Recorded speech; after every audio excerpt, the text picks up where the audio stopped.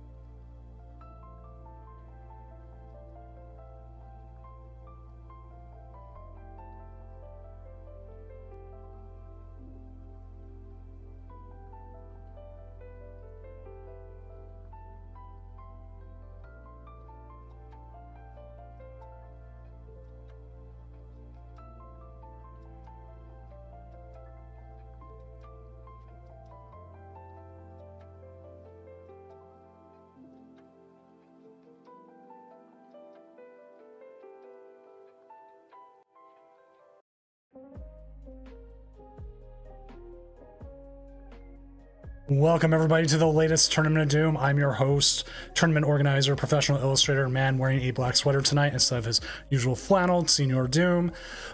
We are firmly now in the Prismatic Evolution meta, and looking at a little bit of the metagame off the side here. If you're in chat, you might have seen it. It's looking a little bit how we thought it might. A little bit, a lot of Badoo, obviously. Probably the biggest card that came in this format, and it's been quite interesting. Personally, I'm playing a lot of Badoo based decks. It's a sneaky little guy. Like Cleffa's okay to decent, good. This one's just great, and it's going to be here for 2 years. Get used to it. But hopefully everyone's having a good night. My night's been pretty good. Had a good day. Work's kind of slowing down a little bit. It's been what you kind of want.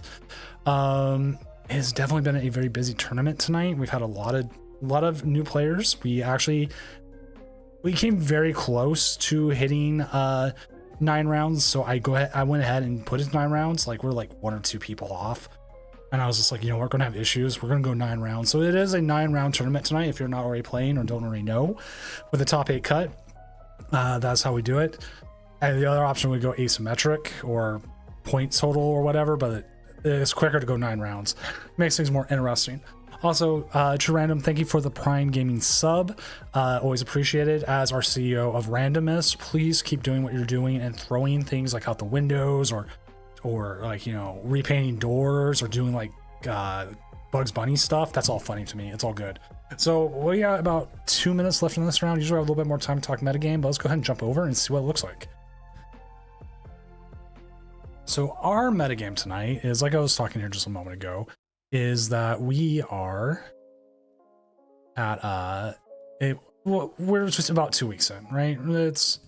It's all good.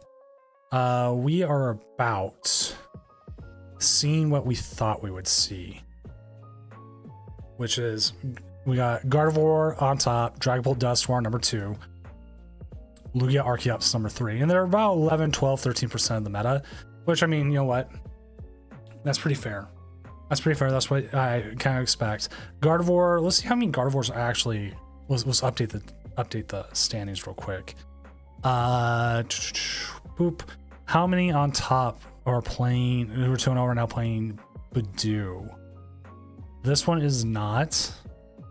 Nawaka Rain, I want to say that's how it is playing it. So we do have a Badoo Gardevoir up there, currently 2-0. Don't see much what they might have replaced other than they did the more simple replacement of a lot of them just removed Fluttermane for it if they hadn't already. So pretty standard Gardevoir other than with the Badoo. I think we're pretty well set with like kind of the decks we're going to see for the rest of the format all the way through the end of March. which in reality, that is not that far away. Like, let's look at Callie more. Callie usually plays some great decks. Playing the Cresselia and the Badoo and the Spiritomb. Okay, Spiritomb's been popular. Really stopping the fishes. No more fishies, no chance to get set up kind of thing. That's where we're seeing a lot of Spiritomb for. Maybe we'll ask Callie for next game. We have currently 20 seconds left and 2 games left. Let's go check them out and make sure we're not having issues. Hopefully nothing too bad. And we'll get this next round going pretty fast, which is what we always like to see. But sometimes when you have ties, we do give them time to report it depending on a little bit on their decks and what's going on. So like, one of the games I just finished was Gardevoir versus Gardevoir, which there's animation stuff to take into play. So we'll keep an eye on that in case someone just finished up right now, but odds are they probably didn't. Gardevoir versus Gardevoir has a tendency not to finish. And then the other one is Pidgeot Control versus Eevees. That one should have probably finished, but we give them about 2.5 minutes. Otherwise, we go then and we everything stays a tie if they're not calling judges by then, and then we move on to the next round. So it's just here making sure the Gardevoirs are. I'm more worried about the Gardevoirs than anything else. The Gardevoirs are going to be the ones that have the most likely reason that they were finishing a turn with their animations than anything else. That's a live issue. We try not to punish players for live issues, which is something like that. Like, sadly, we can't make everything fixed. Like, we did have a pair of players earlier today, who the game disconnected at what was it, like 15 minutes in, I want to say. But there was nothing we could do about that at that point. There's no fair way of resetting things. There's nothing we can do. There it is. I figured it was.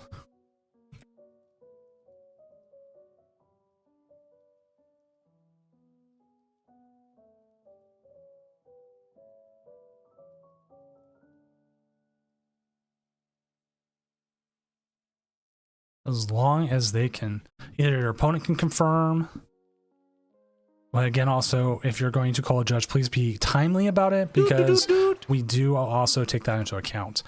Welcome Adore 7.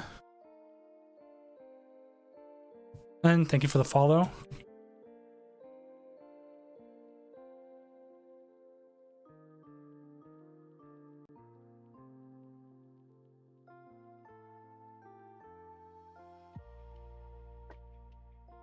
Okay, I don't think this one's going to be an issue.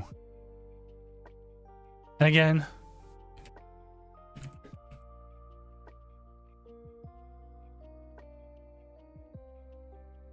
if we can just get it quickly here, if the judge screenshots, we can confirm this and move on.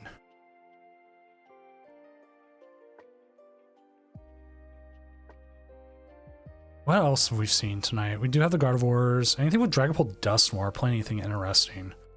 Like I said, I haven't really looked through tonight's list yet. That's where the 2-0's at. It's your Dragapult Dusknoir.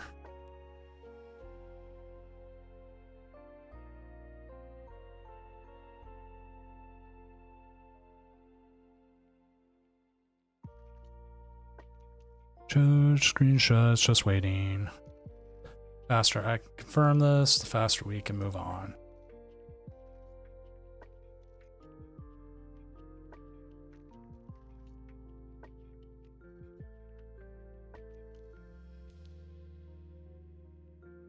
All press guard second, confirmed.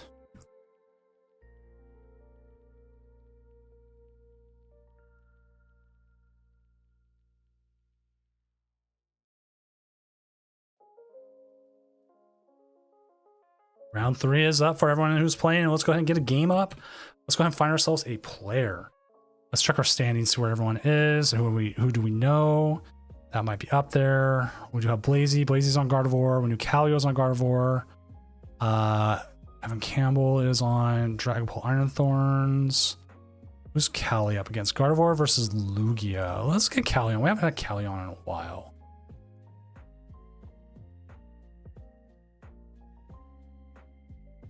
No Zam or Lance? Oh, that's always interesting. Doot, doot, doot, doot. All right, let me find Callie's matchup real quick. We also have Ryan now versus Shira, but Shira's already streaming, so I'm gonna leave that one alone. Someone just followed. I'll give you a second.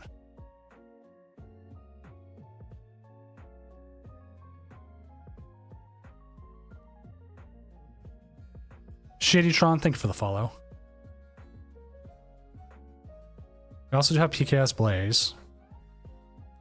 Always appreciate it, Blaze. Again, if you can stream, you automatically get a 5-minute extension to all your games. As long as we can get in there and see, and that you can finish up your game, that's what we get. I will check some other pairings of people I know. See, Huntimon versus EP Dreepy, that's Archalodon versus Dragapult Dusknoir.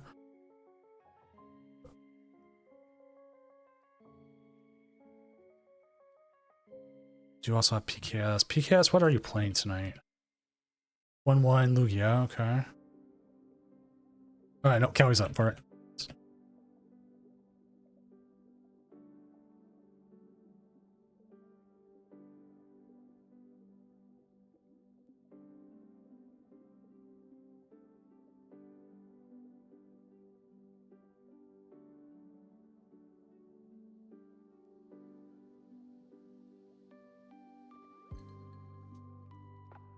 All right, so we're just waiting for them to set up here. Let me see where they're at. There they are. And we will have some guest commentators joining later, so be ready for that. They're not ready to just yet, but once they are, we will have them on. There we go. Kelly Moore versus Duskull. We got the good old Lugia Archeops going up against Gardevoir, which I actually think is a pretty almost even matchup. Not exactly even, but it's there.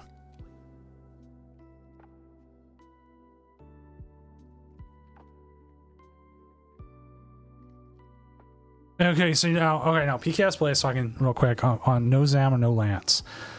I have debated intensely if it is worth playing a Alakazam in the deck. I've had some people I've talked about, we gotta watch out for that Drapion. That Drapion makes Lugia so much easier to KO.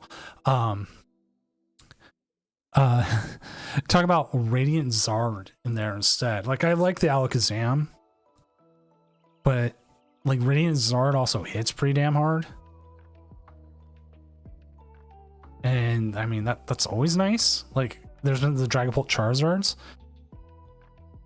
So we'll have to see what happens this turn. We do see the Monkey Dory. They do have an Arvin to grab more cards. Possible also Professor's Research.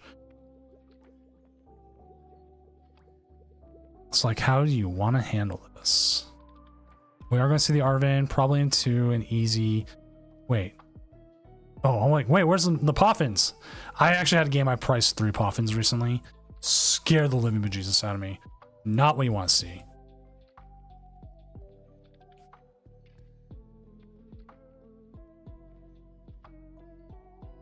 Right, and that's the other thing, Blaze. It's like, what's fixing what? Like, Zam can fix math. You can spread damage to something else and then get that extra 2 later, or however you want it.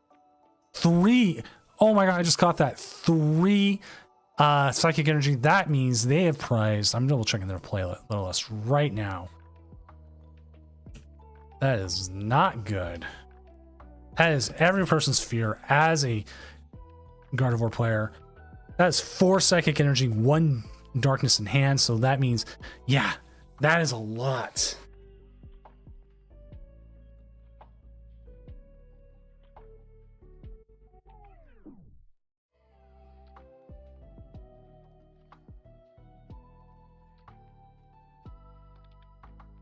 They are playing the secret box version. I have not tested much of the secret box version just yet. In time, I will. I do try to play as much Gardevoir as I can from time to time. You just never know when it's going to be different, a little bit better. So...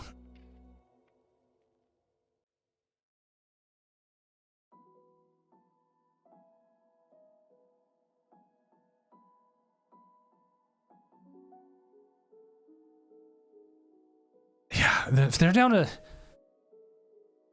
If you only have 3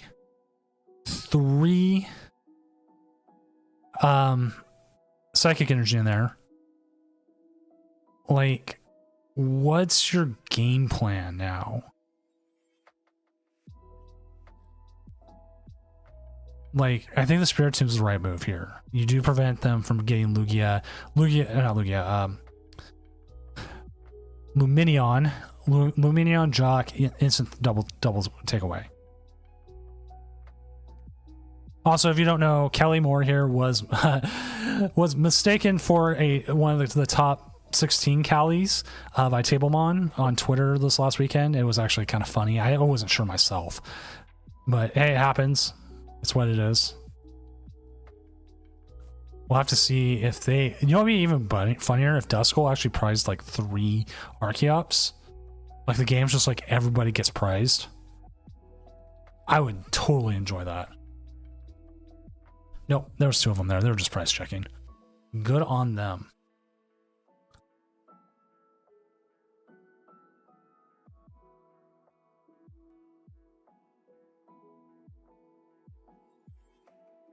Yeah, that's why I was figuring stupid. Like, Guardy is probably one of the biggest threats to Lugia right now, easily. The biggest issue Guardy's going to have here is they're trying to work around the fact that they prized 4, if I remember right correctly, 4 Psychic Energy. They only have 3 in the deck.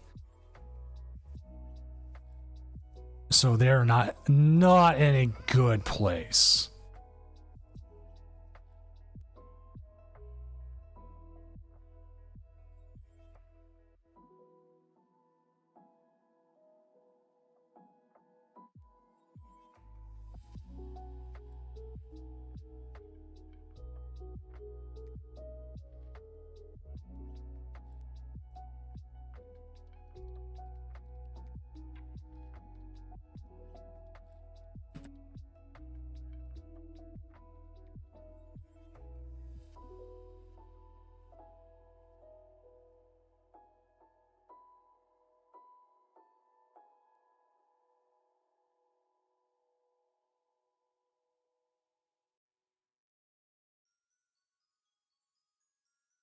Yeah, that is the problem. Is Lugia cannot brick. It just cannot.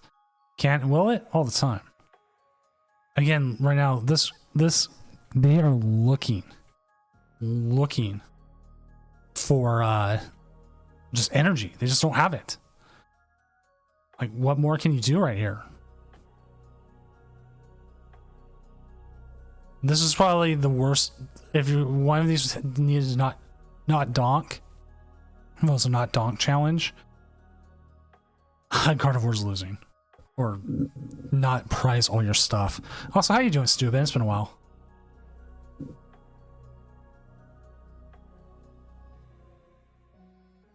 See, like that can happen too. Ogerpon hands and Luminion.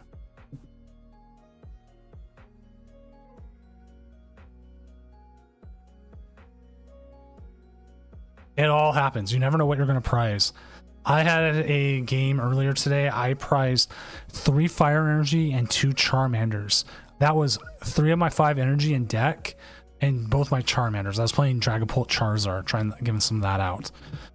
It was just like, what? It was so weird.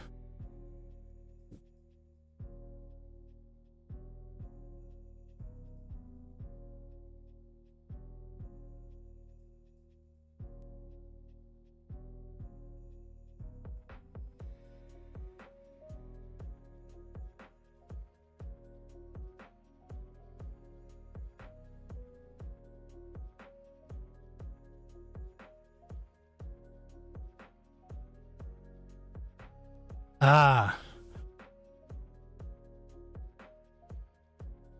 Like, okay, you can possibly attack here. You do have a couple options.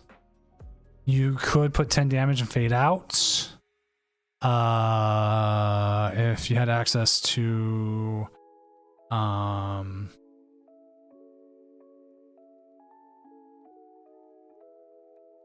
whatever the angry balloon. Not the small angry balloon, the angry Jigglypuff. It's not Rory Moon, Screamtail. Screamtail, you can possibly put some damage on something else. So, I mean, you got a couple different options, but it looks like your best option here is the Drifloon. My wife's in bed already. Mrs. Doom's already in bed.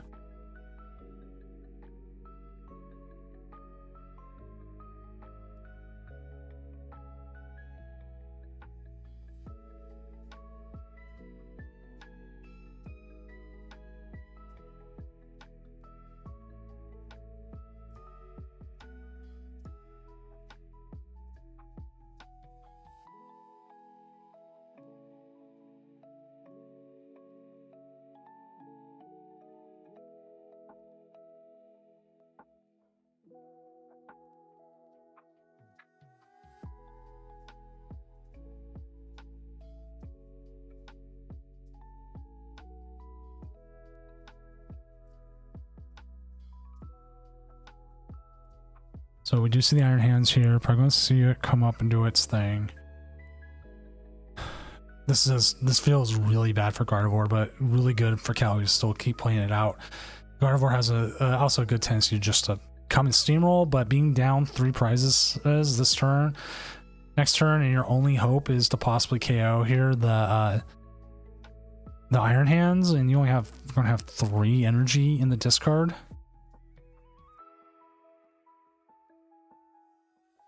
Like, I'm going to be a Doomer, because I am Doom. But, I mean, things are not looking well here. Feel bad.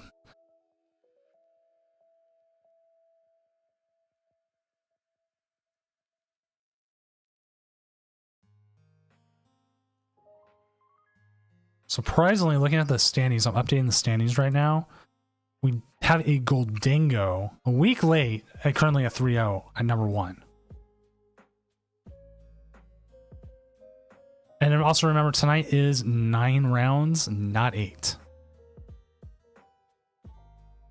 I mean, you could possibly get a Screamtail KO here. But dude's not going to get you anywhere. Cresselia is a possible option.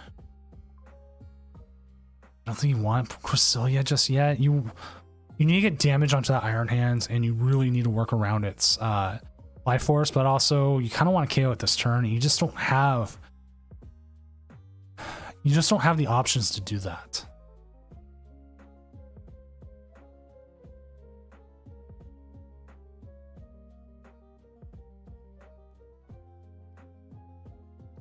Well, there's the Monkey Dory.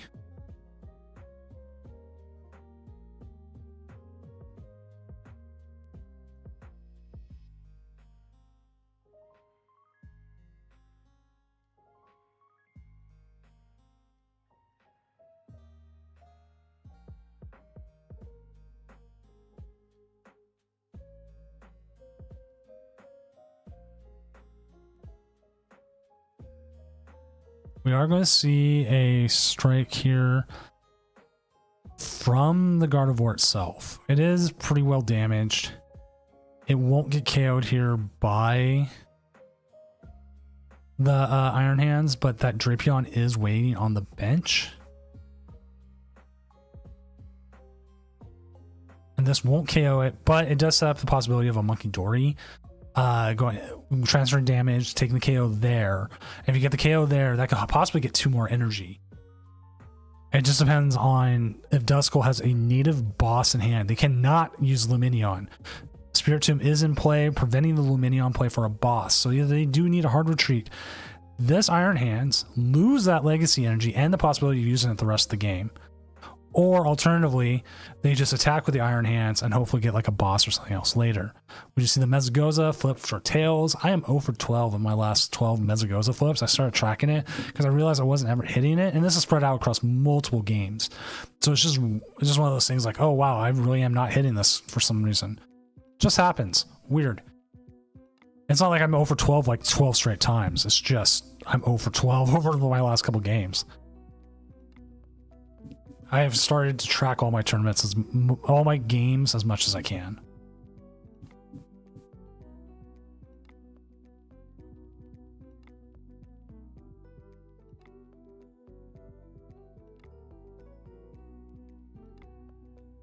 We'll have to see how Lugia treats this, because Callie is playing this pretty well, forcing them to either hit into the active or try to retreat, and then still possibly give up more prizing.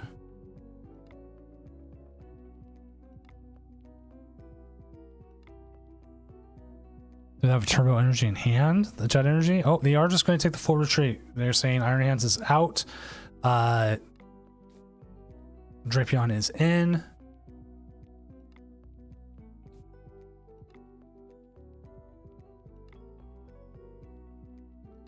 Raikou. That's interesting. I'm wondering what else they play in that to make sure the Raikou is working. Some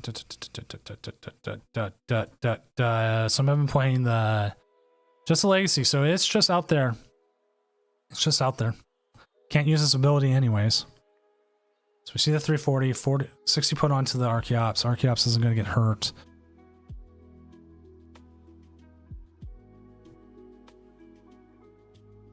They will have access to another Monkey Dory. It almost feels like you need the Monkey Dory. You need 2 Monkey Dories.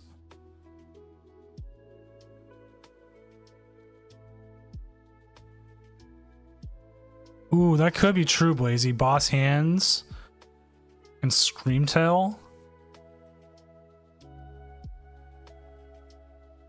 But you gotta watch out for the gift energies. They've got gift energies on a lot of stuff right now.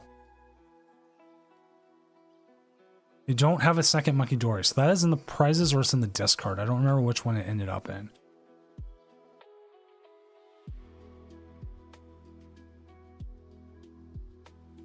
But they are going to need to move damage onto... They do have access to Heavy Ball, so that is a possibility as well. Cresselia might not be bad, but I still feel Badoo's not getting you anywhere. Unless you're looking for like a possible free retreater. There's a Heavy Ball, okay. If you have the Monkey Dory in the prizes, I did not see it hit the discard earlier.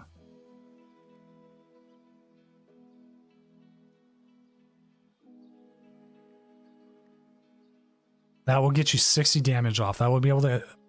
No, it wasn't there. But see, there's the 4 prizes. So it means it's in the discard. We don't have access to it just yet.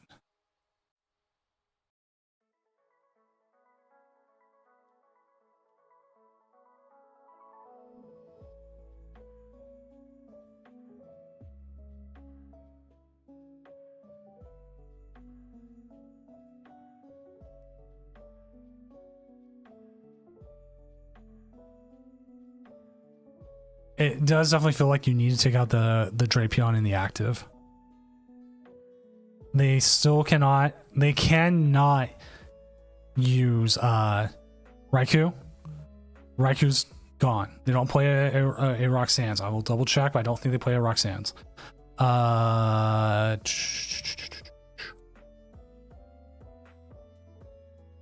They do not, but they do play a Thornton.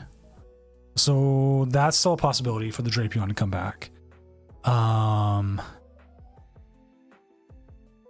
They do play a Lightning Energy, a basic Lightning Energy, so that is a possibility to get the Raikou attacking. There's more of the energy. Again, so much energy. If they just have a boss here, it doesn't matter. Jet Energy, that's not it. Thornton, there it is. That's what I was waiting for. That will be game there.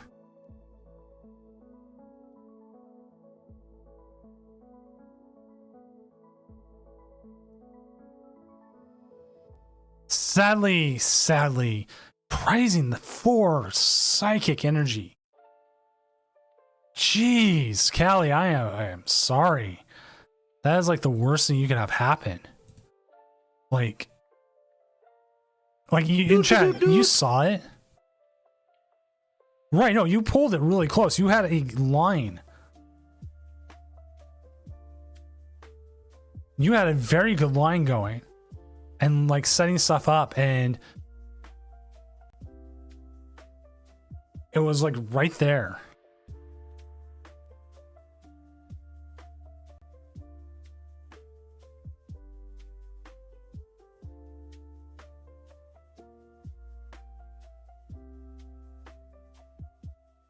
Oh, Jolly Flyman, I saw your pairing. I gotta go see what they were playing. Dabasa cool, right? They play Larry in this? Oh my god, they do.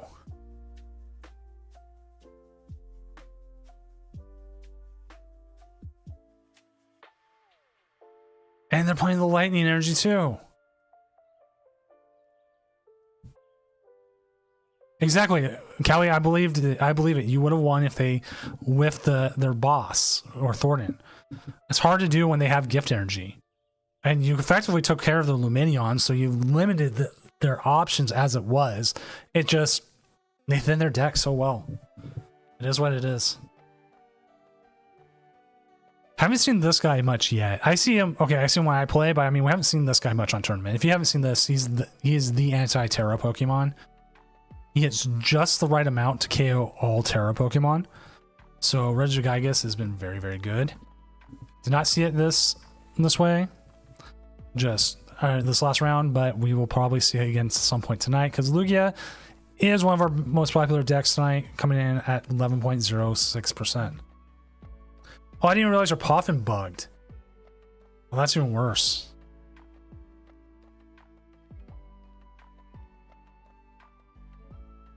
So yeah, like there's not much we can do about that kind of bug either.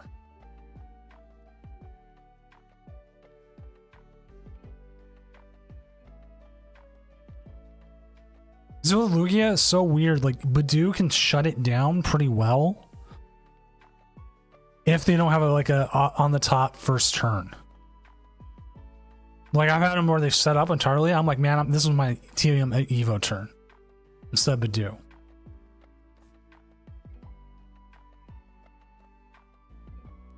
Yeah, so see the Lugia. Other is not having a good night, even though 14 decks are other. I'm assuming most of those are Eevee decks. Right on. Let's just go ahead and do a full update standings. I don't think it's updated all the standings. We still have 17 matches left. Yeah, Gardevoir, our winningest deck tonight right now is Lugia. Regidrago coming back full force. We got 1-3-0. Well, that's a matchup wise. 1-2-3-0. Oh, is carrying everything right now. Dragapult Iron Thorns a 6-6. Nah, not their night tonight.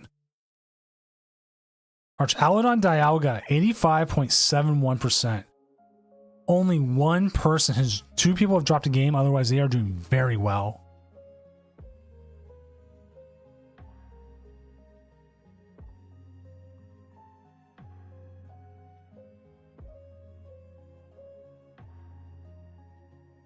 I faced a Crobat deck last night, and then they put down they got down to 3 prizes, and I was down to 3 prizes, and they kept using Duskthorn. That's why I got down there so fast.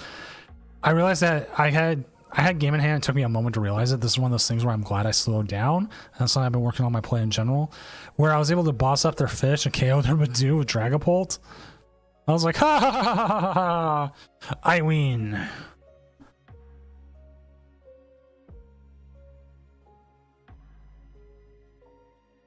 But yeah, Huntimon coming in with the Archaludon Dialga. That's a deck I'm still testing. It's still out there. I mean, Jamming Tower is pretty good. I don't know how mid you might say the deck is or not. I've been thinking about playing the Thornton. Thornton seems interesting considering... Well, no, you do play the Thornton. What am I saying? Yeah, this is like the exact list I play, except I think I've been playing a 1-1 Dialga. Playing it kind of risky.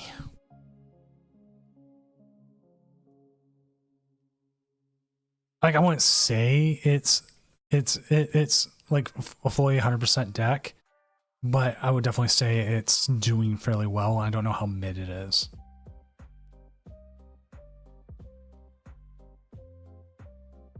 How are the Cyril Edge decks doing? I think I can dismiss one. Nope, I'm out of snoozes. There will be an ad break here in about just 2.5 minutes, so we'll see if there's any Cyril Edge decks real quick.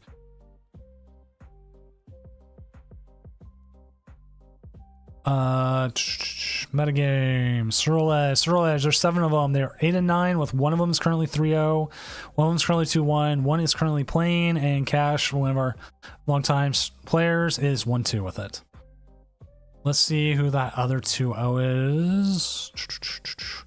They may have dropped, or they may have finished the game. I just haven't updated the standings yet. Nope, 2-1. So this is how the Surreal Edge decks are doing tonight. This is currently your 3-0. Playing Azumarill. Why? Okay, I played against one that was playing Arch Alodon recently. And then what was the other one I played against? Oh, the giant elephant. What is that giant elephant called? I forgot.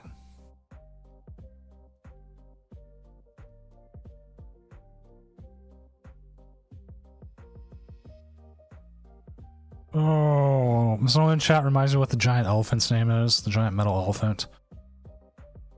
I want to call it Steve, but I know it's not that. Copperaja, thank you. Yeah, they were playing Copperaja EX with it. This is interesting, because if you're already playing the Surreal Edge, you might as well throw in the Azumarill, considering you have a Terra. I mean, it is kind of fun. I mean, I wouldn't mind seeing it. The 4 Luminous energy is kind of interesting as it is. Probably because you need to get it on there. So, glad we looked at it.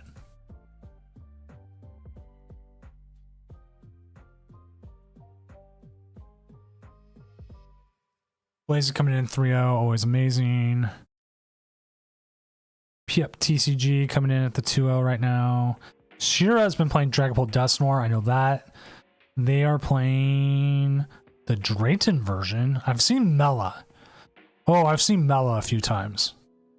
But Drayton is new. What does Drayton do? Oh, okay, you know what? I can kind of see what Drayton's here for. Drayton's like a risky candy Pokemon search. If you hit both of them off of it, great. Top 7 if they happen to be there. Maybe you get something else you need. Like, it's interesting. I'll definitely say that much.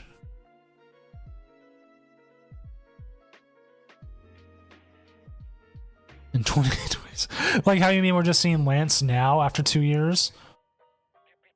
That Lance is now finally a viable card. I had to go through my bulk today. I hate going through my bulk, and I found 2 Lances about a quarter of the way through. I said, you know what? That's fine. But at the same time, I also found 3 counter gains, and I didn't have any counter gains in my playables. So I was like, you know what? That's a win-win in my opinion.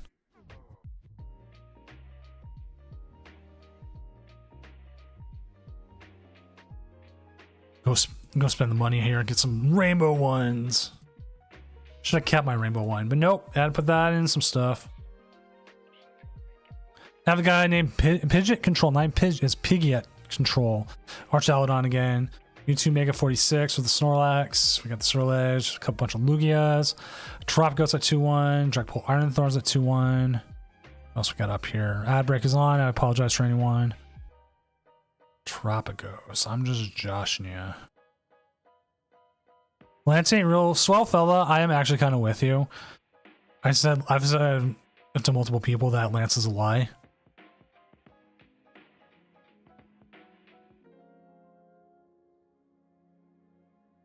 Playing the split Pidgey. Okay, I can see that. This one's just running a pretty standard Tropicos.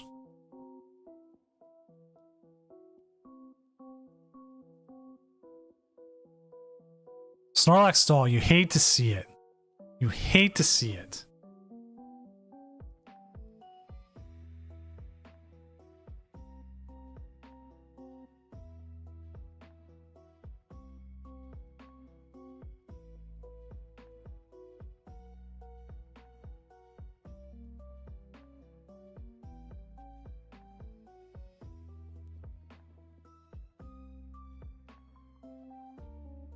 Like, a whole bunch of O2s. Maybe a whole bunch of people didn't show up. I don't know. All right. Round is over. Let me make sure that we don't have any big ties that are going to cause any issues. Chingpak, Magnificent, Catherine, Zacatax. That's it.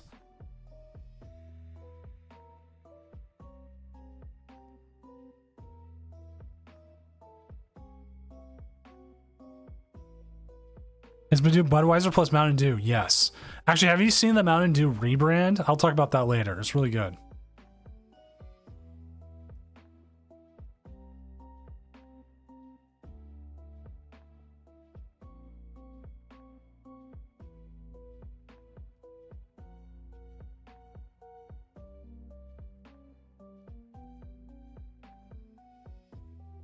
We'll have a co-host later. Our original co-host canceled, and we got a couple to come in later. They're just taking care of stuff.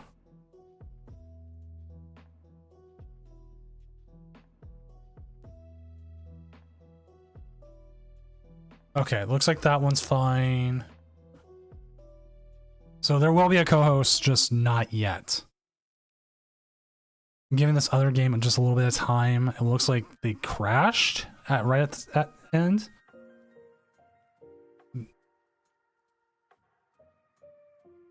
So again, just making sure things are fine before we move on. There it is. Somebody else. Wait.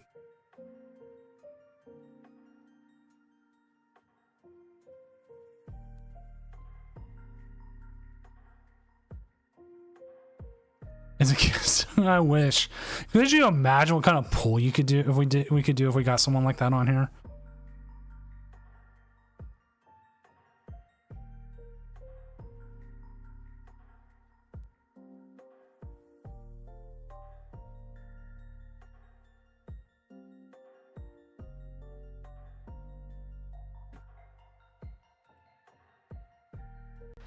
Dude.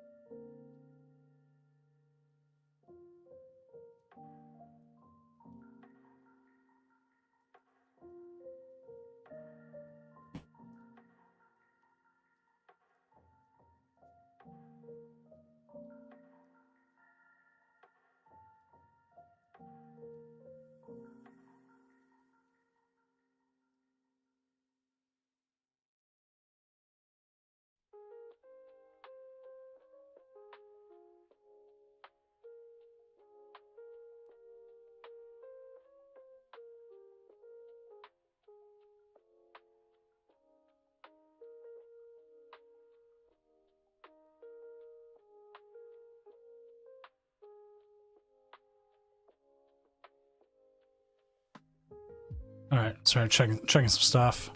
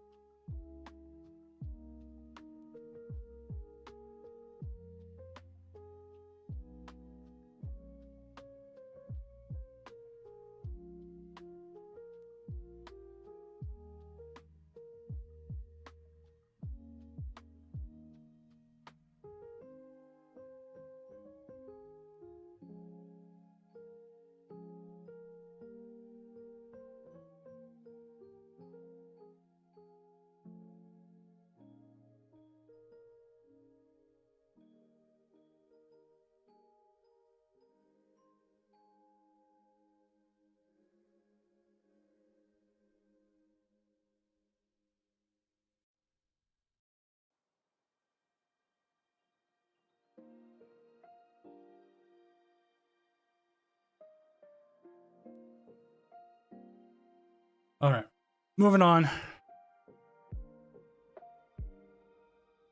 Round 4 is up. Let's get it going. Let's get a game up.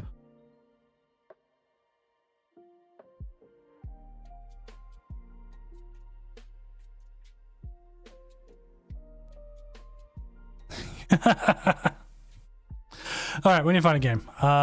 We do have a how's PKS Blaze at? PKS Blaze 2-1 Lugia versus Victor Von Doom. You know what? That actually seems interesting to me. Let's go ahead and go with that.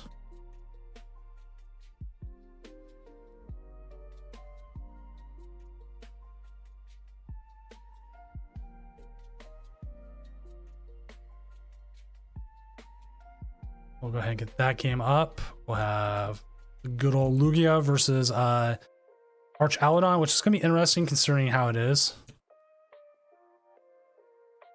Sorry, Blaze.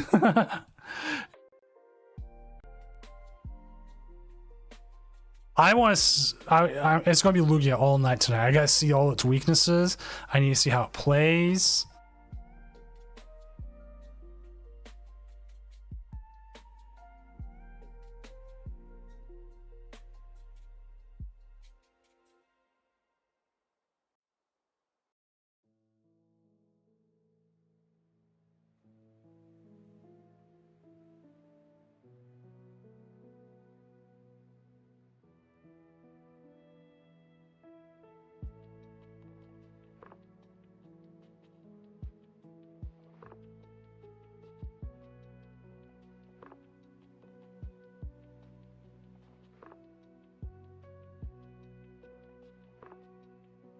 Three rats. Oh my god, I didn't realize there were that many rats.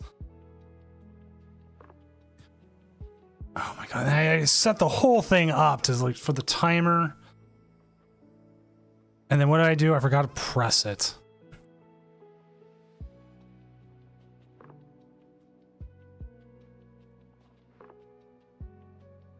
If you've never heard the song Rats by Ghost, then you're missing out.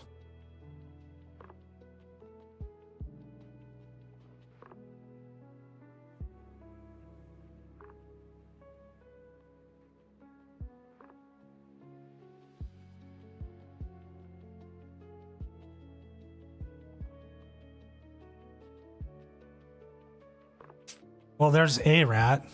That's a lot of energy.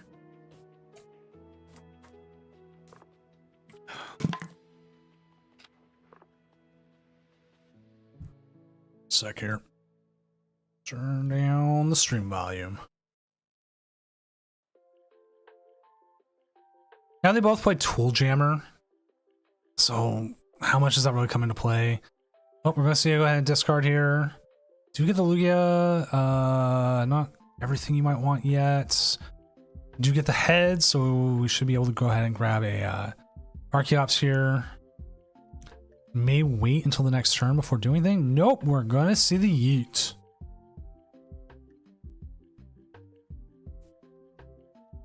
Do you want more rats? Next turn. Don't give away the spoilers this weekend. I'm so totally still in Seattle. I'm not in Indianapolis or whatever.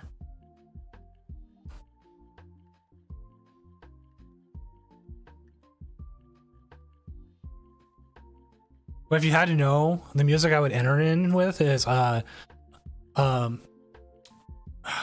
Koopa by Gojira.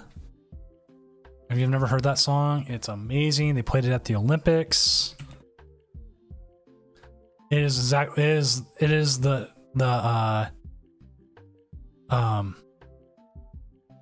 it is my entrance song for anything.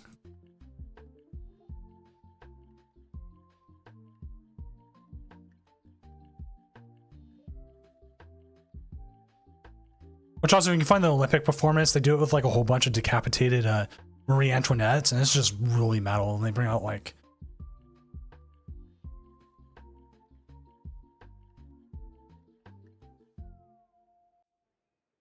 playing risky here, going with the single Archeops. Okay.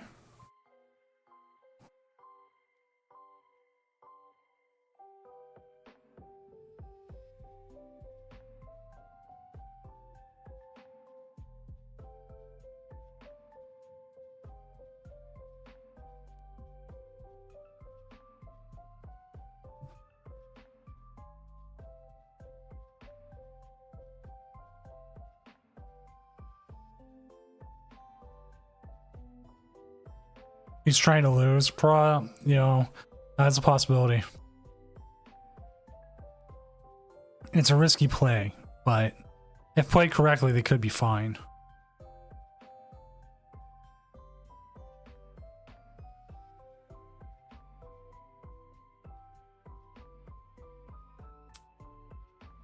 Yeah, not as good as you probably hoped.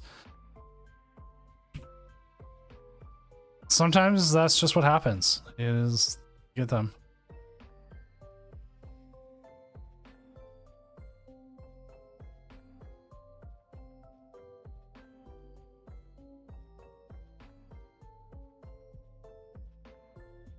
There's the big bridge.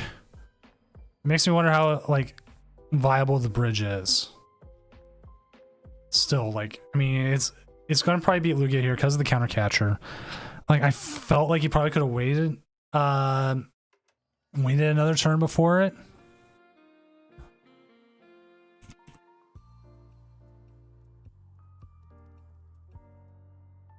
What's up, D-Word?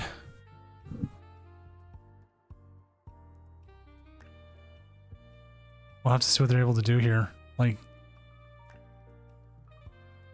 you do have access to a couple of the frogs. A couple of the rats.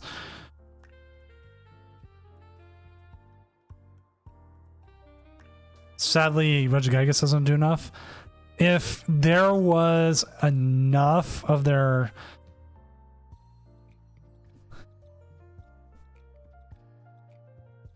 If they had used up enough of their switch cards and everything else, there's a possibility you could get the Greninja stuck in the active, but they usually play enough to do more.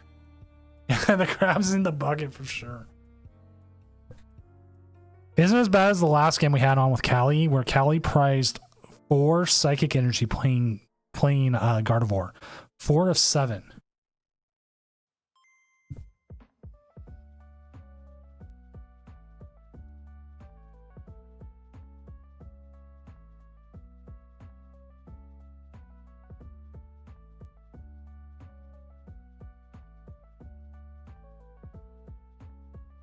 I like that term, drummer. Yeah, the crabs in the bucket. That's a good one.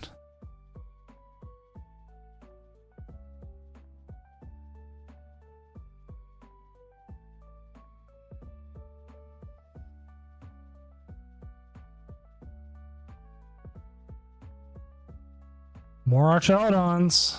If they get hit with the... Okay, they can get hit here. Not lose a prize. Still be fine. How's the meta looking tonight? Meta is very Gardevoir, Dragapult, Dusknoir, and Lugia heavy.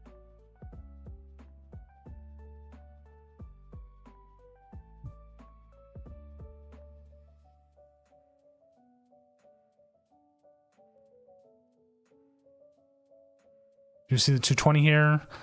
No prize cards taken. Probably the... I don't... At this point, you have to give him the Lugia.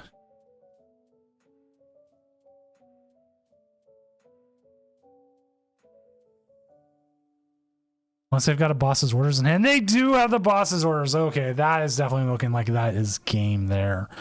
Unless they don't have... They can sob their way out of it. I doubt it.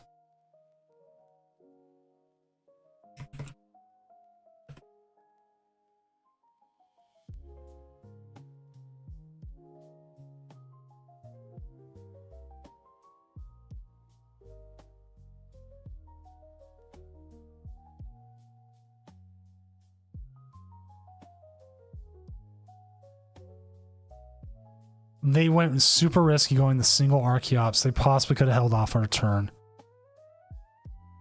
But Archelodon usually plays 2 Turos and 1 Super Cyclone. And if those get picked up, this is just over.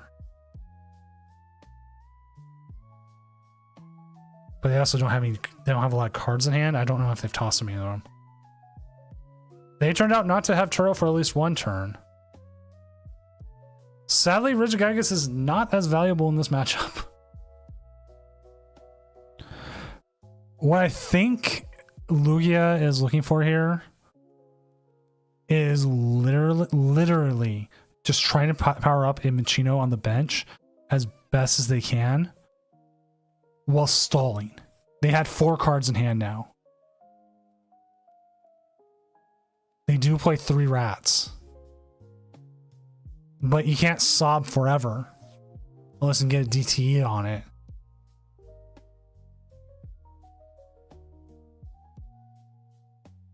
Oh, Pokegear into the... Doesn't say. Thank you, live.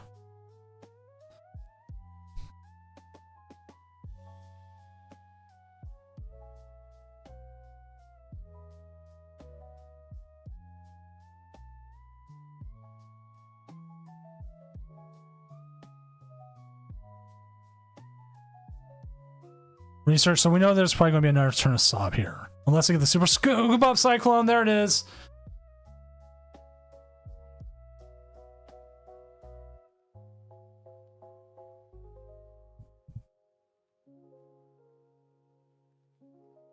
I know. And the weird thing is, like, there's certain parts of the game have become less buggy, but other ones have gotten worse.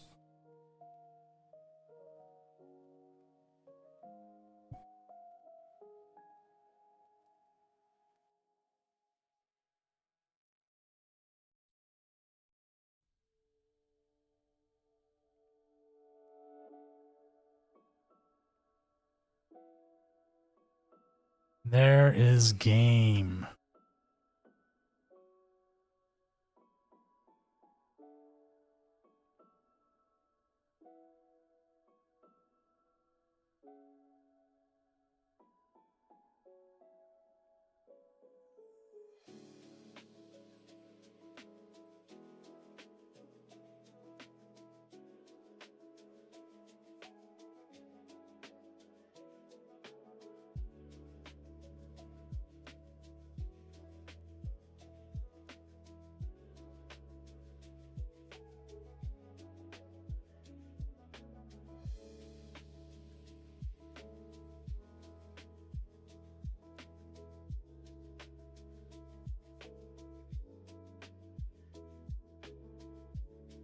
Just need 5 more prizes. So PKS, why did you go with the single Archeops? Was it just like trying to get aggressive there? Because I thought you had KO already with the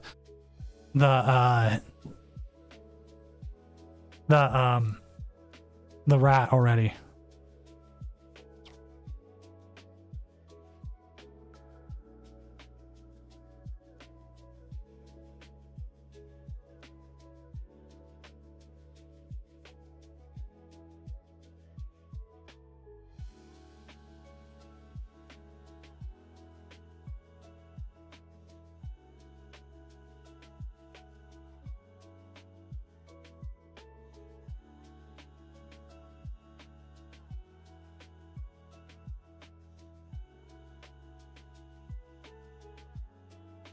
If you didn't have the counter catcher, yeah.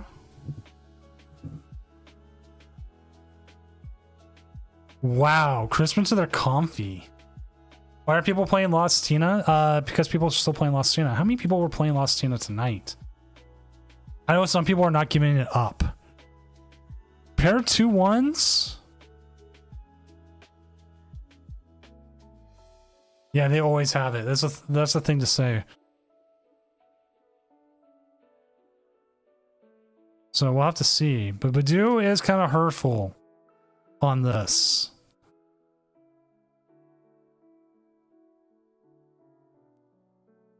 So let's go ahead and update the standings, where people are at, what decks we have already on top, because we got a little bit of time to burn. Let's see, currently Gardevoir, 49.45% win rate. Dragapult Dusknoir, 47. Lugia flexing its dominance again at 62. Eevee's at 30%, because that's pretty much what most of the others are. Emiosaur coming in redeeming random fact for 1,000 Cluckbucks. Actually, I have one random fact, and I'll give you about the stream, and I'll give you another random fact here in a second. Random fact: the reason why the points are Cluckbucks and are of a chicken wearing a cowboy hat, a cowboy boots, and a bandana is because about the 3rd stream I ever did. I did an art stream where I photoshopped a chicken and with a burger sunrise. wearing a cowboy hat, a bandana, and a pair of boots. Mellow Magikarp or Heat Miser can confirm it because they were pretty much the only two people who were there in that stream. One of my earliest streams.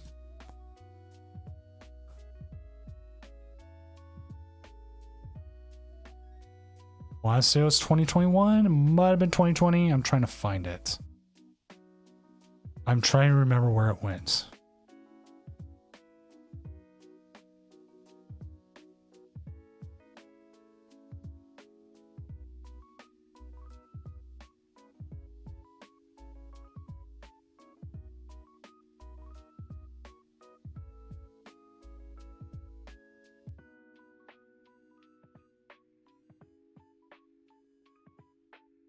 All right, real random fact. It's not about the stream. Each pineapple takes 1.5 to 3 years to grow, which that's pretty insane. If you've actually never seen what a pineapple tree looks like, that is also very, very kind of scary. Like you think it'd be like on a tree, like an execute or something. No, it actually is like a single stem that grows upward. Which I am trying to find a example of one real quick. Here we go.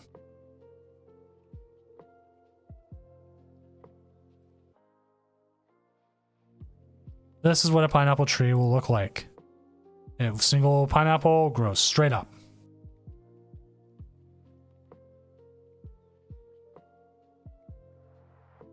There it is. Okay. What did you do to get VIP? What did you do? Why did I give you VIP? You did something.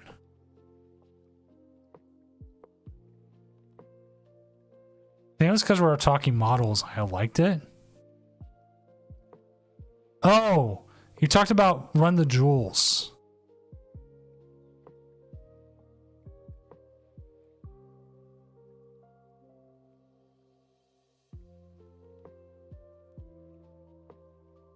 Well, something about Run the Jewels, and I said, you know what, you get VIP for that. Like you made a reference. Yes, that's it. And I said you get VIP for that. All right, here this is about the oldest. When I was talking the stream random fact, this is the first image I ever made on stream for any sort of art stream. Was this one here, and that is where Cluck Bucks come from. Because I was super bored, and I did an art stream, and I wanted to do Photoshop something really fun, because I was doing a lot of weird Photoshops for work at the time, like this. And so I was like, you know what, let's do this. Does that stream still exist? No, it's gone. It's like long gone. They don't just keep VODs.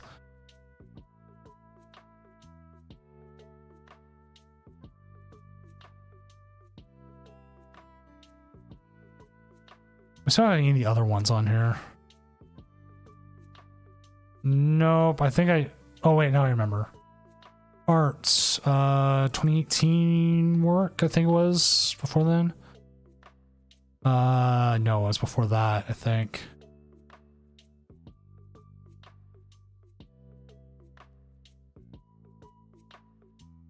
Might have been almost 10 years ago work. Oh my god. I've been working for a long time. I was looking for the woot off, the weird emails I was doing for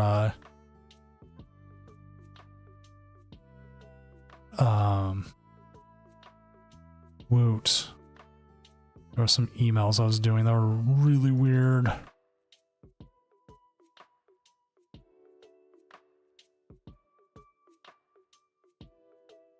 Like this IKEA one.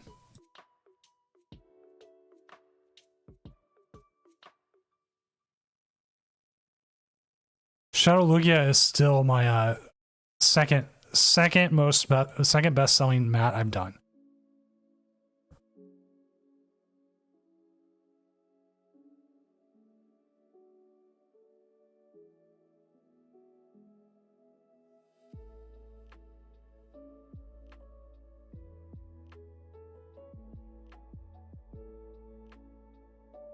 Oh, I remember this one. This one I got in trouble where I got it. It was one of two things I got an email from Jeff Bezos over.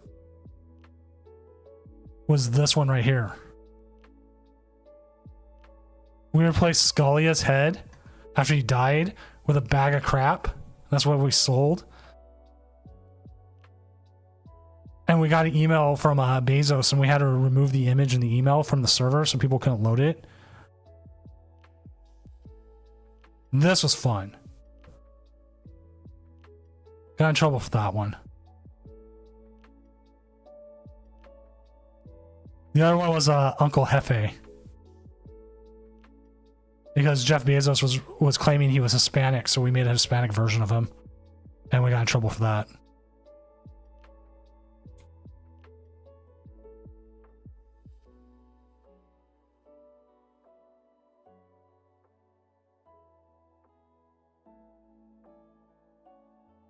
Well, also this one too. This one too. He wasn't happy about this one.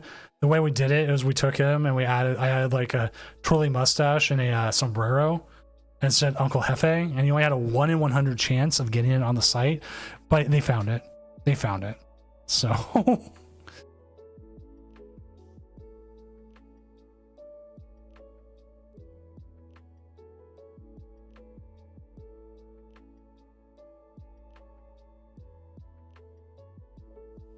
dude, the Supreme Court one was great. That was the other one. I'm looking to see if there was any other ones I had in here that we got yelled at about. That's why I'm looking.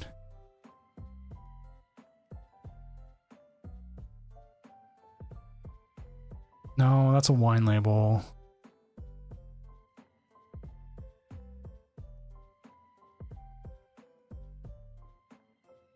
Oh, F them over 100 times.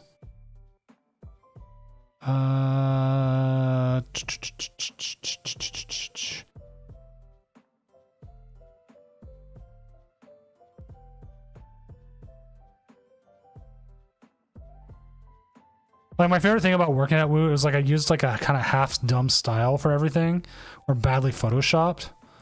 So like I'm trying to find the badly photoshopped ones.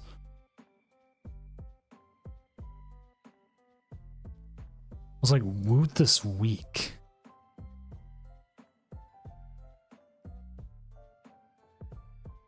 Actually, is it on my website still?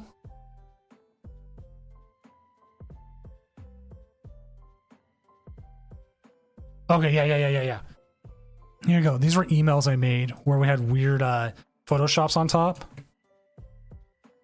for like different products. So we'd have a product we were trying to sell, and I would Photoshop them in weirdly. And then like the rest of the layout is pretty simple.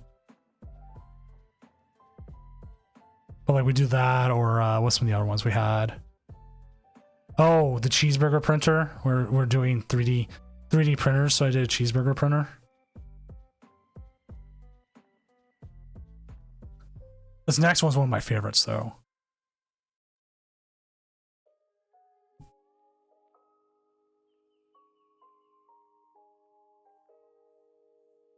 Like they really wanted this washcloth puppet to go through, and we really wanted to put a cat in the email, so that's what we did.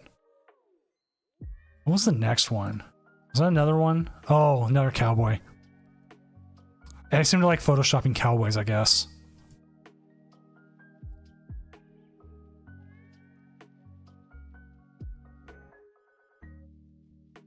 Oh, right. The cat box. Cat scratcher.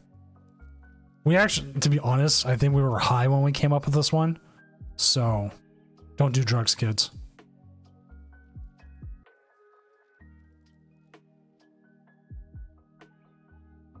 How much longer we're waiting? 6 minutes here. Should be about ready. See how our decks are doing. Let's see what our standings look like. What decks are up there? Tarapago's Dust Noir. Jeez. Hunting Mon with the Archelid Dauga. Pip with the Miraidon. Miraidon's a good call if you got a lot of Lugia. Gonna take some KOs there. Shura took a loss this round. Blazy sadly took a loss. Might have to see. Okay, Miraidon's played against Dragapult Dust Noir. Don't do school kids. No, Tropico's Dusknoir with Cloth? Is that the one that's in first? No, this one doesn't have Cloth, but... Oh, okay. Round 2. I'll find you, Jolly Flame, man. Easiest way to find it.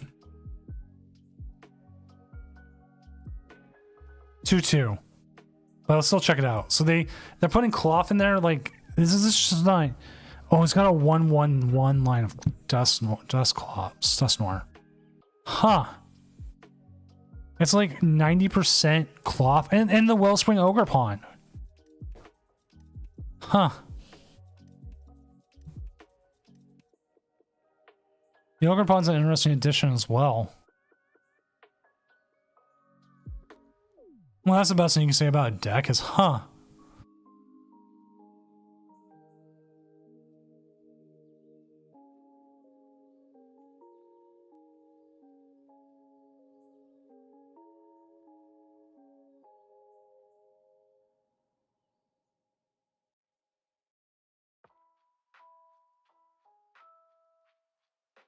It was like that. Which one? The Surl Edge. The Surl Edge with the 1-1 line of Azumarill. Then we have the Goldingo. 4-0 Goldingo right now.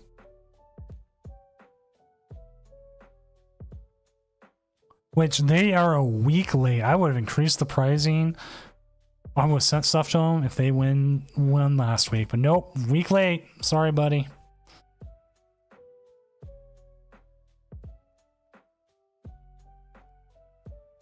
Alright, let's move back to the caster hangout. Have they... Wait, Dun Sparse? Did it finally come? Did they announce it? Like, I know the stuff. I haven't been on Twitter much. I've been moving to Blue Sky. I'm still trying to get all the new stuff on there.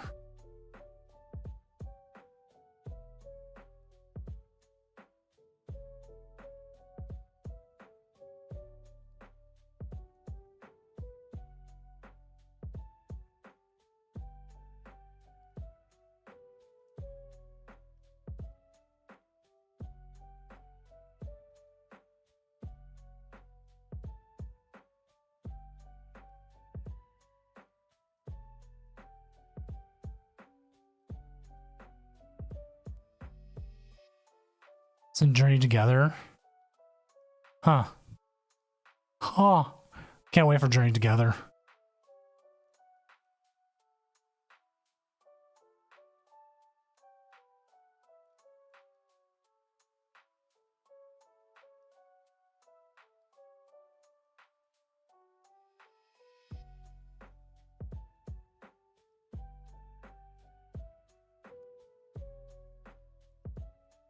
Like, okay, we're already starting to see a little bit of the next rotation, but the things, because if you haven't noticed, where is it? Late Night's been running G-Block stuff. The thing is, though, there's a lot of stuff still missing from what we would call G-Block. Like, you got Dragapult Dusknoir, great. You know, there's like, these are all silver bordered cards. But you still don't have Journey Together. And so, and like for me, I'm so focused on Vancouver, I'm not even worried about rotation yet. Some people are completely wanting to, because their next major tournament might not be until after rotation. Some people, it will be still in this format. I've got about 34 days left to practice. I'm tracking all my games. Even if I play on phone, I'm tracking my games.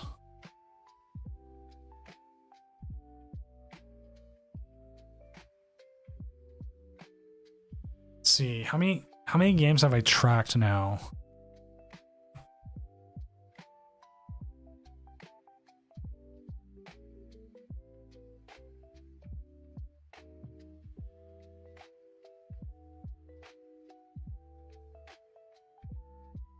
$112 games. And out of those 112 games right now, I am...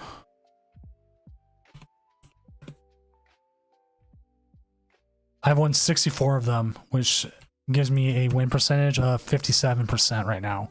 Which sucks because I was actually up over 63 at one point, and then I lost about 8 games in a row, which was really devastating. I really effed around with my confidence there for a bit.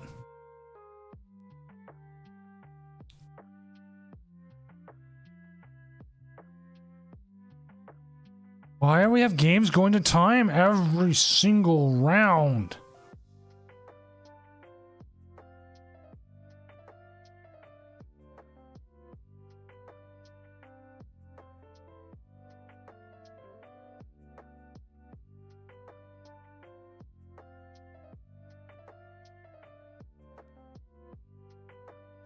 I'll look it up here in a second. Same from Tokyo 127.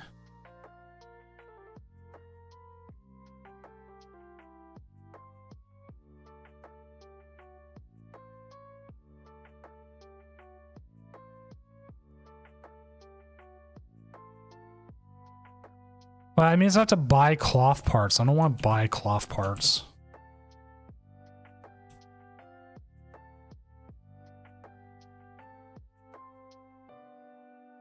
Sandy Beach, you can just link to it, actually. You have VIP. You should be able to just link to it.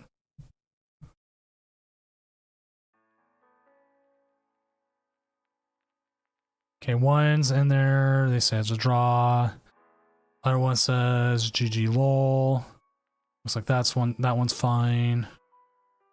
Just waiting on this last one and we'll get going because I am every time we're having like 3 or 4 people tie every round. City Leagues will do that too.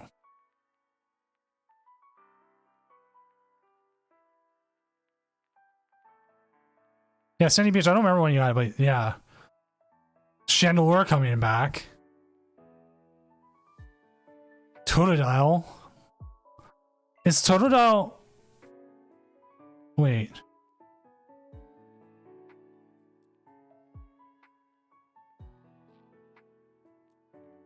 How does this attack? Is it just like trying to make you draw out or something? That is what it's trying to do, right? It's not even attacking with the Chandelure, it's just making you draw out. Pyro, yes.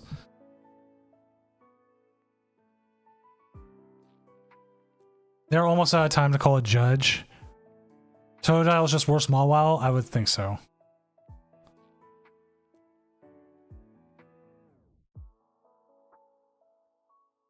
Because it does 10 damage, and at that point, you're hoping not to like lock him out. So interesting though.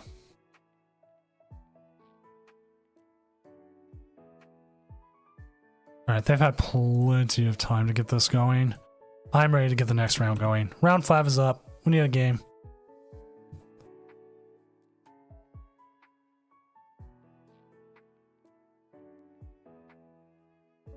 I think Pep has been able to in the past. Does anyone know any 4-0s who are usually able to stream? Blazy might be it. Blazy's got Gardevoir. No, Blazy dropped. Never mind. Pep.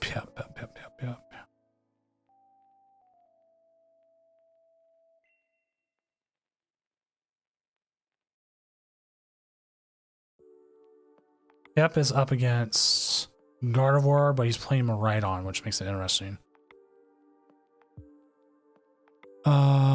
Shira, Charmander, Jolly Flamin', have you ever been able to?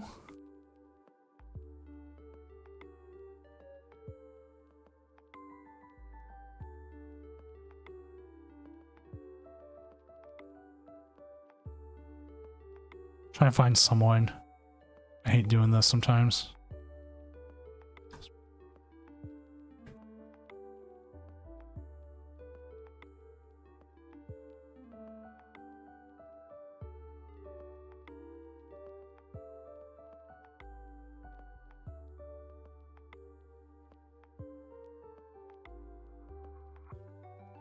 Alright, so we're gonna have Miraidon versus Gardevoir, which should be a good one considering that Miraidon can go fast enough and make Gardevoir have like a hell of a time.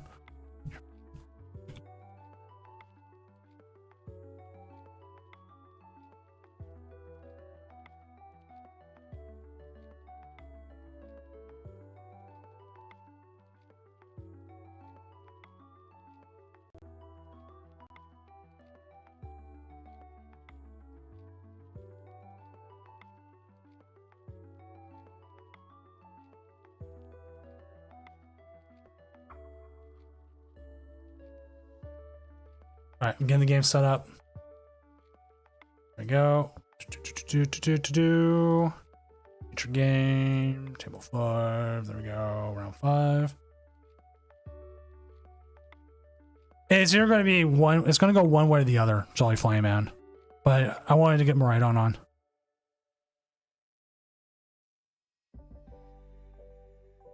Piap's a good player. They've had some good rounds before. So let me finish up what I'm doing here. Judge call, and we'll see how this goes. Either this game ends very quickly or it ends very...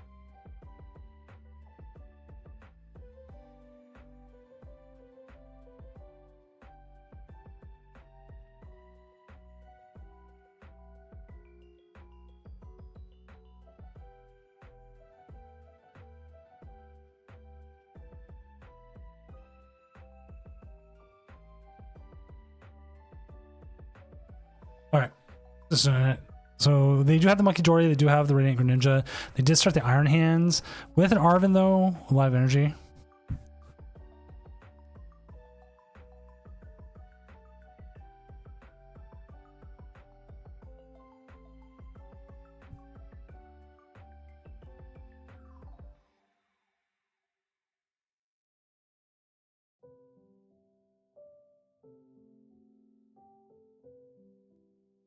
Oh, so I'm probably this in the tournament Discord.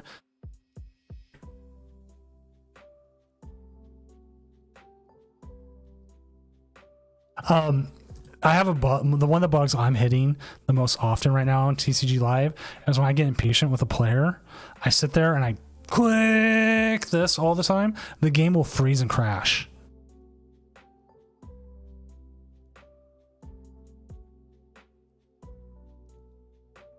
I'm just like, whoa, okay, that was a mistake.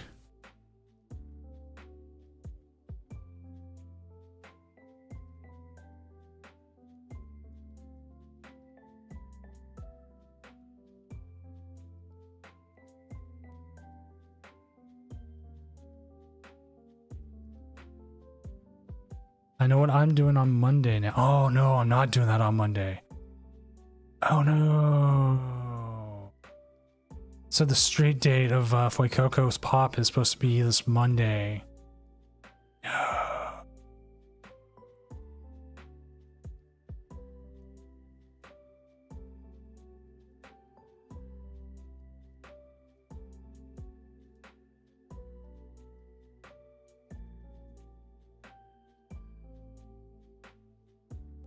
Well, they've got a lot of Pokemon out there. They do have...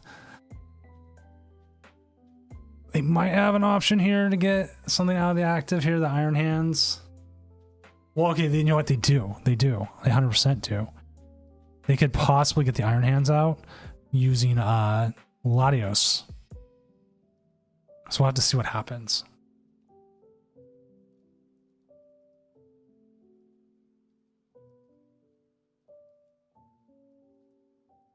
Got Secret Box. You can get your Stadium. Try to get the Latios.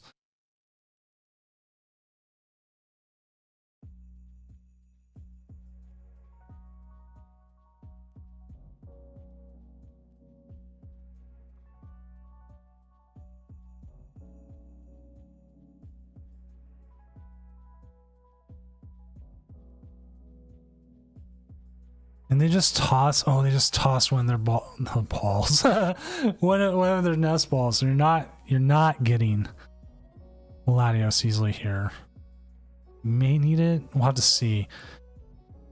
A lot of times your Gardevoirs aren't that fast, anyways.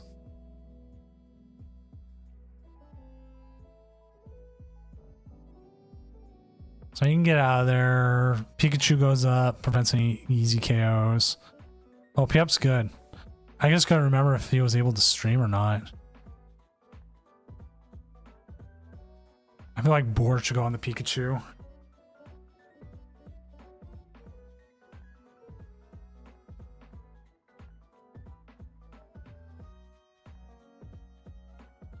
All right, we'll see how this next turn goes. Now, with you, Gardevoir, this specific Gardevoir, actually need to double check their list. Do they play the candy? They do not, so they're probably looking for an evolution.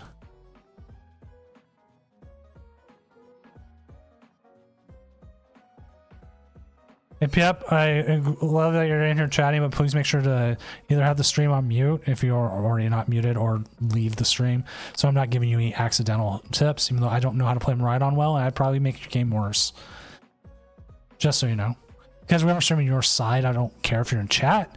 I do care if you're listening, so I'll take honor that you're not, because I forgot to drop all the two round plays last game.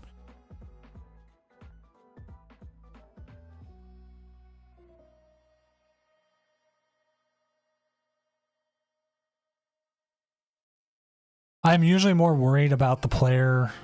There is a delay. So again, like if they're watching, I don't want the players grabbing accidental stuff they might see or not. That's the worry.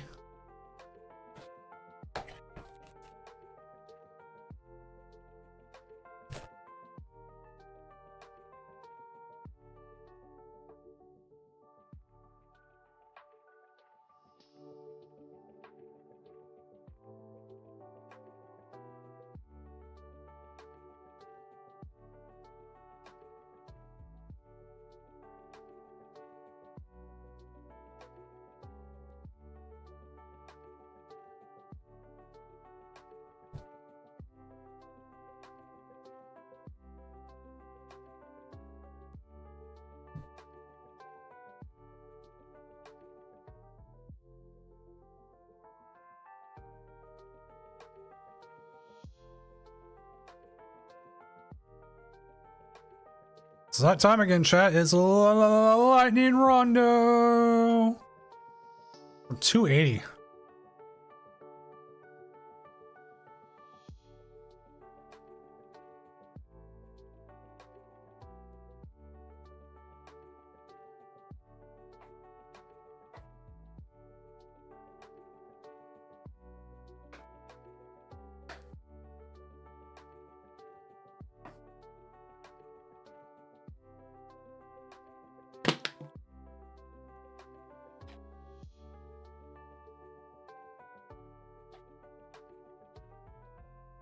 Holler, I think if anything, is to hopefully be able to use the Iron Hands here a little bit later on something of more of importance.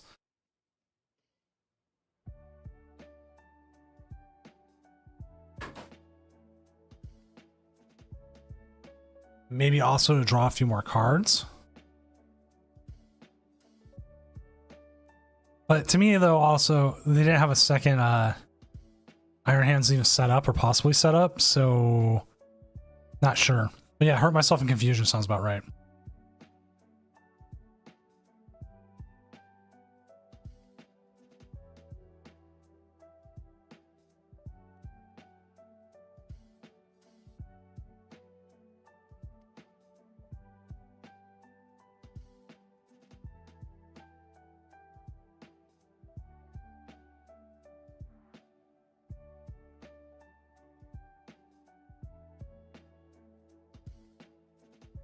That's what I hate about VGC. Is someone who's like dependent on confusion. Oh my god. Right. Well, Raikou, okay, Raikou doesn't necessarily get return KO'd by the Gardevoir. They would still need to find a Monkey Dory for it.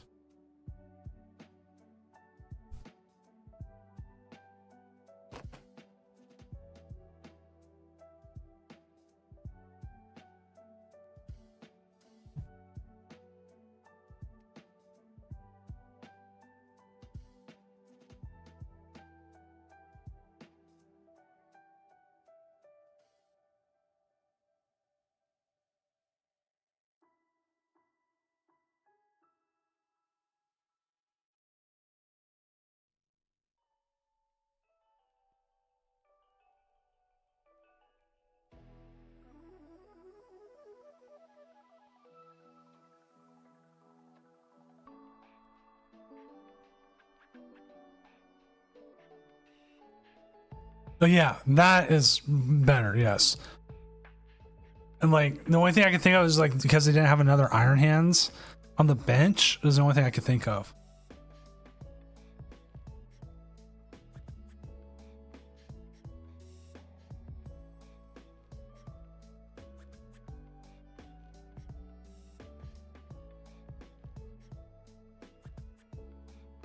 Maybe they didn't think about it until they did.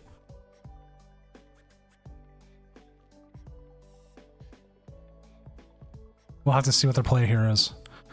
Especially considering now they have 4 energy in hand.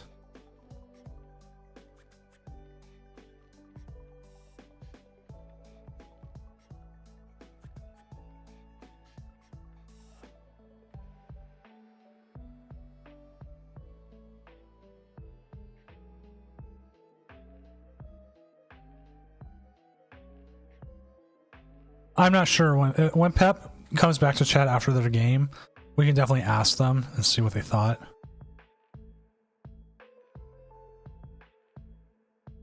Because as it is right now, the if they're able to get this KO'd this turn, Gardevoir's going 2-2-2, and they're going 1-1-2, hopefully 2-1.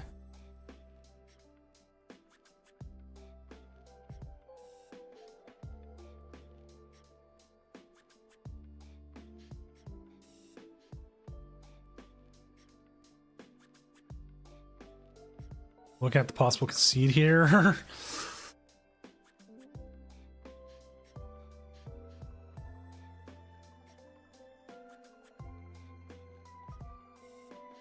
Mind you, they did only, when they placed everything, they did look like they only did have 1 Iron Hands and the other one was Prize. What's up, Tech?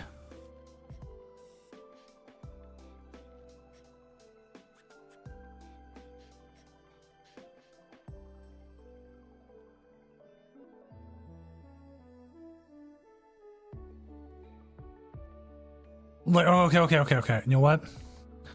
Double check the deck list real quick.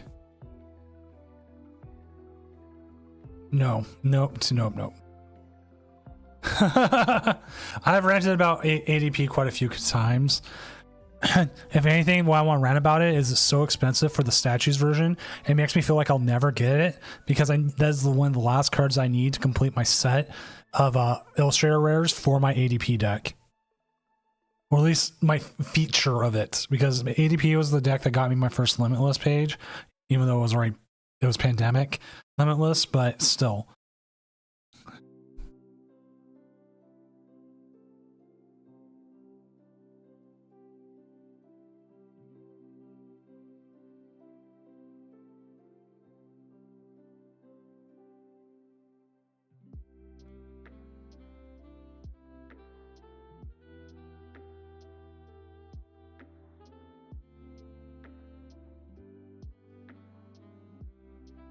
I don't know why you evolve. Well, I'm jealous about it because, again, it's like so much. Like the cheapest one I've ever found was $40. Damaged. Yeah, I just want the statue. Nothing else to it. I want one of the statue ones because that is the one I'm missing.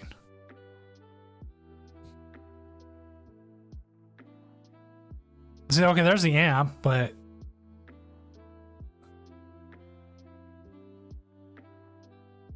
okay, if you have Iono here, I think you have to hit him with the Iono. Don't have Iono.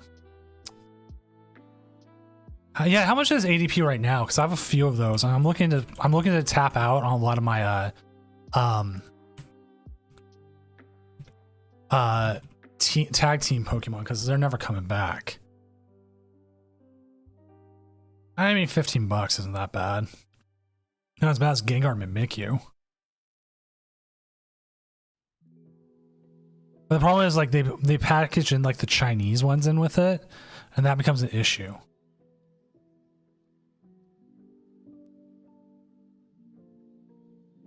I remember buying ADP for like $2.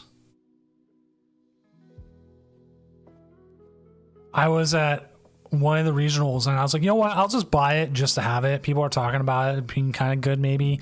And this was before, like, I think Zacian had been announced yet, or like even worried about being with it.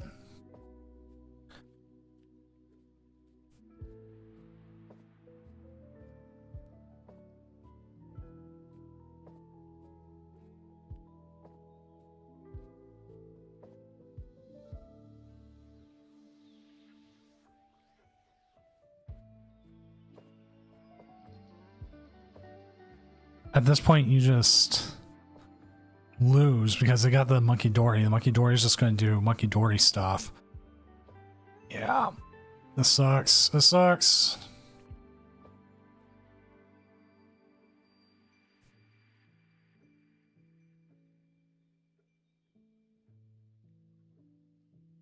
Yep, I'm going to go ahead and see the concession there. Thank you, Pep.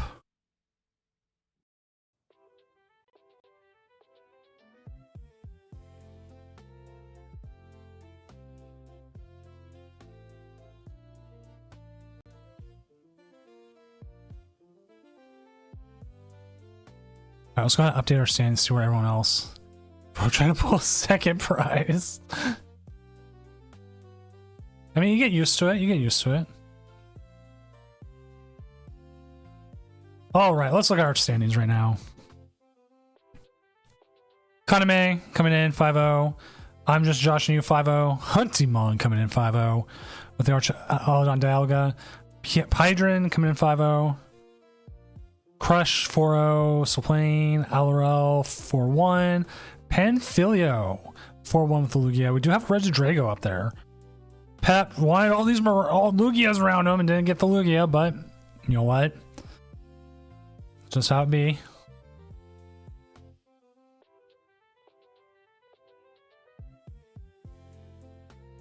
Still your goat? Hey, 100%. Sometimes it's just things don't go your way, or maybe like some of us are kind of second guessing a little bit, like about the not taking the early Iron Hands, but you know what? Things are things are.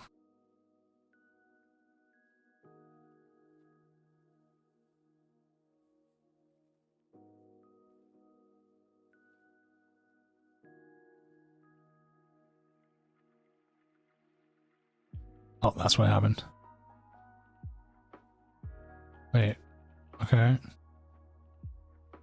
That was weird. Like, popped up some weird things because we were on ad break.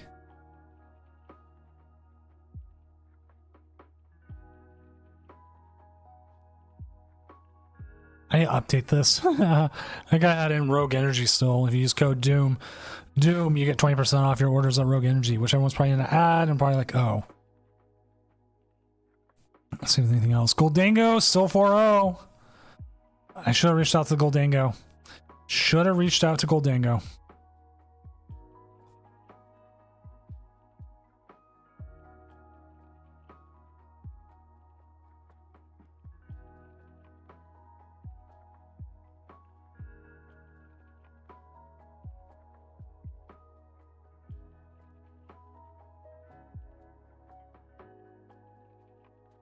Gotta see how Goldango does.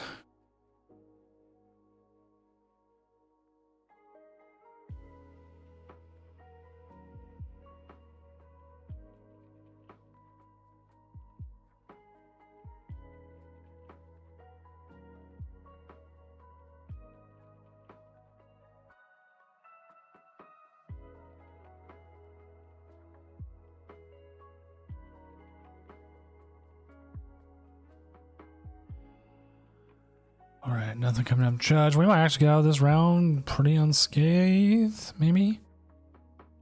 Maybe. Let's see. Oh, ba-na-na-na-na. Do I have our child on here? Taking down the Lugia Archeops like they're nothing. The bridge.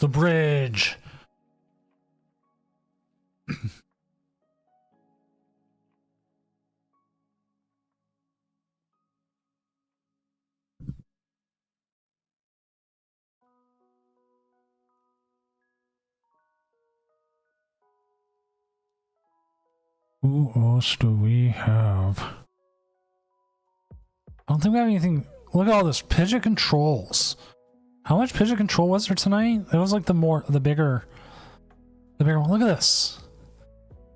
All Out Blitzel, your 4th place last regional of Doom. Going and just making people go, oh yeah, this deck can be good.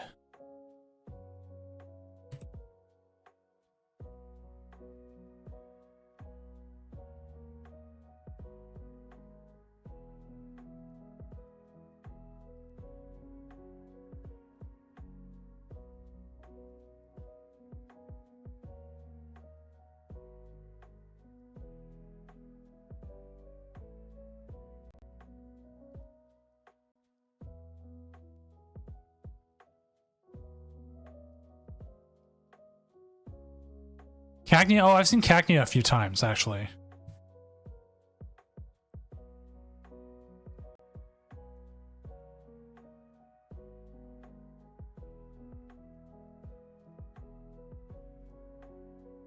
That's actually funny enough that I've run into Cacnea a few times.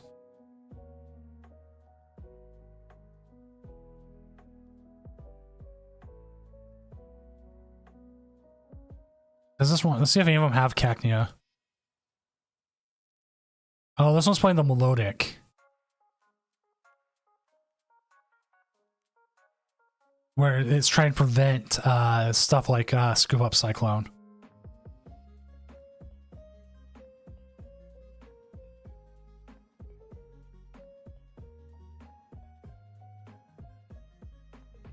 Sorry, I am watching a game right now. Just on the possibility of slow play. So I'm just on that. I am not going to bring it up on stream because that's unfair to people as it is.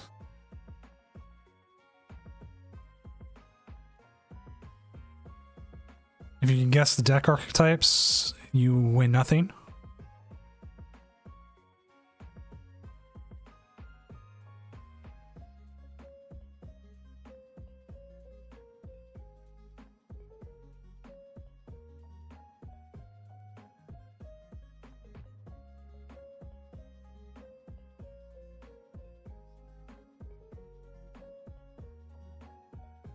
No, it's not Gardymir.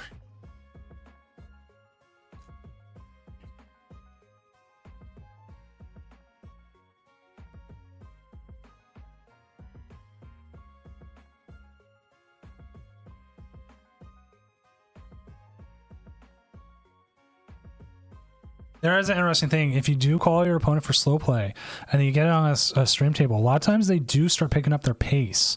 And the funny thing about that is because, well, they're not being watched for slow play.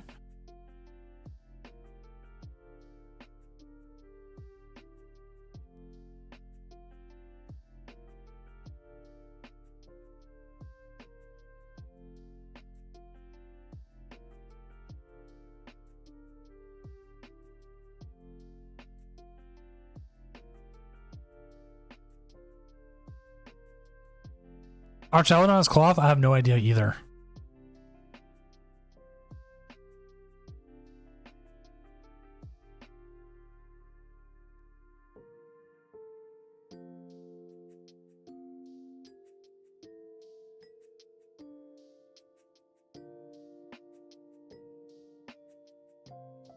Day Camper gave me a random fact. Here's a random fact.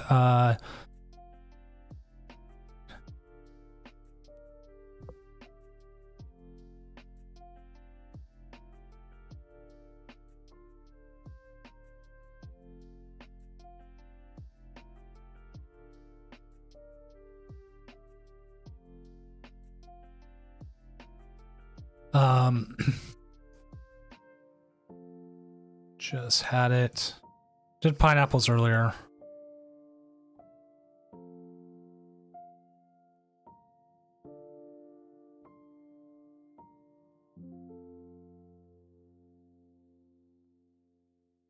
Gary Newman is 13 days older than Gary Oldman.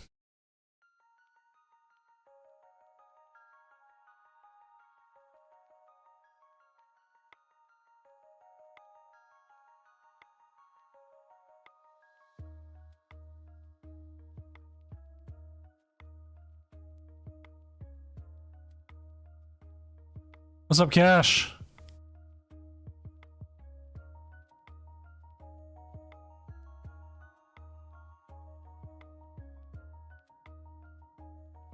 What about Gary Youngman? No idea.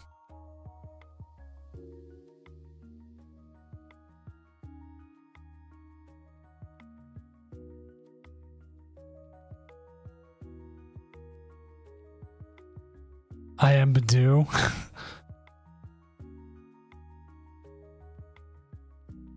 I almost want to do it anyways.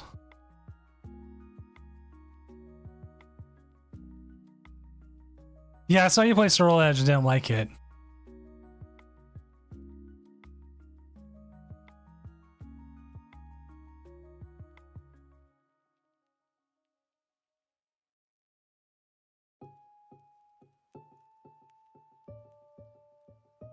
Oh, the drops. Is the drops even still working?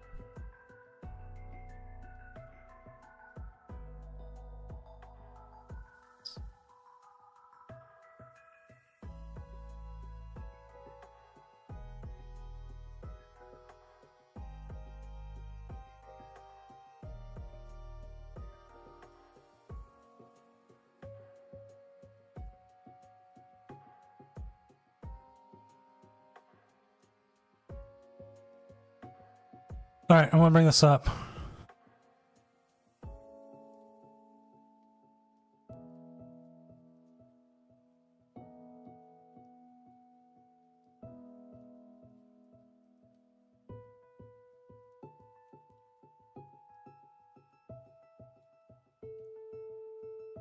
I will be with in a second.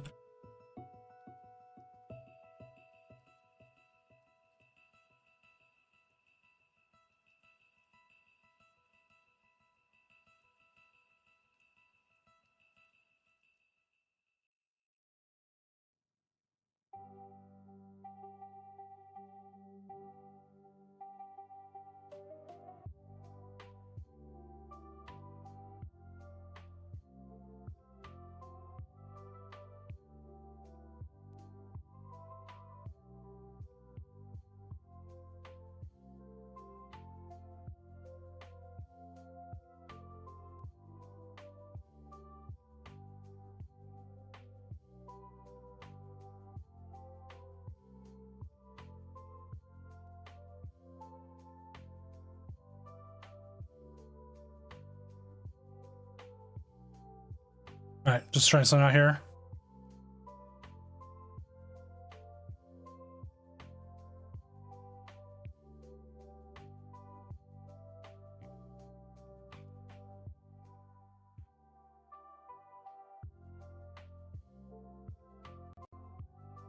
All right, I'm gonna bring this up because this is coming up in a game.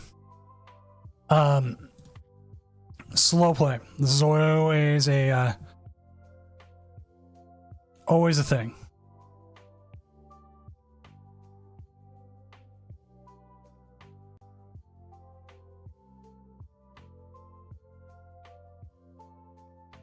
Yeah.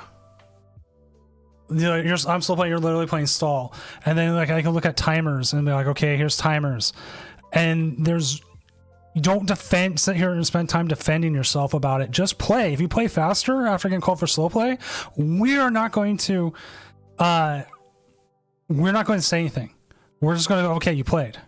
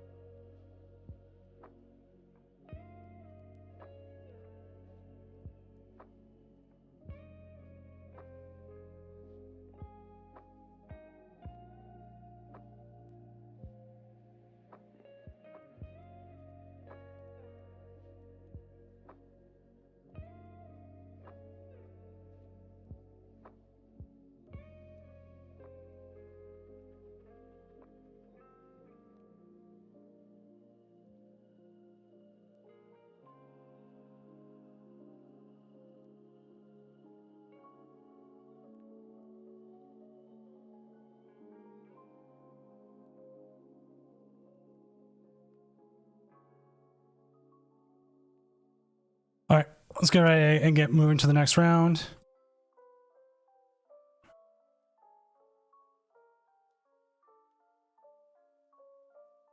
So round 6 is up. And let's go ahead and find ourselves a game. That is a thing. We have a 5-0 drop and a 4-1 drop. Wow. Ooh, I want to see if Hunter can do this. Hunter. I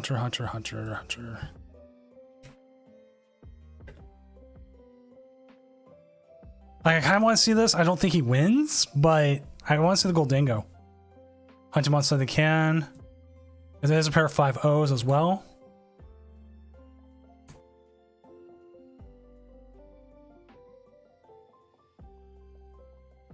I think one of my co-commentators is in chat if they want to come join me.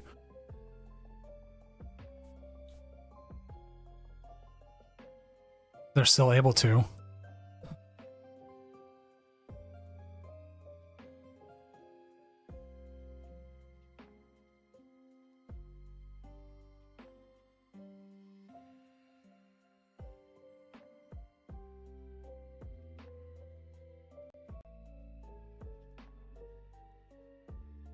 Because originally we had someone, they had to cancel, and then after they canceled, we've asked a couple people if they can come on, if they can, and jump on in, and we'll go from there.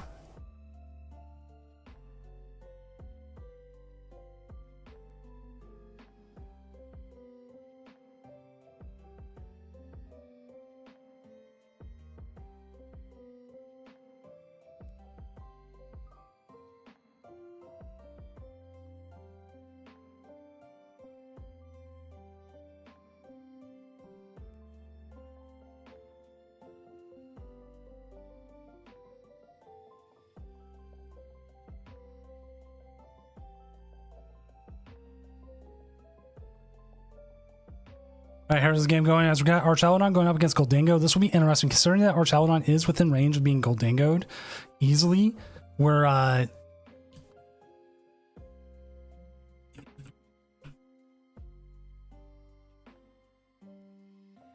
could see a lot of stuff here.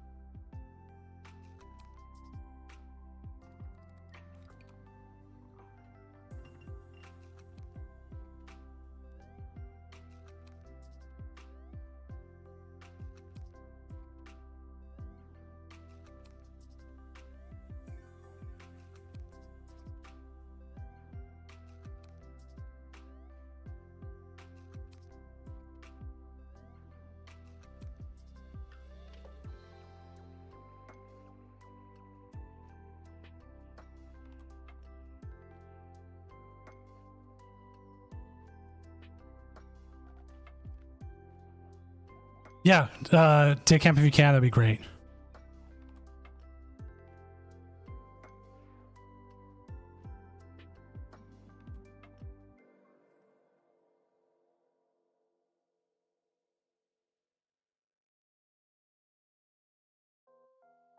Let me go ahead. I'll unmute myself as well.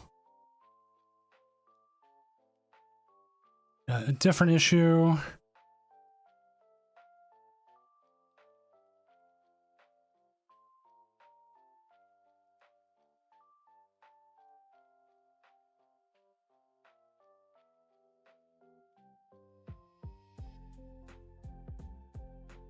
Dickcap, I'm also on table 1 if you see it. I have not even seen this. We just got...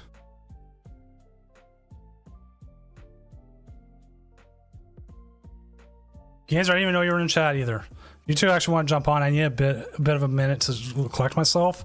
So if you want to come on here as well, again, I'm on table 1.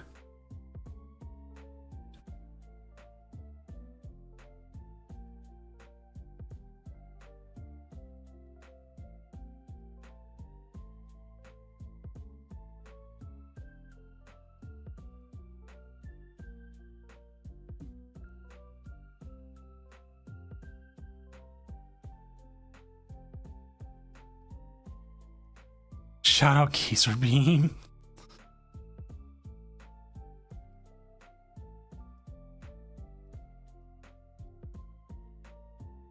Alright, so they do have the Goldango set up.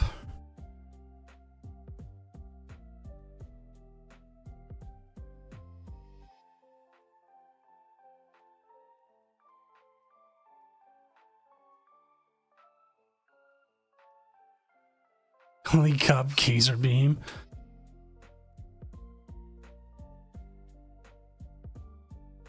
Alright, whenever you get your Kaiser Beam, I'll have you in day camp cast for a bit.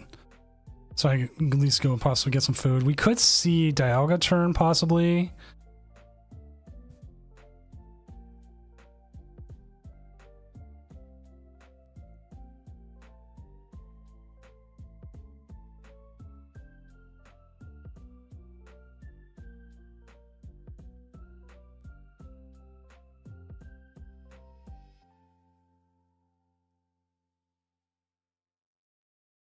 Like, it does feel like our Chaladon here doesn't do a lot of damage, but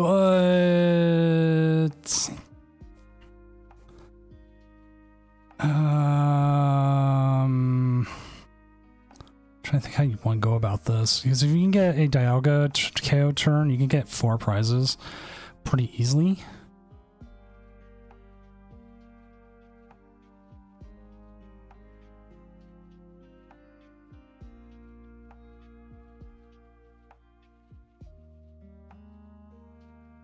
Question is, can you get there? Which, I mean, they're pretty close.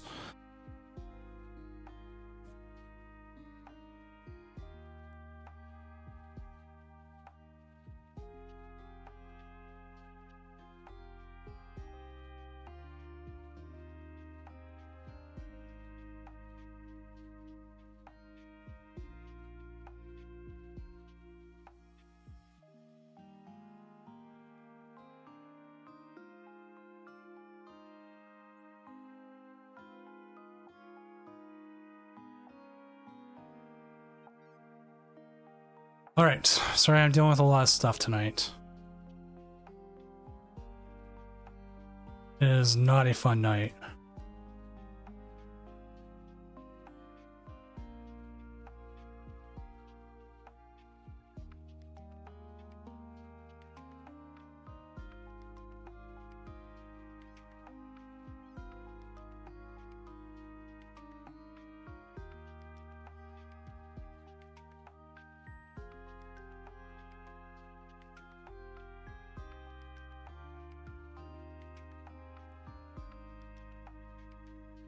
What's up, TTTV_/769? Hopefully your night's going well. Hopefully better than my night's turned into. We'll definitely say making certain calls and then having people berate you for the said calls will always make my night always feel a little bit worse.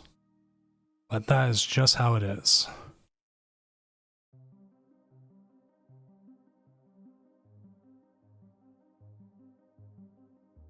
And we do have 2 people coming in to help co-cast here.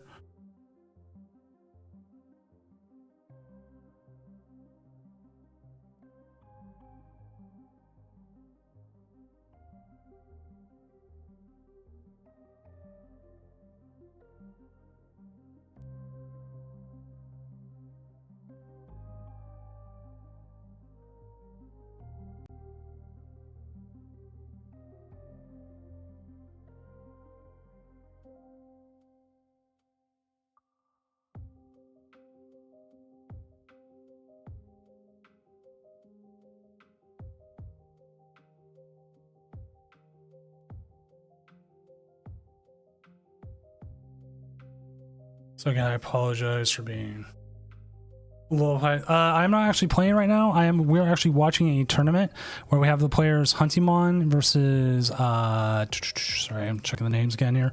H Harp is playing Arch Aladon versus Goldingo, and it does look like they are trying to get a turn here set up where they can use Dialga to pick up a bunch of prizing.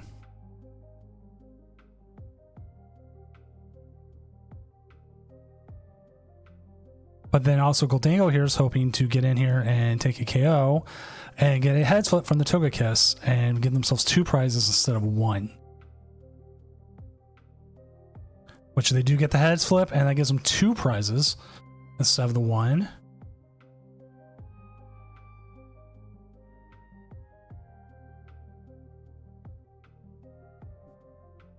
But again, this comes down to what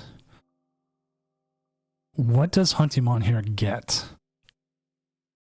If they're able to get themselves set up here.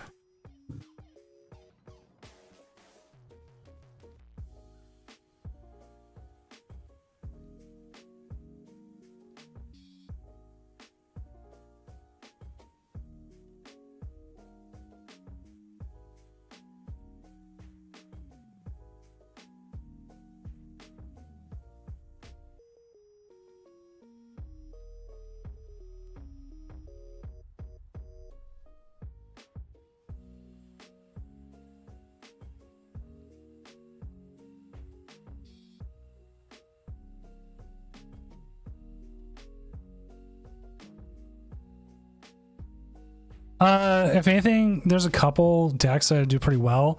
Some decks are really cheap to build and really inexpensive. So you can collect them, get into them. There's different things you could do. Yeah, Goldingo is an awful matchup, but tonight I can see how Hunter here, Huntimon, can get out of it.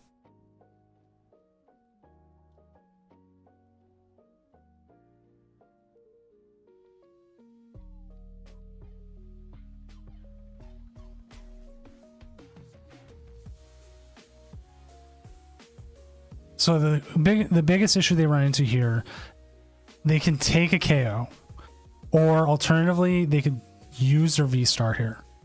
Other things, they could hit the Metal Defender, and we'll have to see what happens there. What's up, Stellar? We can also see a Hyper Blower here. That's why I think they're running into the issue here is they want to KO this with the Chronos. Sorry, my hands out there. Chronos, and then this one with the fully powered.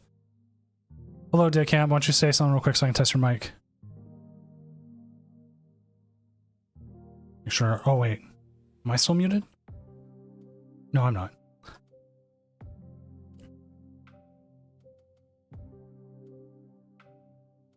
Double Cup weekend, not bad. Also, if you don't know who Daycamp is, Daycamp actually took top 16 in San Antonio this last weekend, so they are way more accomplished than I am.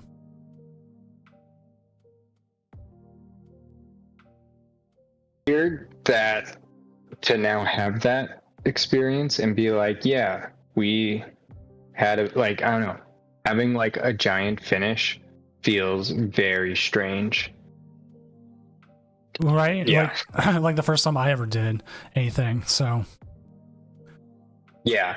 And I mean, going from just being like, yeah, like I would like to make day 2 and anything else sounds great, to then like realizing I had a shot at like top cut for a little bit, and then like I thought like I lost my second to last round and that knocked me out of chance of top 8, but then after I won the last round I was just kind of assuming top 32, and then while Nathan and Makani were playing their final game of the round on stream, I realized that if Nathan won or tied, I could make top 16, and that was like, I don't know, it's crazy.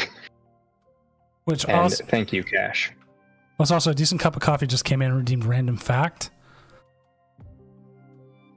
So you're a bird man. What's your random fact? Yeah. We have the coin flip here as well. This coin flip is going to be what it is. It's the coin flip.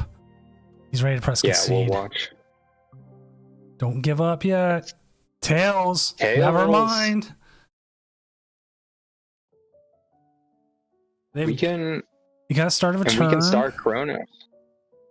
The problem is they have so much draw. Even if you start Chronos here and like get into a possible, possible like, yeah, like it's just not good, not good. But well, actually, you know what? Maybe you start Chronos the bird. that's what I was just thinking. Is like KO that, and then, but. It's gonna scoop up Cyclone 1. Just trying to make sure like he doesn't end up with someone stuck in the active, or them getting stuck and getting there. That tails was huge. Like we've already seen one in the other.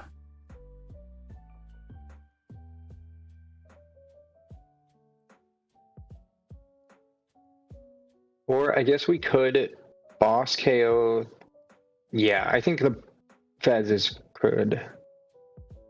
How do they win here? A little bit of luck. Like you get the Fez, that takes away 3 cards, but now you're having to look for an Iono or something, right? Yep. Like, do you have access to an Iono? You got KO here. You got another KO. What do we have? Do we have anything helpful to Stretcher? I mean, you could Stretcher the. We could get Fez back. Well, we just got a Pokegear, so if they have Iono, there's Iono in the discard though. It's a lot of Turos. Oh yeah. Well, you know what? That removes any stall tactics there. Make your opponent beat you. 280.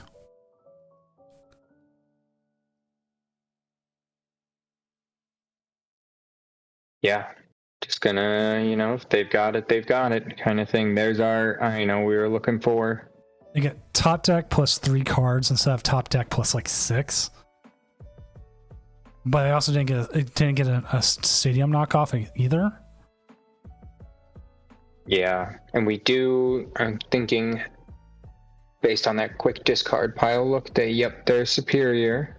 That I think gets them almost there.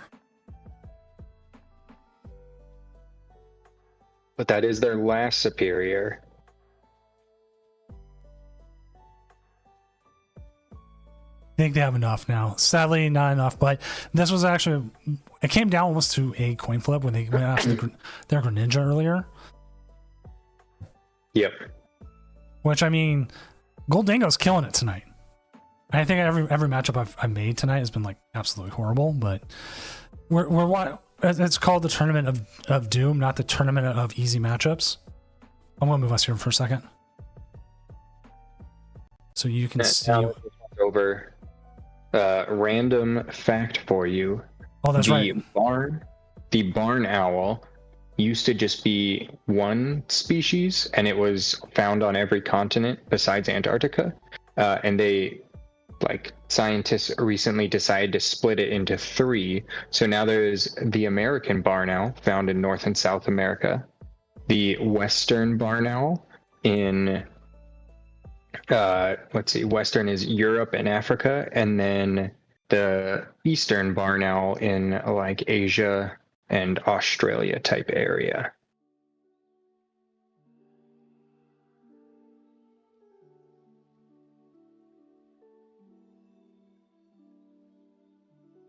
Yeah, Hunter, I think you did really well for making it close, because that is just a terrible matchup.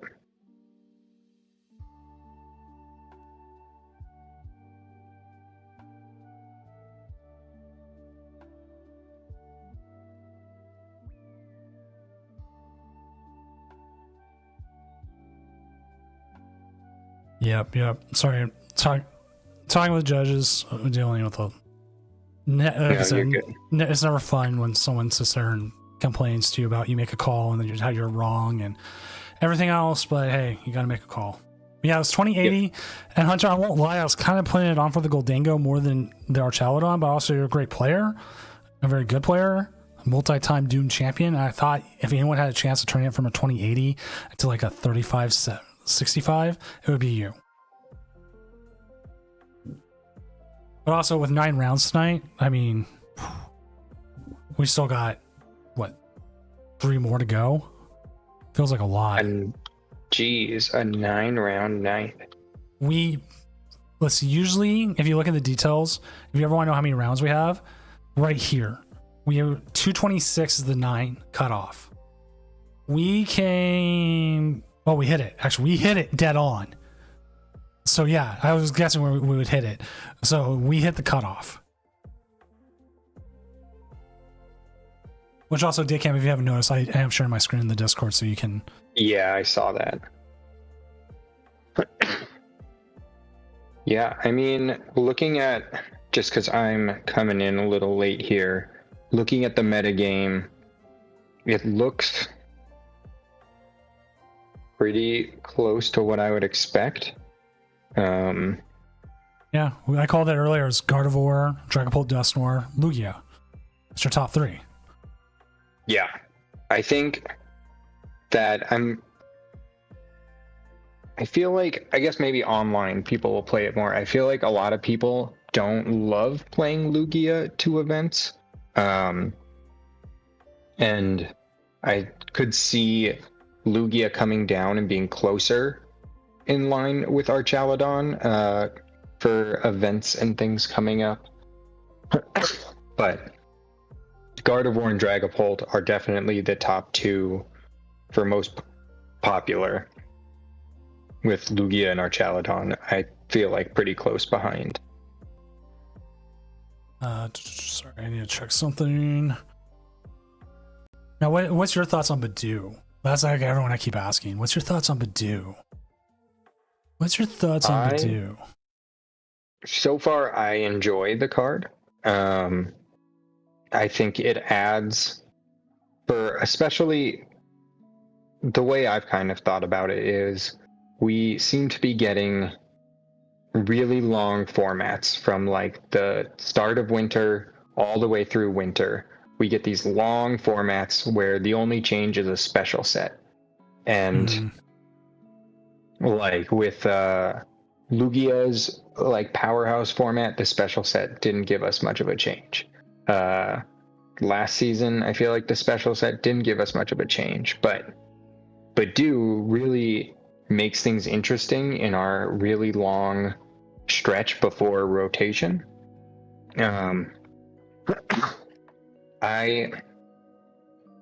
It's hard to tell how people, like, what the overall opinions on this past format were. I really liked Surging Sparks because, like, while Drago was the clear best deck, there was still a lot of options. And I think Badoo does limit and like bring down like the wideness of the format, but I'm also fine with that. And so far I've just enjoyed playing in it. I talked about it earlier, I've been tracking my games in this current format. I had it at one point almost 65% win rate. I'm down to like a 57, split between 2 decks, which makes me a little sad because I had a bunch of really bad losing streaks where I just got donked game after game after game. Like variance kills. It's like one of those things like, if you're a great player, you can figure it out. And then it's like, no. I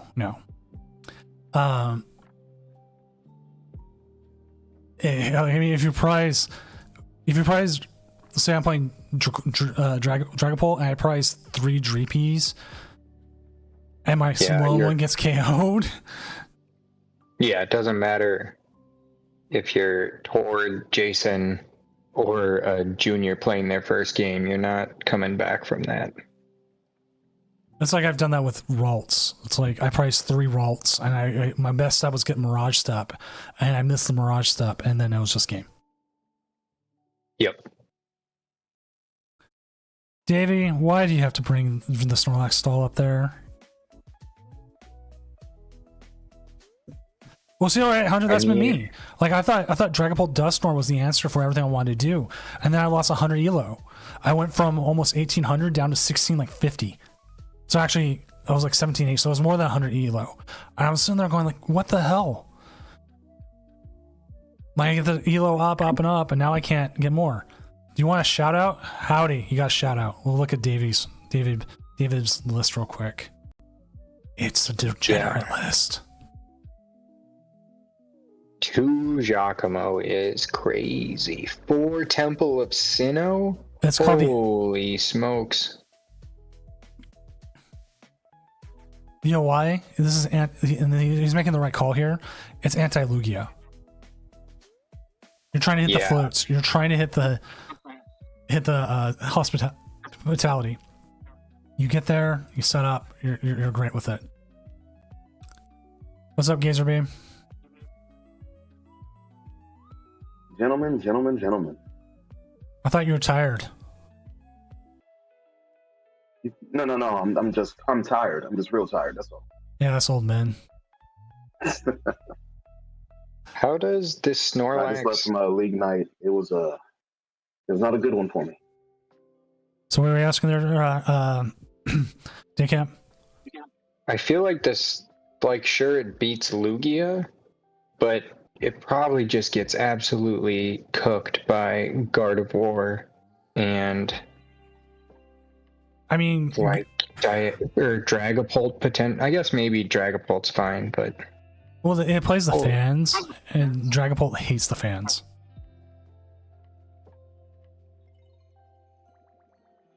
Like, if you get hit with the fans, you're losing just all your energy to something.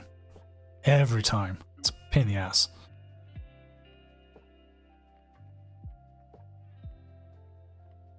Gazer, would you play at locals tonight? Okay, I got you now, Daycamp. For some reason, you were muted on my end. I don't know why. It said I muted you. I don't know how I did it or why I did it. But no, I took the bridge. I took our Chaladon and I hit 2 Surledge. Don't so you still 5 down tonight. Don't you still beat it because if you use your attack, you end up whatever it's called, becoming fire resistant or not resistant, no weakness. Yeah, no weakness, but they still ramp up high enough where they get a knockout. And one of the games I bricked like bad, and the other game I missed the game by not drawing into my last Archaladon. I researched looking for it out of a 12-card deck, and I missed it. Well, we've got at least 3 bridges tonight at 5-1. Ooh. And we have a couple. Yeah, we just had one on stream right there. I just seen that one on stream. Yeah, we had Hunter on with it, so we'll have to see how it keeps doing. I really enjoy the deck. It's giving Dialga like a last push to be, decent. Dialga's so badly just wanting to be decent the whole format. Like, since it's been around. I was talking about earlier tonight that I had to go through my I'm getting a little bit of feedback on your end, Gazer. I'm gonna hear my voice a little bit. I don't know. If you have... that might be better. I had to go digging for my lances. A card when it came out, I didn't think it would ever be viable. Yeah, with Badu taking over, trying to take over the format. You have cards like Lance, Larry. I think people are looking forward to Brock from the next set. I forget what Brock's card does. I forget what it's called. I think it lets you look for a basic or no. Is it 2 basics, 1 evolution? Something like that. Yeah, cards like that, supporters like that are going to be played because Badu. Yep, and I think that's really cool because those supporters, it always seems so goofy, like Lance, like it's like, why would I ever, when I can Ultra Ball or something, and then I feel like this, Badu really opens up a lot of supporters that have been overlooked. We did see Joy Flyman played against it. Someone did play Larry tonight. They had the Larry. It was a Lugia deck, I want to say it was.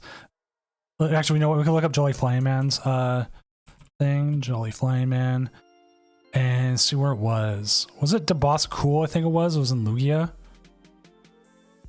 Yeah, Larry's skill right there. That's gonna be our Arvin at home when Arvin rotates like in another year and a half. Larry skill, isn't it discard your hand, go get a Pokemon, a supporter, and an energy? Yeah. Which I guess I don't know if that's ever better than research. Yeah, that is true. Like, do you ever want to see it be better than research? Well, I mean, I guess for something like, let's say, Archaladon, you go get Archaladon, the energy to attack with, and a supporter for next turn. Yeah, that's true. I guess this was in a Lugia, I think you said, and pulled up like. Yeah, it was a Lugia. I guess if you're playing like the basic Lightning, like the kind of like the list Rahul was playing at the beginning of the format and stuff. Mm-hmm. Oh man, I had my stream open. I thought it was my Firefox, and I was clicking on. I was like, why can't I get off Larry? Fifth research, yeah, I can see that. Yeah, that's Larry's skill. What about the regular Larry? Isn't it a flip a coin? I think so. We do have one game with a tie, which I'm waiting to see what happened. What are they playing? Oh, it's Gardevoir. They have 3 ties. Wow.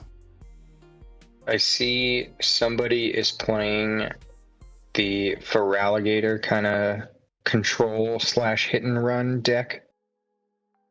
Oh, why? Why? It can't be good. I have a couple locals who want to start playing it.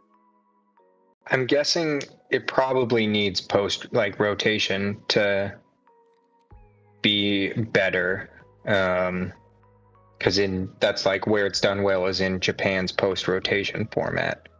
But I mean, you can hit and run and retreat lock plus hit for 280 and Monkey Dory constantly. Like, it's got the pieces. It is a very creative build. And as a Feraligatr fan, with Crocodile being my favorite Pokemon, I will definitely be giving it a go post-rotation. So what you're trying to tell me is that San Antonio is going to be your first and only top 16? Possibly, because I'll be winning a post-rotation regional with Feraligatr. I missed a lot of the stream. Have we talked about your little run yet? Oh, we did earlier. Yeah. Lugia, to summarize it, Lugia just drew hot as can be. And sometimes that's all it takes. I got asked tonight at locals, like, how many times did I not get 2 Archeops out? And I'm pretty sure anytime I got Archeops, unless there was a mistake or it was on purpose, like, I was getting double chops pretty much every time, besides the games I lost. All right, round 7 is up. We need to go ahead and find ourselves a game. Someone who is up there. Who do we have that is up there that we can watch? We just had Hunty on. I think Konami said they could. I don't want to put Goldingo back on. I'm sorry. We could ask Bolt Up. Bolt Up's up against this. He's usually pretty cool about it, so let's see if Bolt Up would be up for it.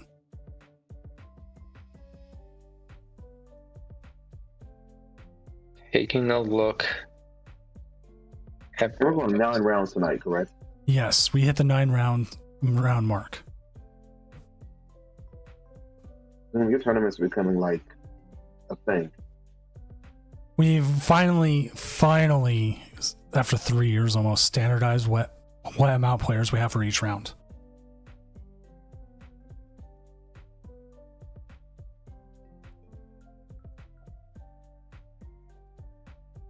Because we spent years just kind of going like, yeah, maybe like it's this much, maybe we do 9 or so. I finally looked it up, and And it was like, okay, you do have this many players. This how many rounds you be like limitless. Finally, like finalize theirs too. So I'm like, okay, that's what we do. All right, I'm gonna go move us here in just a second. I need to add some more room to the. I need to add more room to the. Go 5-0 drop.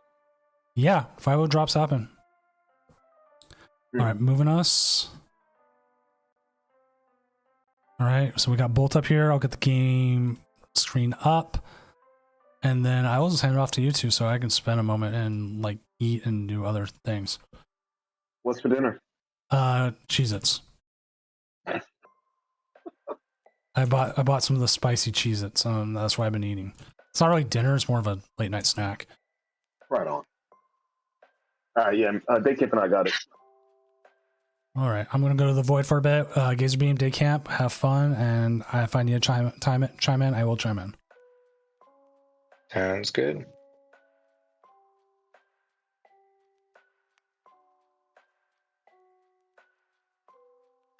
Yeah, Cash, that is the best way to play Lugia is to simply hit double chops before the other person sets up. It's crazy. So with Bolt up, let me pull up their list here. Well, so Lugia, you know all about that. I'll let you handle that. Yeah. So so far in my experience playing Lugia into Dragapult lately it is so insanely Lugia favored. Like Bolt Up has the Wellspring Ogre Pond to be able to take out 2 Dreepies or 2 Dracloaks. We have the 1 Cincino to potentially take out Dragapult. We have Regigigas that easily takes out Dragapult. Mm-hmm. So I think it'll be an uphill battle for Uricus. You like it that way, don't you? That's what you want to happen. You want Lugia to succeed and do well. Look at you. I mean, I wouldn't mind Lugia, having a little bit of a tumble so people aren't, we don't get surprise people again. I'm on to you. Yeah, I mean, I don't need people throwing Temple of Sinnoh into things that doesn't have it. Because that is something to note about this Dragapult list, is it does have 1 stadium, and that is Temple of Sinnoh. It does have a Manaphy. It has Tatsugiri as well. Have you played much? I know you've been on the bridge a lot lately, Gazer. Have you played any Dragapult at all? Yeah, before I transferred over to the bridge full time, right before Sacramento Regional, I was playing Dragapult for about a month, and that's before it was like as good as it is now. And there's definitely different ways to play it. Some people play it with a Pidgeot, without. I chose Dusknoir and no Pidgeot. But I did have a Tatsugiri in mind, and it was hit or miss. Tatsugiri can be hit or miss. I mean, that's the way the ability is, portrayed, but it literally was hit or miss. Yeah. I wonder with, Badoo being in the deck, that's your low guy on the bench, that it feels like, is there room for both Badoo and Tatsugiri? Yeah, it depends on which list you're running, what you decide to cut. Some lists are for going, Manaphy potential, as we see the Manaphy come down here. But some lists are for going Manaphy if they're not afraid of the Wellspring Ogre Pond or Greninja. Yeah. I think, as much as it pains me to say that, as somebody who is a big fan of Wellspring in Lugia, that people need to be putting Manaphy in their decks, at least for the start of the format right now. Yeah, you might be right. We might see not a lot of Lugia. I think Lugia right now is viewed as a top deck, maybe the top 3 deck right now, but that could change. And if there's no Lugia, there's no Wellspring to worry about. Lost Box isn't around with Greninja, or Palkia doesn't. I guess I just searched Palkia. Palkia's see some play. So maybe Manaphy will be needed for the rest of this format. Yeah, I've seen a lot of people trying out things like Lost Tina lately. So there is a chance. And now, this is a prime example that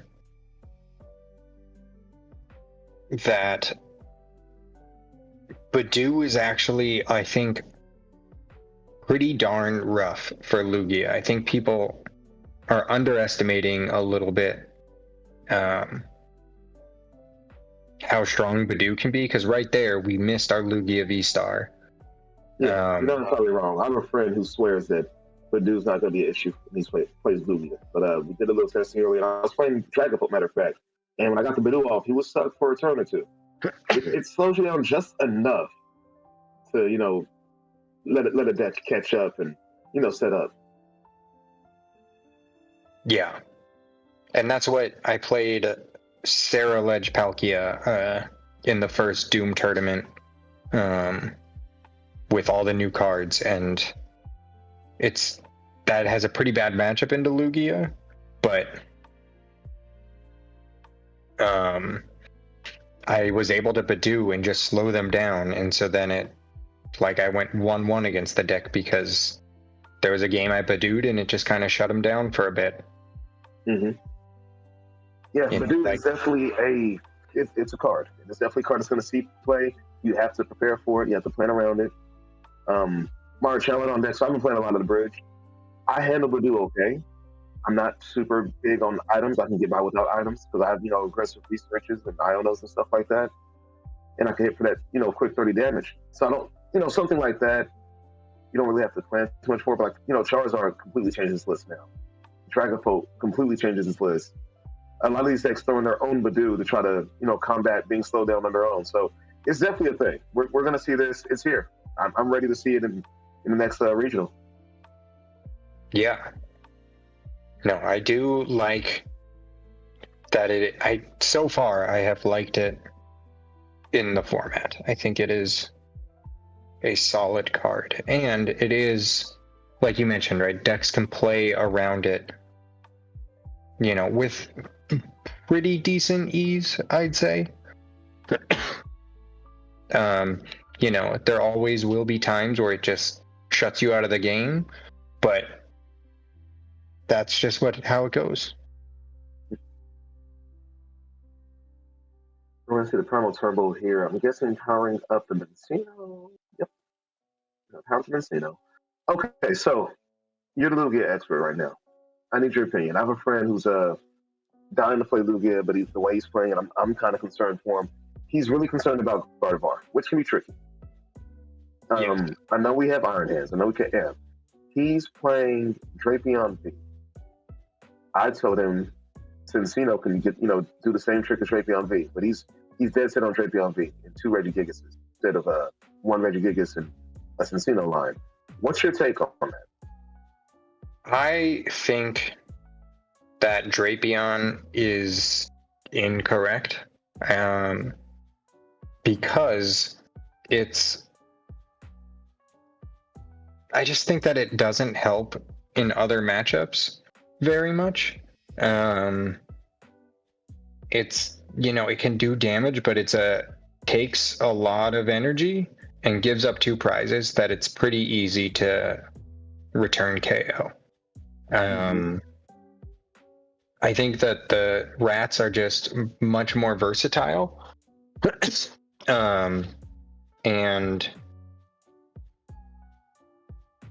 it's just I think for Gardevoir, right, you KO their Gardevoir, and with Drapion, they return KO, and the prize trade isn't, right, you're not improving your prize trade, but if you KO with your rat, they're potentially just taking 1 prize.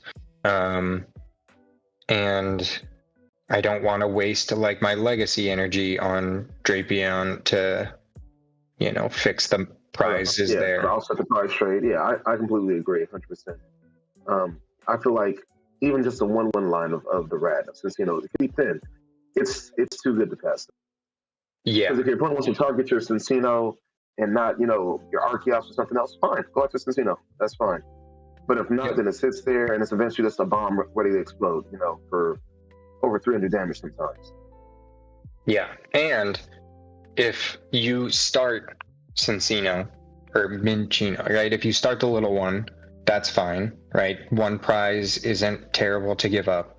Also, if for some reason, you can evolve it, it's much easier to attach 2 energies to get a decent attack off where, say you're down some Archeops and you can't just power up Drapion very easily. It's much harder to manually power that up.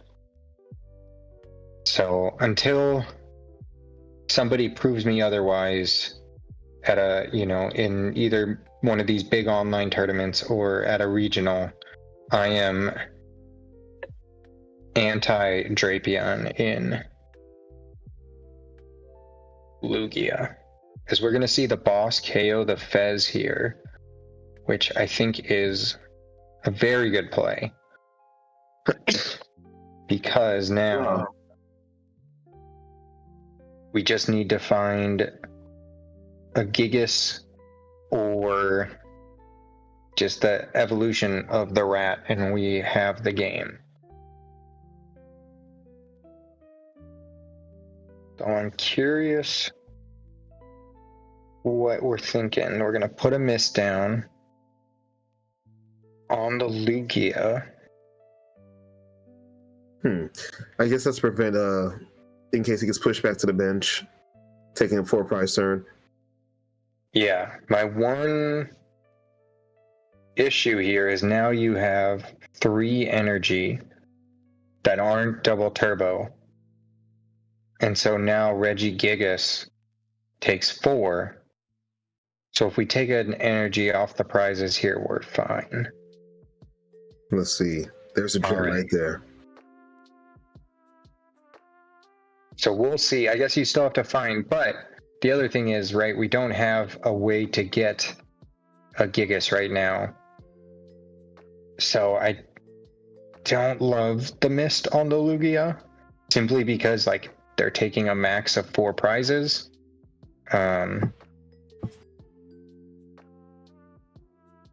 So yeah, I agree, Cash, that the mist could have gone to, the Archeops if you wanted to put it, but there was the temple, so it's all... Yeah, I think you search for the temple here. I mean, not search. I think the temple is going to be a problem. Oh, wow, that's a rough hand. Yeah, the temple is going to be problematic here. Okay, this hand actually works out pretty well. Okay, explain this to me. How? So, now that Temple's in play, Double Turbo doesn't take away the... Oh, but we don't have the mist on the rat. I forgot about... I was thinking about how now we can get if we can flip, we can get Gigas, but now we don't have energy to retreat it either. So yeah, that mist should have gone to the Archeops just so we have a pivot. A way out. But we're gonna Aroma here. Mist doesn't matter because of the temple. Yeah, but even if they put the mist on the Archeops, then it has a pivot. A pivot, yeah. That too. All right, we let the Iono fly. Welcome back, Doom. How was your Cheez-Its? Still eating them. I'm paying 3/4 attention to everything right now. Yeah, you can turn it down even more. Turn it down to a 4th. We got you. Wow. Yeah, that Iono did no favors. Oh boy. Now, oh boy. I think Dragapult just might have...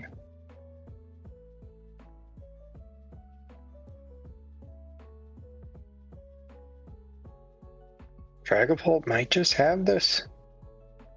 Yeah, there's still a ghost in play which could pop off at any turn and do the extra damage we need. We can get a hold of one of those 2 prizes on the bench here. Dragapult is in a good spot. I guess this is an angle where you can Oh wow. Oh wow. I guess. But that doesn't work, bud.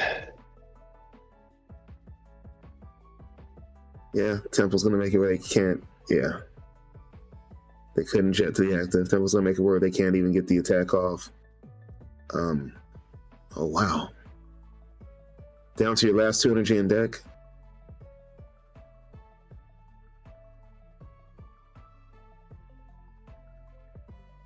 I think they're realizing what's going on now. Yeah, I think they Reality has set in. Yeah. No, don't. Yeah. So now, I believe there's only 1 energy left in deck, isn't there? yeah. Oh wow. So we need them to, on Lugia's side, we need them to pop a Dusclops to not KO anything. Wait, is this the counter catcher? Yep, this is a counter catcher kind of play. Yeah, and that's going to be. Now that's all it is. Mm-hmm.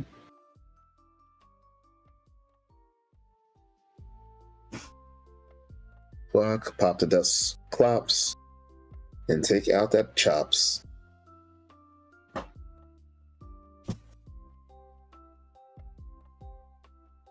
Yeah, so even with the new technology, the power of Regigigas, it looks like Dragapult is still a top tier deck in this format. I mean, we've seen last week with the results from the Doom tournament. Yep. And I mean, I know to 2. Doesn't matter what deck you're playing, that can be killer. Especially with a Temple in play.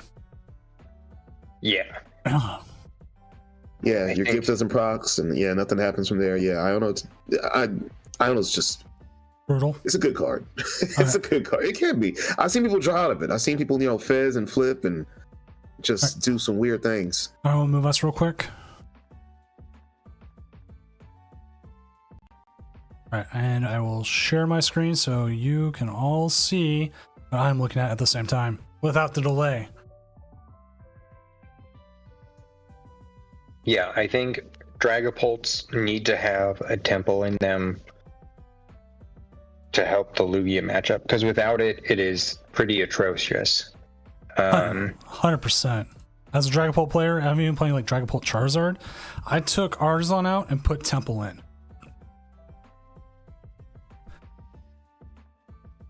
Yeah, I mean, that's understandable. That's I don't say as you should, because at the time Lugia probably wasn't that prevalent, but right now, yeah, as you should.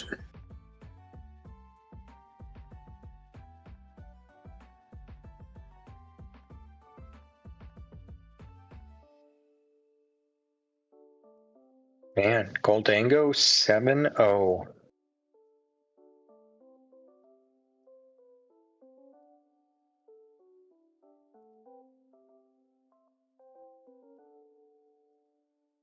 I mean, Goldango's is a okay deck. I just thought it would struggle with Badoo in the format, with prismatic format. I thought Goldango would struggle because a late game Badoo just seals away the game, doesn't it?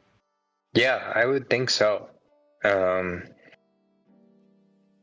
I feel like, did Goldango have that good of... Let's look and see what the... Yeah, I just feel like, I don't know. I feel like Goldango is overperforming, but I guess things like Charizard are down, and that I think was a bad matchup for Goldango potentially. Cloth has kind of gone away. You're not getting donked. Yeah, Cloth has kind of gone away. Off. Yeah, Cloth has fallen off. Charizard's definitely fallen. Even something like Regidrago's taken a step back. Regidrago's still good. It's just all the Badoo right now is really preventing it from trying to be its best. I feel like those 3 decks we just named, Cloth, Charizard, Regidrago, they're all good decks. It's just, in this format we're still trying to fill things out. Badoo kind of just doesn't even let you, cope with with what you're trying to get, trying to do. But it was like, no rare candies, no E-switches. And I guess the Lugia matchup is probably better when, again, the rat counts are going down. So that leaves, makes it a little, that 260 number is harder for things to reach to. One of the interesting things I find about Lugia playing the Regigigas is now it has even better, almost, Mimikyu counter. Yeah. Because now you can just slap 2 DTEs on it and it's still taking KO.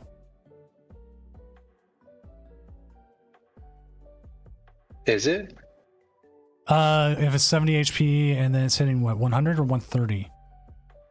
I thought I hit for 130. You know what? I'm gonna double check. I don't remember how much Regigigas is. I think it's just 100, isn't it? Oh, it's just 100. So you can slap a DTE on and still be fine. But yeah, you can get, wait. Yeah. Wait, can you? No, you can't. Can you? Yeah, one DTE is fine. 1 DTE. 2 puts you at 60, and then you're not KOing it. Okay, you're right.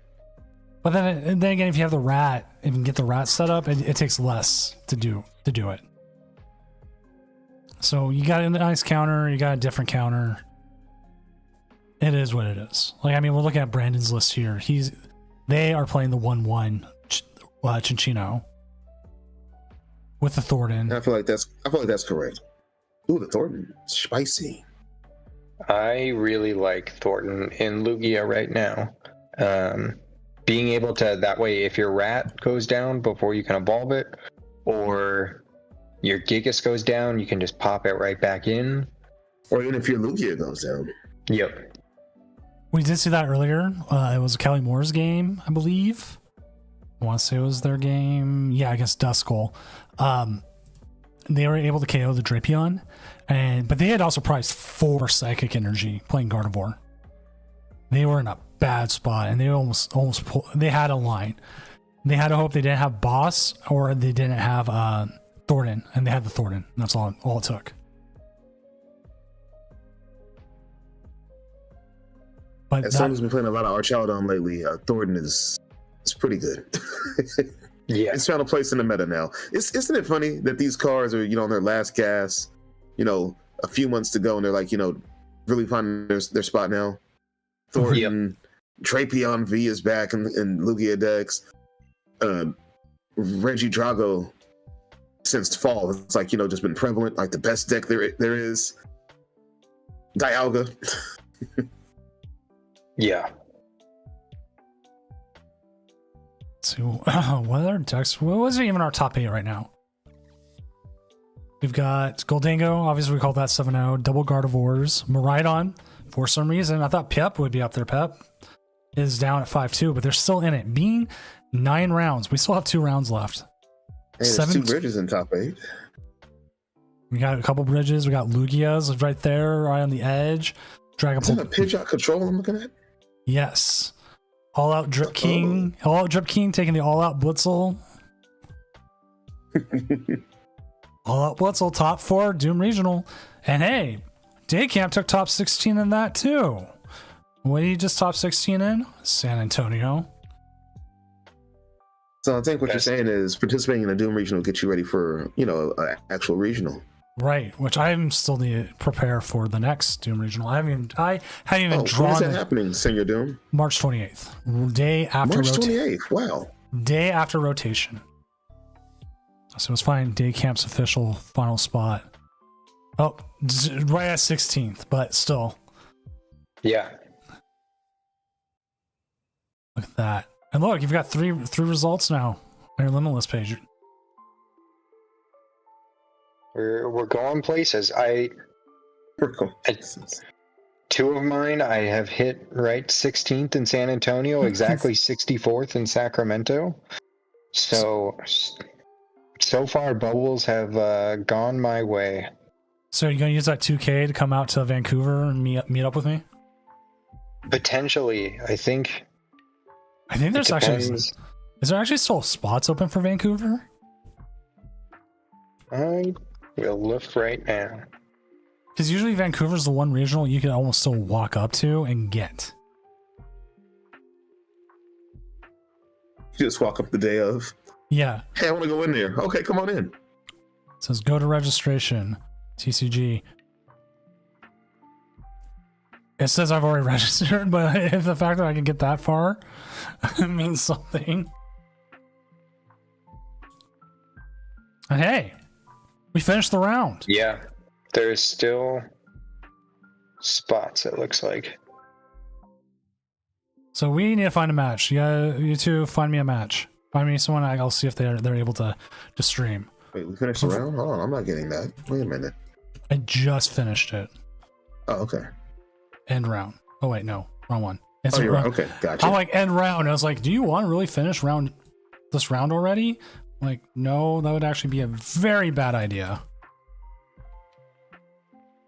So Okay, so what are our options for games here?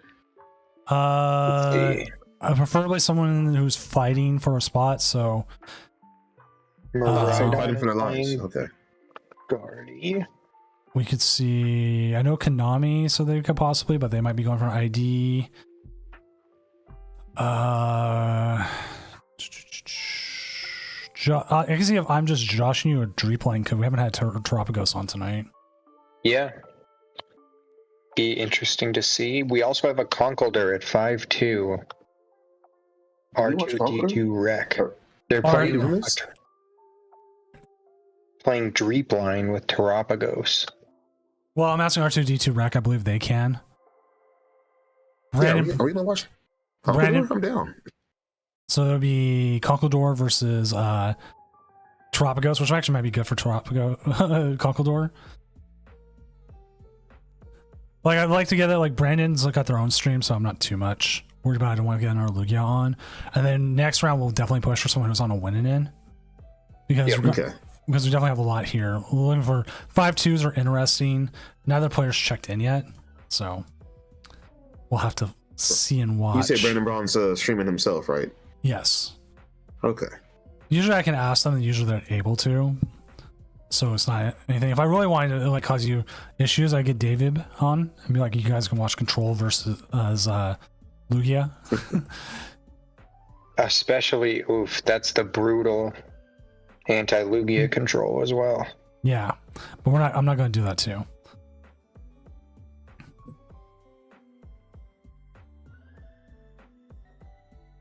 So I'm waiting on that. I mean, if we had to, we could always jump to someone's, like Brandon's stream or something, steal it for a minute. Yeah, we could. Fun fact, I was at a cup one time and Brandon Bond did terrible. He went like 1-2 drop. Meanwhile, I got top 8. I have my next cup is next weekend, actually. What are you playing? I'm split between 2 Dragapult decks. Ah. We're excited for tomorrow. Yes, we are. Actually, I posted what my my WWE entrance song would be. I'll share it here so I don't get hit with DMCA's. So if you hear this song, that means Doom's coming out, which means I have to fly really fast. Neither player has checked in. Poldzard is one of them. Oh, we do have PKS Blaze, but their opponent hasn't checked in either. That'd be Miraidon versus Gardevoir, or Lugia, which might be a bad matchup, but we do have PKS Blaze. That time of night, people are getting tuckered out. Or they're not showing up because they think they don't have a chance. You know what? We might just go grab... We might have to go grab them. Okay. For the chat, what would your wrestling intro song be? They've got a minute to show up, and they have not shown up yet. And I announced in the Discord, right? Yeah, I did. Time's a ticking. Gazer, what would your intro song be? So, maybe All the Lights by Kanye West. That might be kind of hyped to come out too. Or Pink Pony Club. That'd be pretty good. Pink Pony Club. Yeah, that could be fun. What about you, Day Camp? Man, that would. Now I'm just thinking about Pink Pony Club coming at like. You can't like be like the crowd can't be upset with that one. No. Now I want to hear Doom. Play some Pink Pony Club for us. No, I can't get hit with the DMCA. I'm on YouTube now as well. Professor Primeape with just the wild card choice.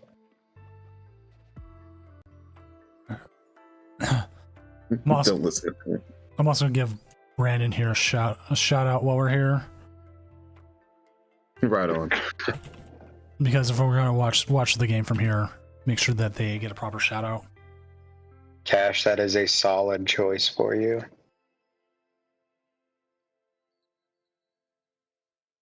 See, like the one I chose, like has like that big intro, metal thing, and then it like hits like a high point. That's when like I come out like, and it has like a really good rhythm metal guitar going to it. I'm like, yeah, that's what you need. Like get some pyrotechnics involved. It's like the Rock's theme. He's got the opening. If you smell what the Rock is cooking, and then that hits, and he's got that beat as he comes in. Usually by the time he gets to the ring, and that's when like the lyrics come back. Yeah, I know exactly what you're talking about. Or you just have Stone Cold Steve Austin, with the glass shatters, and then just the dun dun dun dun dun. Good wrestling theme is hard to find. Sailor wished he would walk out to Taylor Swift. He's picked the wrong song though. Taylor Swift wouldn't be a bad choice, but he picked the wrong song. Yeah, come out to Shake It Off. No, bad blood. Yeah. I think if I was gonna might have to go with something from a friend, Young Gravy. I think I'd go something there. So I'm not mad at that either. So we are just still in Brandon's game for right now because R2D2 Rex opponent never showed up. So, yeah. And I don't want to grab anyone else, so we're just going to watch Brandon here. That's why I give him a shout out. Brandon's awesome. Please go follow them. He streamed before. It's just the easiest game I could grab. I don't know. We were at a cup one time, and I finished higher than he did. So, is he really that great? Forget that regional he, had a run on, but what about the cup? Is he that great? I've finished higher than Cal Connor in some cups. Does that mean I'm better? Yes, it does. I was the highest finishing Lugia in San Antonio, so clearly I'm the greatest Lugia player of all time. You just might be. So Brandon survived the turn here. Goldango did not get an attack off, but his Ursaluna is just trapped in the active. How often do you find yourself attacking Ursaluna day camp? Not a ton. I feel like it's such a good threat, but I feel like the threat of it is more common, like almost like people play around it than I'm actually attacking with it. Though I did use it a decent bit I think I used it maybe against a Turbo Moon. But yeah, I think it's just too good to not have in the deck. But it's 100% situational, right? Yep. And we had 5 no-shows this round. Oh, we do have a random fact redemption from Devward 93. Yeah, so that's right. I also was going to bring that up. Gazerbeam, you're up first because you're the new one. Newest person here. Give me a second. Hold on. Wait a minute. Let me think of a fact. And by the way, let me Google something. That's what I pretty much do. While Gazer's figuring it out, one nice thing is, though we're attacking with Ursaluna, manually powering it up, we do have jets to not have to just burn all this energy if Ursaluna survives the turn.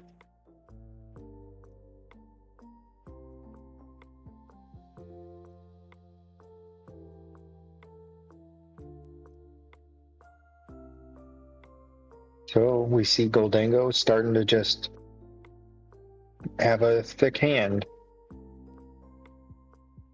And that's what Ganago wants to do. They want to draw cards, see cards, have options, have fodder to discard to use their superior energy retrievals to attack for big damage. I always thought Ganago was a pretty decent deck. It's just when it first came out, Path to the Peak was out, shut it down, didn't give it a chance. And after that, it didn't have a big enough draw. But with, Pheasantipity now, the draws is there, they're there now. So I feel like Ganago is still decent. You can offset the prize trade if you get lucky with a Togekiss. Turn one knockout into two or three prizes. So I feel like it's a decent deck. It's doing what it wants to do. Once I have a large hand, it's at 11 cards now. I don't think they missed the knockout this time. That's my random deck, though. I found one. All right, good. I was gonna say, were you gonna scam us on that?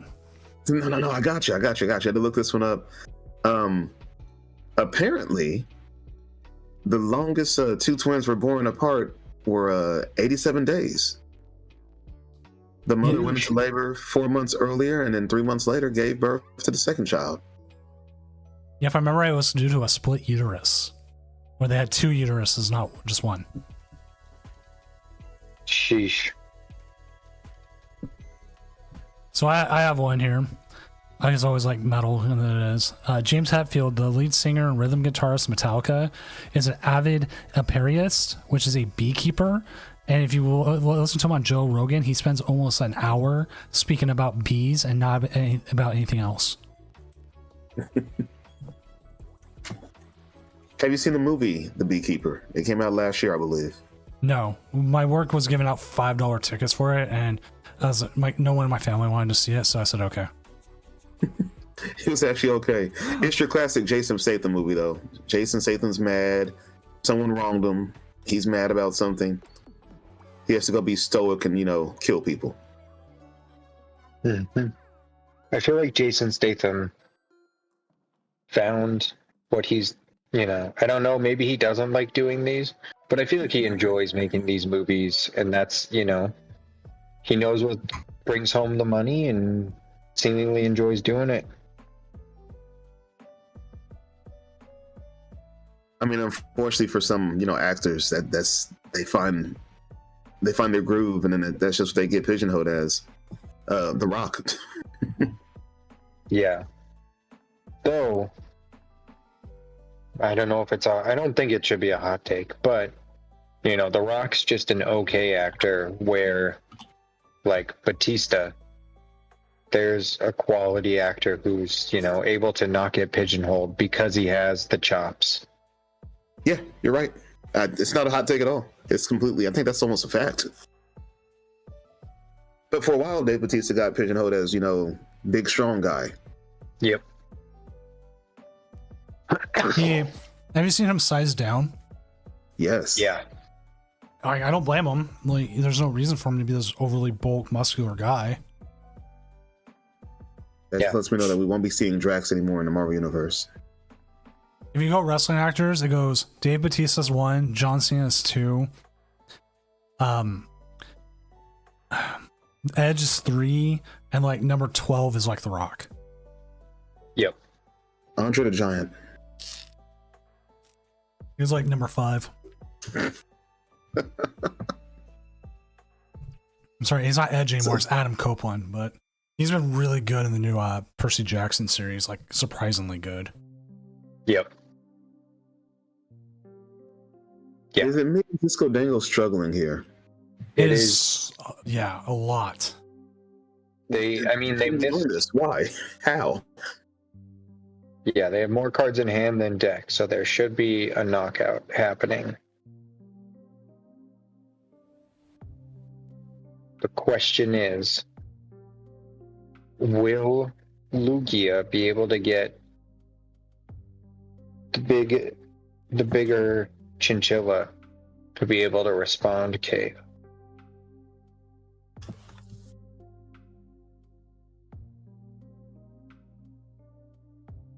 What does Cincino do without Lugia after rotation? Does he have a purpose? Does he just quit his job? What does he do? I think he retires, rides off into the sunset. Along Waits with for something else to accelerate energy for him? Yeah. He just hangs out with Choice Band and Spiritomb. What kind of cards? Okay. They just hang out.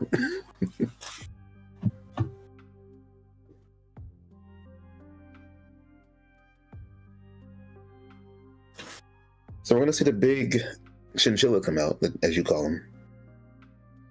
Oh wait. Oh, do we not have it? Oh my. But Weird Ear, I mean, gonna take a lot of energies, but we do have a Weird Ear. You could go Weird Ear, try to Iono them down, but they're gonna see at least 7 cards next turn, even with Iono. But if we knock out here, then we just need like boss with the bear. All right, I do like that. He goes and starts his new job and expanded.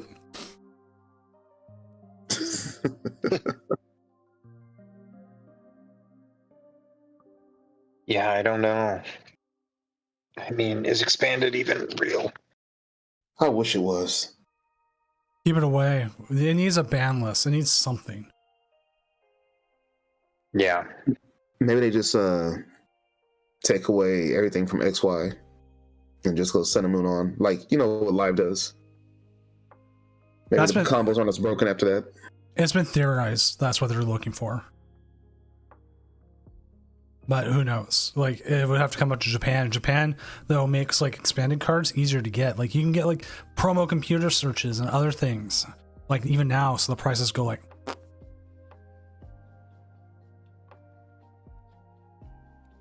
Yeah, Japan actually makes it accessible to play some expanded. If expanded ever needs to come back, you know, full time, like overall, there needs to be like maybe a trainer's toolkit of expanded staples, something like that. Oh, 100%. As we see the deer take the knockout, and now we have the boss in hand already. 2 of them in hand. So this one might be over. And we have the legacy on the deer as well. So we will need some energies actually for this Ursaluna to take the final knockout. Well, they just put the last one on the Lugia V. I think they have 2 energy. So hopefully they didn't mess this up. So they have 1 more left. Oh boy, this can get dicey.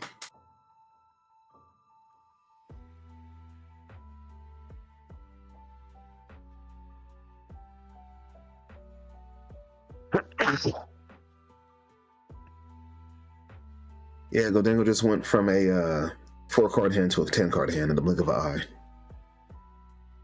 Ooh, cash. I guess, yeah. It makes sense since you're in the TPC region that your shops could do expanded events.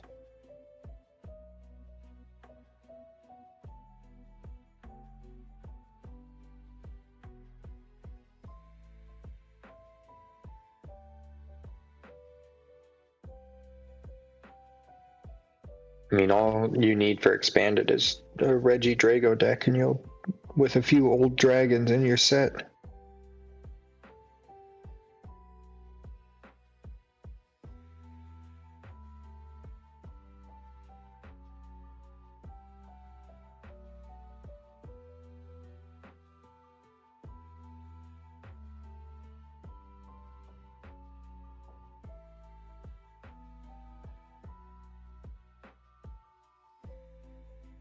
I know we should be commentating, but I'm kind of like this on the edge of my seat here. I want to see what happens here.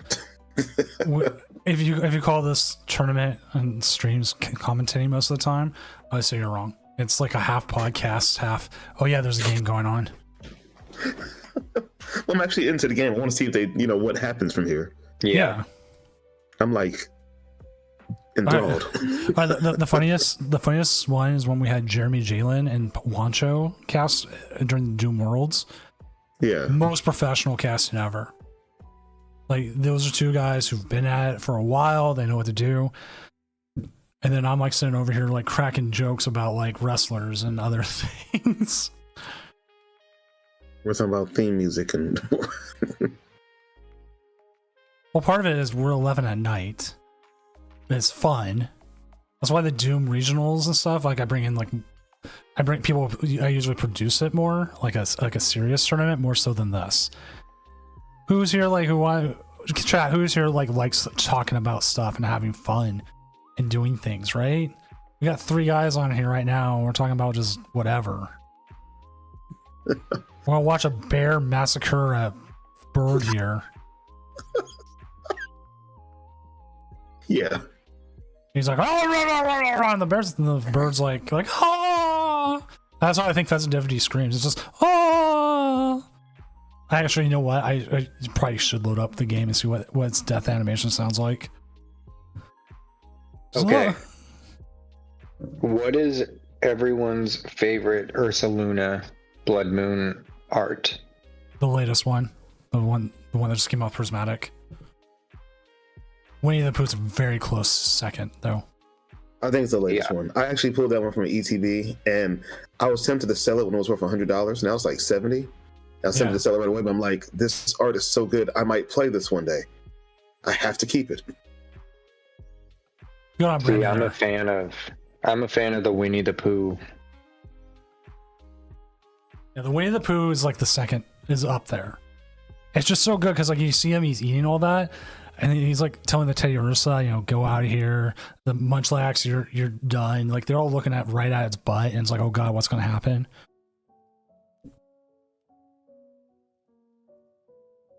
Oh, why did I close that out? I was like, let's keep the Pokemon cards thing open so everyone can see the cards.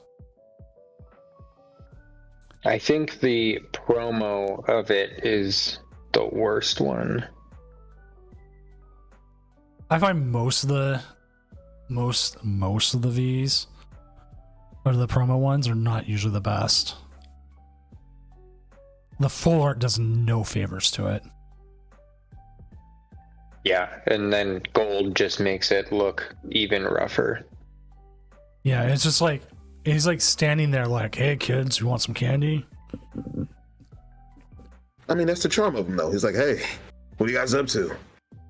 Hey guys, the full art, though, I mean, not the full art, but the promos, he looks too derpy. Yeah, this one's like, hey guys, want to go play basketball? Yeah, see? Yeah. Whereas in this one, like, he's supposed to be slashing, and it doesn't look like that. No, like, it reminds me of, was it like the Players Cup 3, I think, sleeves that were supposed to be like a dragon slashing a 3? Yeah. And it just did not look good. Yeah, there's some of these not so good. That's a really only. What about the promo Squawkabilly where he just turns to the side? Let's see if I can find it. Yeah, they literally just they got to do that with these promos. They went in Photoshop and used the reflect tool. Yeah. Cash, only you can prevent forest fires. Smokey the Bear. Which, it's a lot of pressure that Cash is the only one that can stop forest fires. But it's a lot of pressure. You let LA down, but it's a big world. Actually, let me show you. What are other bad promo arts? Well, I'll show you. Raging Bolt is Raging Bolt's pretty bad. I'll show real quick. Also, I've got a Smokey the Bear resist bumper sticker I tossed on my car. Well, actually, Mrs. Doom found it, but this is what it is. Nice. Also, I slapped on my laptop, so there's actually a lot of Smokey the Bear saying resist. Yeah, that Raging Bolt is just so bad. The promo. This one here? Yeah. Yeah. It's pretty bad. They needed to come out with a version where he like breaks the frame and goes into another card.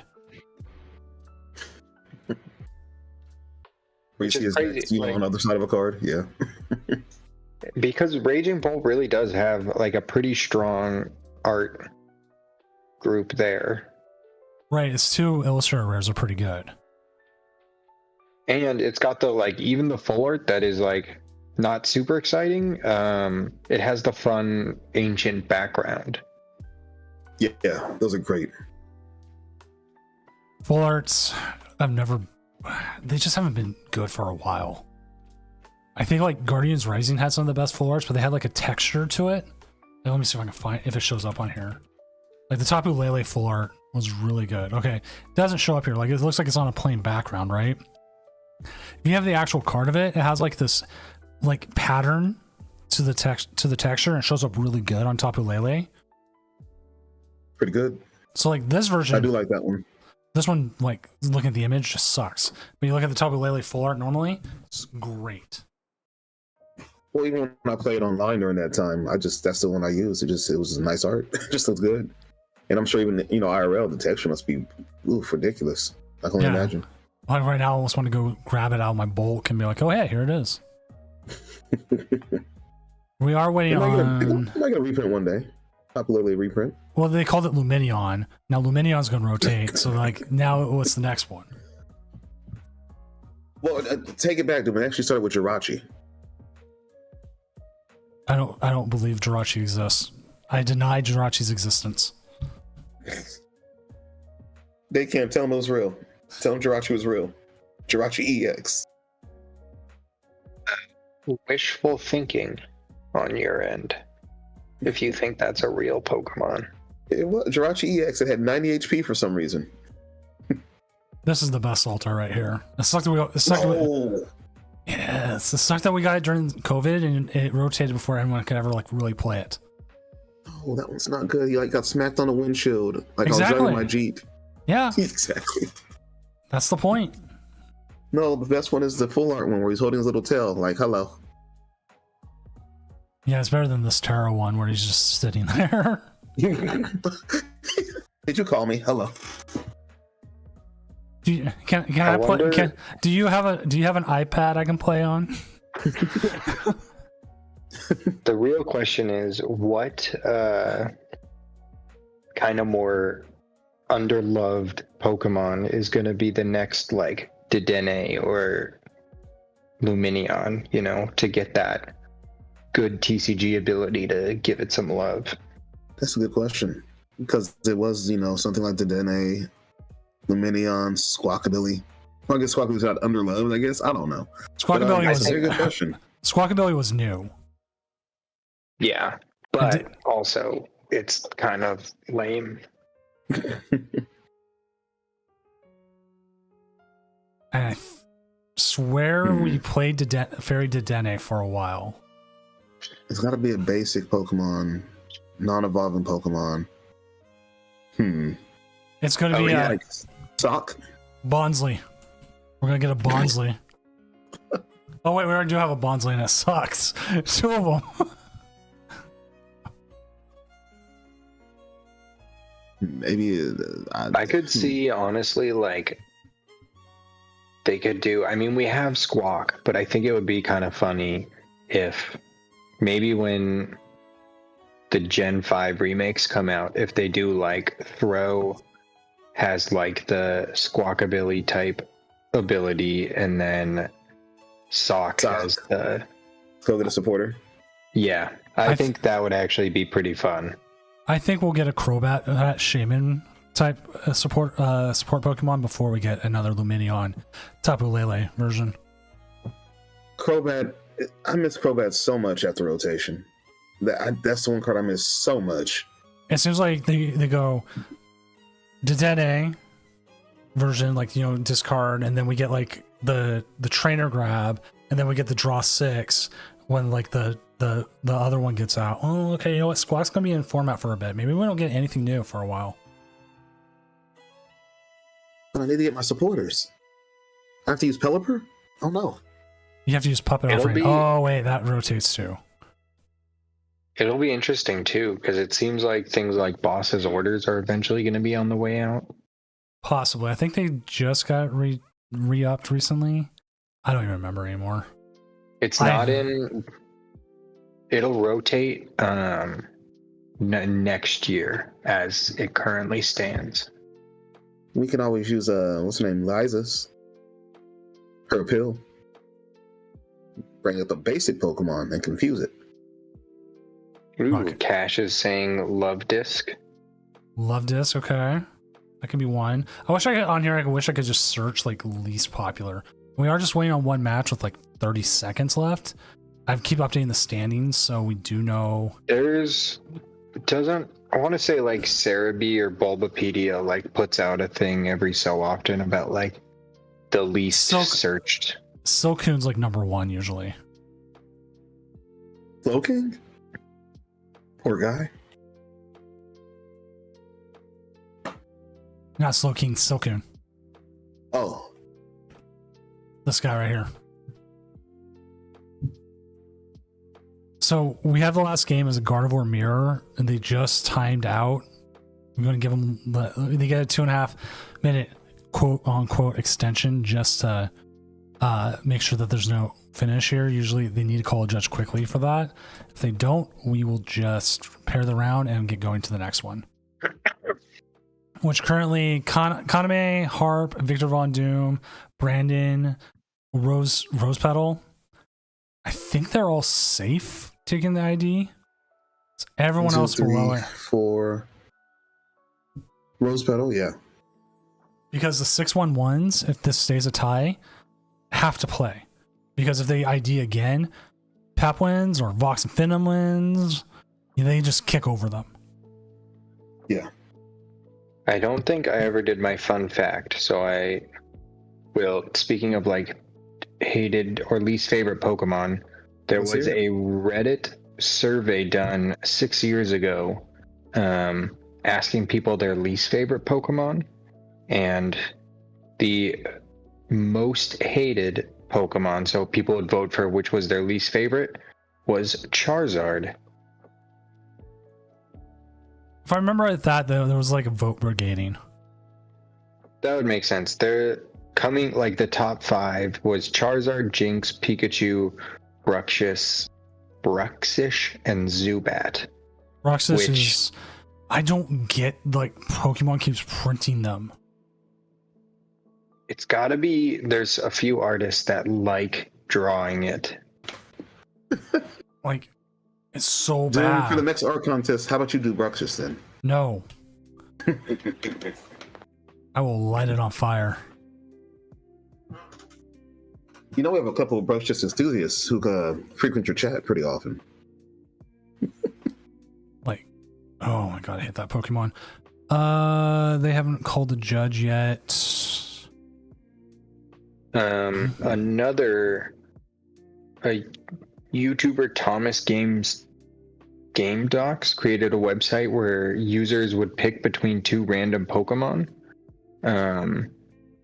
and over 1.6 million votes were cast, and the Pokemon that got picked the least from that was Rellor.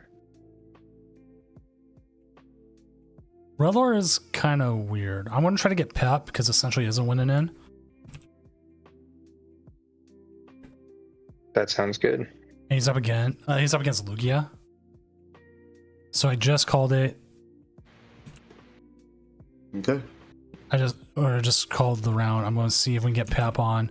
This was a Miraidon versus Lugia, which could be a one-sided beatdown, for all we know. But we'll have to see. Oh, we have a 6-1-1 drop? We did? Oh, we did.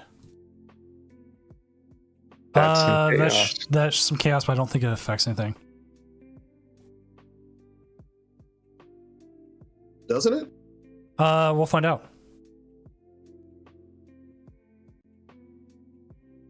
I don't think they have enough. If they,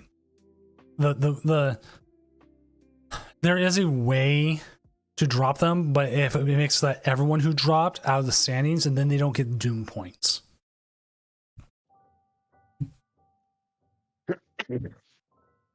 So one other little fact for people, just on, there was also a survey of people voting for their favorite Pokemon, and 52,000 votes for Pokemon got no votes as somebody's favorite.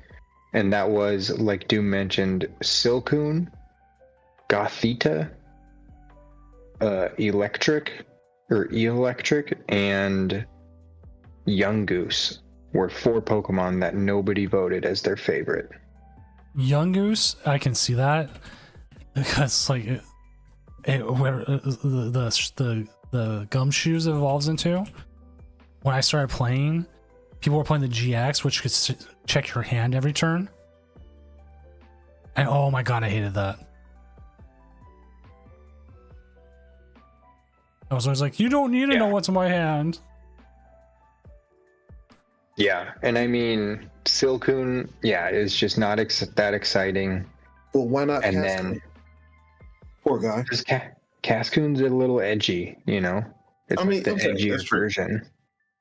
So that's what I feel like all 4 of these, like, or at least, I guess, I don't know about Yungoos as much, but like Gothita and Electric, they're just like, the evolutions are cooler versions of them, and they're pretty similar, so I could see how those ones, and then like Silcoon has Cascoon that, you know, might be a little more popular. But then Yungoos is just doesn't evolve into anything great, doesn't look that cool, based off of an ecological nightmare animal.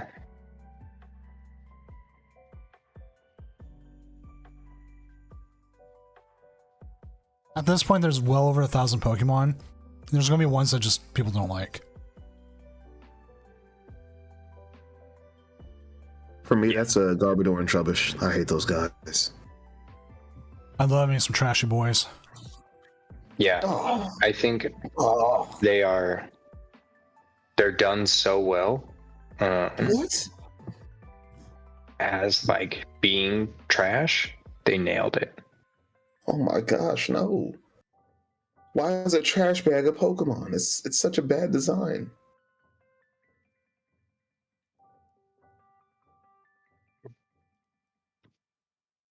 No, I mean, what's your favorite Pokemon, Gazer? I don't specifically have a favorite. I do have a few I like.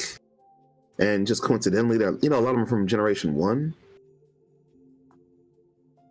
Gen 1, the games that gave us the Pokeball Pokemon. A bunch of magnets.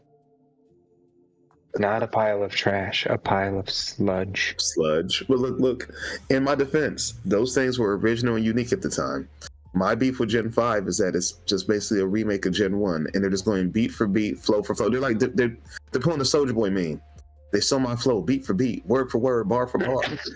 Like, do your own thing, Gen 5. You could be, the start of a new era, but still be different. But Gen 5 said, no, I don't want to do that. We had sludge. Okay, well, here's trash. You had a Pokeball? Well, here's a mushroom that looks like a Pokeball. Like, that's my beef. That's my gripe with it. It's just lack of creativity really grinds my gears. I don't know. See, I think it was definitely, they definitely were going for kind of a restart. And so using that Gen 1 inspiration on some of those designs. But I think there's just so many good ones in Gen 5. Even if it is very much like, I guess you could call it a callback or a call to some of the Gen 1s. So that was 5 generations ago. So sometime this year, when they announce Gen 10, we can expect a bit of a soft reboot again? I wouldn't be surprised. Though with kind of the like national decks, not, whole deck set business, I could see there being less likely to be one, but I could see not like the next generation kind of, at least most of the game, you can only catch, the new stuff. Yeah, and that's how Gen 5 was. It kind of rubbed people the wrong way at times, but I get they're going for it. They're like, hey, we have, and that was the most Pokemon I think they released in a game in a while, or maybe even ever now, 150 something. So like, hey, We have 100 and almost 160 new Pokemon. See these guys first. Which one's your favorite? Which ones do you really like and love? And so I get the idea. I get the concept. I just think it was poorly executed, in my opinion. Mm-hmm. Yeah. As we, oh my guys, goodness. that Hitmonchan and Hitmonlee, here's Sock and Throw. So bad. Are we about to see an amp here? We might, because, yeah, geez. We could be seeing a flood of energy here. This is not looking good for Lugia. Not at all. Oh, man.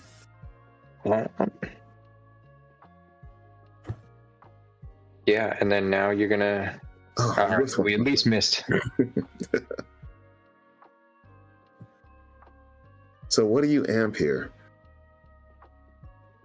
I think it's fine to amp the Chinchilla just because it can be a threat and nothing can KO this Iron Hands. So you can boss KO Squawk. Yeah, that's fair. Or if they don't evolve like one of the Lugias, and then Raikou can clean it up. But unless we can disrupt the hand or something, this one's feeling pretty over already.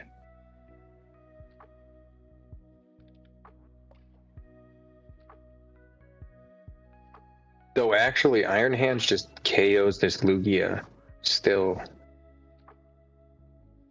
Oh, with the first attack, yeah. Yep. Yeah, and Lugia can't knock it out right away, so. Yeah, where's the rotated Dunsparce when you need it? Your colors Pokemon have no weakness? Goodness.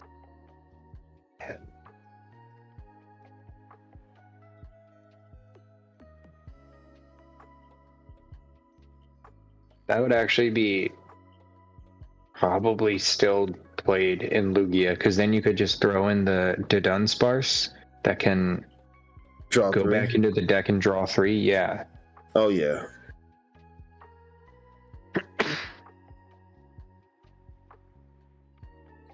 Oh, we're going hands for Iron Hands on the other side. Yeah, we can go band for band. We can go hand for hand. Play a little patty cake. Do we have any? I don't think we have Archeops in the discard. No chops in there? Oh boy. Oh boy. Well, with that boss in hand, I think this game's gonna be I don't want to say all she wrote, because nothing's over until it's over, but man.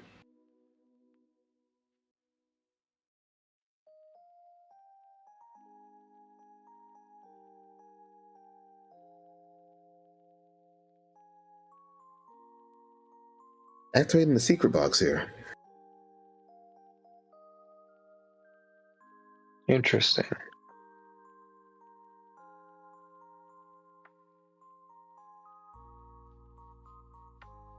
Guess just thinning things out. Yeah, and thinning's always important in this card game. You take out things that you don't want to see at a certain time, or that you don't want to see for the rest of the game.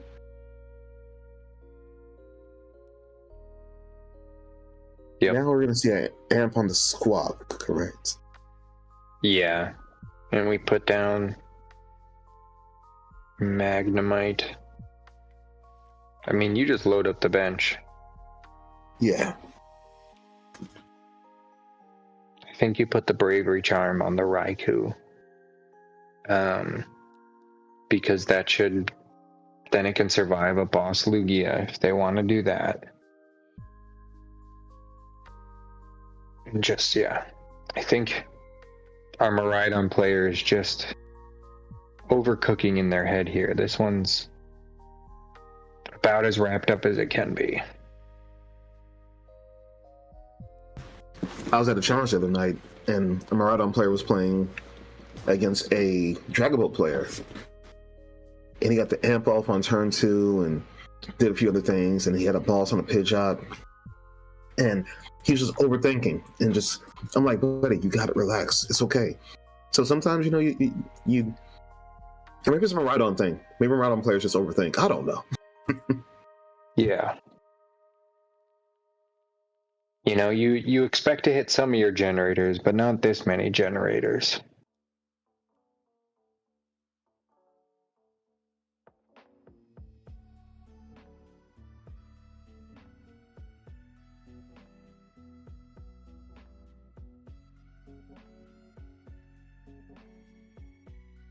Yeah, and we just need to put down the 2 bench Pokemon and we can retreat Raikou KO for game here. Yeah, if that even with a legacy on, yeah, it's just one prize. That's Raikou's doing enough damage. That's game. As long as we have Maridon out, we can go Tandem unit, get the last couple of Pokemon we need for damage modifications. Yeah. Yeah, Heat Miser, Maridon go brr is what they think. And this one's so brr that it startled them a bit.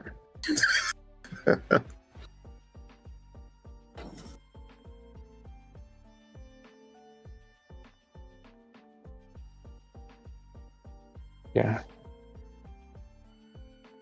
We are going to be doing a whopping 100 damage if we want to attack with our... Oh? Did we not attach for turn already? How was that? I thought the gift was attached for turn, but it could have been last turn. Nope, it was, so... Oh, and we can just ride. It was a Force Seal Stone. Yeah, we're good. Force Seal Stone, we'll get the boss. We're fine. We're gonna put this rat right back in the discard.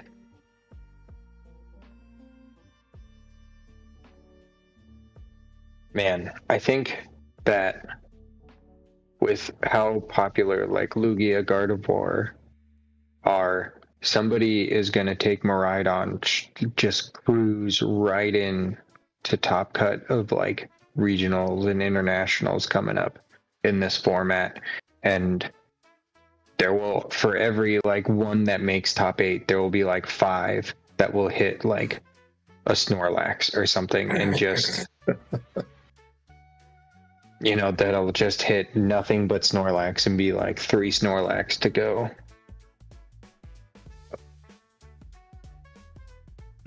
Putting some bad things in the atmosphere, man. All right. So we've got most of the standings updated. We're winning on 9 games, but we did have an ID. Only one ID. I mean, makes sense. Only one. Yeah, Konami and Brandon ID'd, which was a good thing. Everyone else played through. As we see, H Harp did lose Rose Petal, so Goldango 7-2. Rose Petal 8-1, 7-1, 7-1. So 7-2 looks like to be the number tonight. Possibly. Yeah. I don't think. Yeah, all at Drip King got down paired. So we could have 7-1-1, 7-1-1, possibly with Jink and all at Drip King. They go 7-1-1, 7-1-1. They go 4-5, or they put 4-5. So that knocks everyone down 1 with 2, possibly. And then it comes down to just a little bit of luck. I'm like, I don't even think the last game's even come into standings yet. Oh, no, it is. It's right there. Pep is like the highest resistance. They should almost be a lock. ASIM, no, it is just top 8 tonight. We tried ASIM. It increased the tournament's time by almost 2 hours, and normally it's a lot quicker just to add a round and keep it top 8. Think of it this way. What's 2 hours when you're having fun though, Doom? Think of it this way. The Challenge of Doom is a challenge. 6 rounds set, right? Maybe 7 if we want to go more. Tournament of Doom, think of it more as a League Cup, a very, very large League Cup. Top 8. Regional Doom, asymmetric. However you want it. We have a set number, we go from there. The last the last 2 times we run it, like the players hit just the right amount to just have that number be what got through.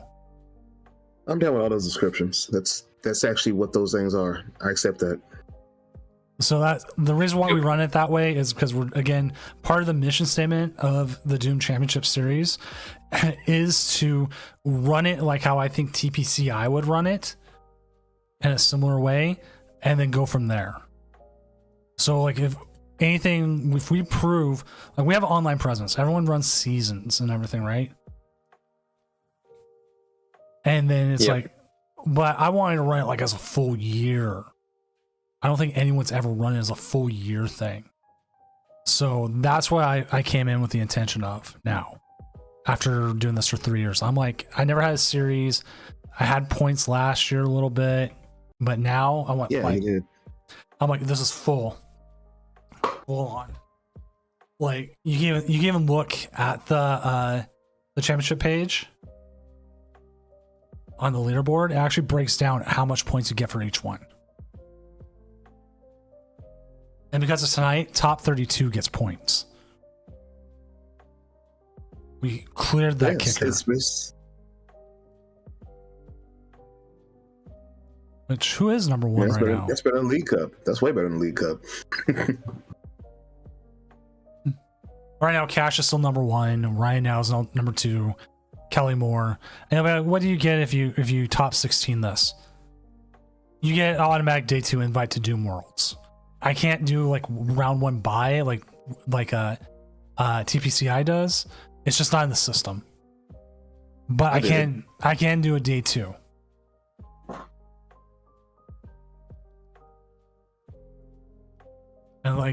And the other nice thing about doing this, it tells me exactly how many unique players we've had. We've had over almost 2,500. We're coming very close to 2,500 unique players. That's really solid. That's crazy. And then you have your repeats, and your standard players like Daycamp himself. Yeah. So yeah. So that is what it is. And we actually have let me see, I think it's exclamation point FAQ. Yeah. Whole document wrote up. You can see my edit here, where it's like a whole bunch of different information, our tournament structure, about stream games, how to stream tip, judge rulings, like how we do certain rulings, how we handle bugs, just the whole thing. Like I even need to write some more into this. Like in the words of Willy Wonka, it's clear, black and white, plain as day. It's right there. So that's the biggest thing. Like, and like as we've gotten bigger, I've noticed longer. So that sounds horrible. That was a horrible phrasing. Do we not longer and uncut? What happened? Do we not use phrasing here? Oh, it's after midnight. We're fine.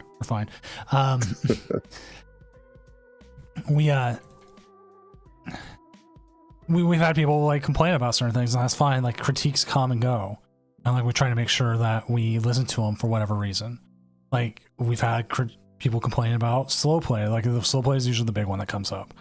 Number 1 complaint is always about slow play, and like we listen to it and we try to like at least codify it a little bit more, because it's even IRL, it's very judgment call. Like when we saw in Worlds, what happened to who did it happen to? I don't remember, but they got called for slow play like in top 4 or something like that. I'm trying to remember the exact call. To put it one way, there's an art to slow playing, and we've actually had it on stream where I would call it the most legal slow play we ever had. It was a Iron Thorns who prized both their canceling colognes, or they lost them against control and they had Mimikyu out. What they did was they played each hand like they could still attack, and kept moving energies and then like picking up using like penny and other things. They made all their actions within like 2 seconds. They moved, but because they were doing actions, the time kept going. And just because they would attack and they would move the energy and then like retreat and attack and move the energy, retreat, attack, move the energy, put the cards back, do this. People were like, oh, that's slow play. No, they were playing the game still. They were doing actions. There's nothing in the rules saying you have to scoop if you can't knock out a Pokemon. The rules specifically talk about if you're doing actions that are intentionally made to slow play, like search Ultra Ball, fail. Search Ultra Ball, fail, right? And you go, oh, he's attacking. Well, he's attacking and then he's doing what the card says in a time just because he does no damage. Mm-hmm. And you could make an argument for it again. But I asked a couple IRL judges and when it was happening, they said they would have made the same call. Yeah. Because if they didn't know it was open deckless, then they wouldn't know if they had Canceling Cologne or not. And so... Yeah, exactly. They could have just been digging for it and doing things during that time. But if you sit there, take 30 seconds to make a play, 30 seconds to make a play, 30 seconds to make a play, 30 seconds, then it becomes a little bit more obvious. But it's still the hardest call to make. And the worst thing is, I talked about this with some people earlier, one person walks away satisfied, one person walks away pissed off. Yep. And I will say, I've been on the other side of it during an IRL thing where I know my opponent was slow playing. I called the judge. They said no. I walked away pissed off. In the end, it was up to the judge's call, and that's all it can be. So that is the easiest calls for us is like if someone comes in and starts swearing their head off at their opponent. Easy call. Done. Yeah. Bugs are another thing. It's like, if you play through turn one and your opponent plays through turn one and they take prizes, that makes things a little bit harder than if you both just set up. Because taking prizes is the hardest thing to replicate in live. Because we could be like, yeah, you can reset the game if your opening hand really sucks. That's what we do. And you get to choose first or second. That's like our penalty, quotation penalty. That can be done if they're like no prizes have been taken. But as soon as prizes have been taken, whole thing goes off the rails. Yeah. Yeah, it kind of throws off everything. I mean, not kind of, it does. That was like the worst thing about playing when Lost Box was a thing. Like if Lost Box's opponent crashed turn 2 after they had Cramorant KO'd something, I'm sorry.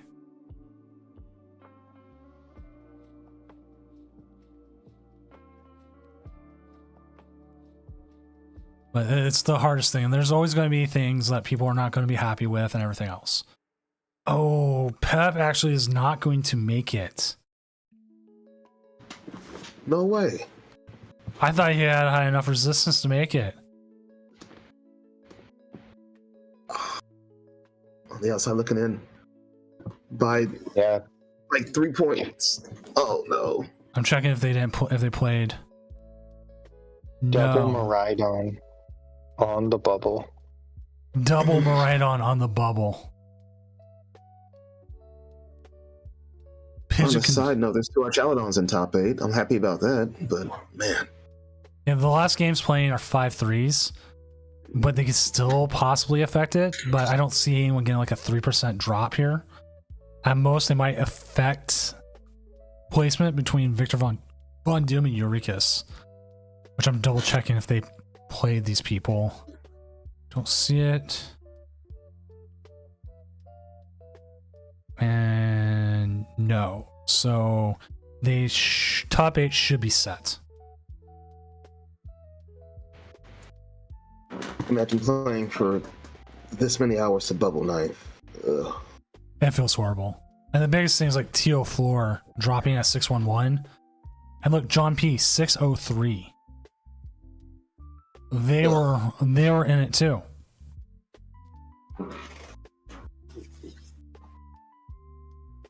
We have 5 Lugias in a row. Is that for some reason? Somebody hit 5 Lugias in a row. It's a popular deck right now. Oh, right here. Archaludon. Oh my god. They did. 5 of them. And then they lose to Garden 4. Man, Archaladon is such a tricky 1, 2, matchup 3, 4, 5. Yep. for Lugia. Especially with just one most list only playing one chinchilla. How? Yeah, I'll explain that to a buddy of mine. I'm like, it's not a great matchup for you. So yeah, they end up playing if it stands, if everything still stands, which it should be Rose Petal going up against Eurycus, I think that's how you say it. Archaladon versus Dragapult Dusknoir, Archaladon versus Gardevoir versus Goldingo, Bird Control versus Lugia. Bird Control versus Lugia. Yeah. Lugia should have it all wrapped up, right? Yeah, let's take a look at what's in here. So if we did an ASIM, I mean, there's the Diancie in the control deck, so that could cause problems. But otherwise, it's gonna be heavily favored. so yeah, in the Discord they're asking about ASIM. No ASIM. If there was ASIM tonight, say it was a regional, 13 up would be in. Man, if only there was a regional Doom coming up soon, you know, that people could participate in. Yeah, March 28th. 29th. Oh, wow. March 28th. 29th. Oh, wow. March 29th. So, 29th. Not the Friday. The Saturday, Sunday. It's Saturday. So there's going to be an ASIM cut then. That will be ASIM cut. Amazing. I got you, dude. I'll plug you in. I got you. But gentlemen, I think I have to leave this one in your hands. I have not eaten after my terrible performance at League Night. Go eat some I have Cheez-Its. some Panda Express. No, I got Panda Express. It's just sitting there. I've been smelling it this whole time, the last 2 hours. What'd you get? What did I get? Oh my gosh. What is it called? I'll have to look it up. Hold on. I got a 3 entree plate. And one of them is what is the chicken? They're both chicken. You just get the 3 entree plate, all orange chicken. No. That's just plain and no. One of them is the sweet fire crap, the sweet fire. And the other one is, what is it? Oh, honey sesame. It hit me now. Honey sesame. All right. Yeah. Panda does chicken pretty well. It's not real Chinese food, but you know, it's got some flavor to it. It's got a little something to it. Their chicken's so I got good. that after League. Yeah, the chicken's good. Their fried rice, bleh, no. Please give me. Yeah, I never eat the fried rice. I was like, this is not very good fried rice. But yeah, there's the pandas in the parking lot at the league I went to. So after I went 3-2 bubble at league of the top 8, didn't get any prizing. 22 people there tonight. We never get 22 people at a regular league night, but 22 people there. They did top 8 prizing. I went 3-2 bubble, and I lost to 2 Cerro Edge, and it was just a bad night. So after that, I went to Pandas, got some gas. I had to run into Walmart for a second, and then hopped on here with a few gentlemen. So I'm gonna have to finally eat something and watch the rest of this with as a spectator. True. Our one Panda Express near us. Okay, we have 2 near us. One's in an abandoned Walmart parking lot. And the other one is in the other Walmart parking lot. I'm sensing a theme here. Sheesh. Right next to the Spirit Halloweens. No, it's right by the GameStop. Is that going to be abandoned soon or what? No, surprisingly not. But there's a Quiznos by it too, if you remember what Quiznos was. Quiznos. There's I used to really like them. Quiznos near one of the game stores pretty close to me, and every time I see it, it throws me off. We have one near our airport. It's like the only one in town. And I used to eat Quiznos. Well, you used to have one closer to my house, and I used to eat that one. And I can't for life remember what I used to get, but it was delicious. And then it closed. I was like, oh man. And I found out there was one by the airport. I'm like, oh, neat. And I don't go.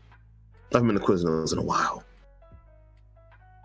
They had the weirdest ads. They did. All right. Oh, that gerbil. Round's done. Top cut is set. So let's get it going. Yeah, the gerbils were horrible. Sponge monkeys. Can't believe there's no ASIM cut though. Doom, shame on you. No. You need to treat every tournament as a regional. No. They're not. Who cares if you have to go to bed at 3:30 in the morning? Who cares? I do. Mrs. Doom does.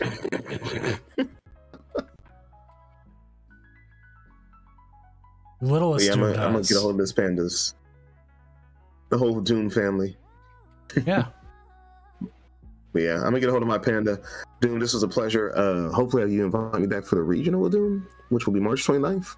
Yes, I'm figuring out when. I'll probably reach out a month in advance, so like 2 months, because I do 2 months and people forget. Like, oh yeah, that was coming up, or like I scheduled something, so it's like, oh, oops. Let's maybe pull the scheduling back a little bit. Well, just let me know. I'm always down to do this. And Day Camp, congratulations once again on your Lugia finish. All right, so I hope you can fly high one more time before rotation, man.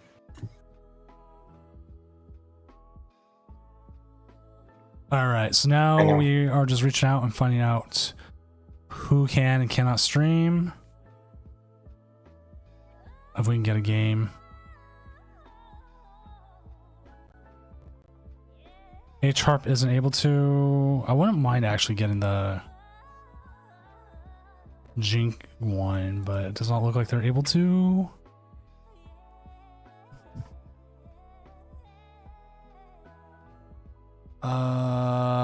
Trying to find if someone can.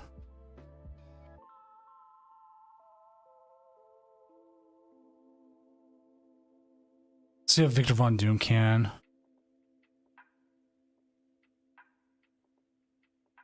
I mean, he's got Doom in the name.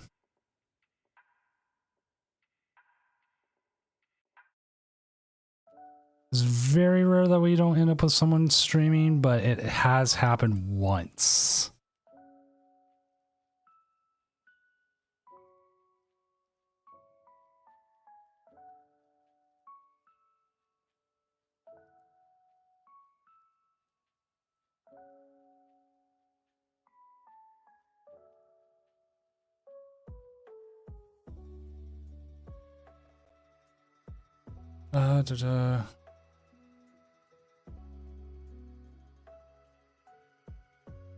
All Out Drip King says they can. Looks like we got them.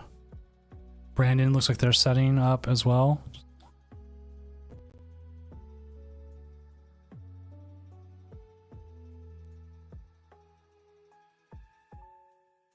So we're definitely. It looks like we're definitely gonna get a match.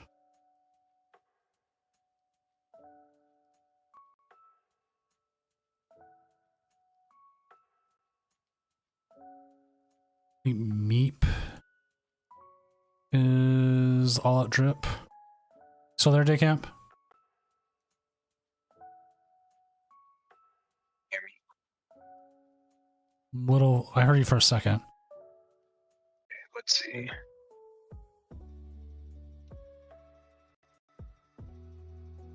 Well, let's go from the Meep side. I want to make sure who this is real quick. Yeah, this is the other side of the Brandon Bond match. So Brandon's got his side. We've got All Out Drip King side, and we'll get this going here in just a moment. They're already going.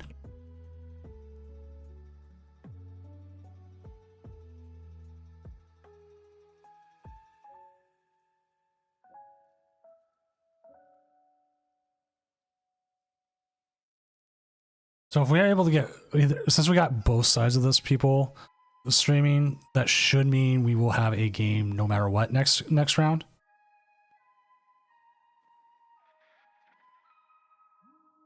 There we go.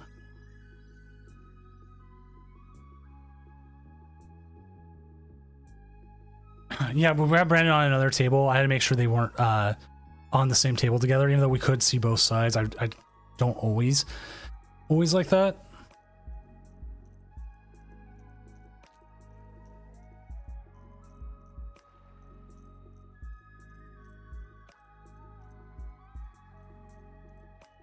And if you haven't seen this matchup, it is Bird Control versus Lugia, which Lugia kind of likes control decks playing against it. It has usually a pretty good time, but we'll have to see how it goes.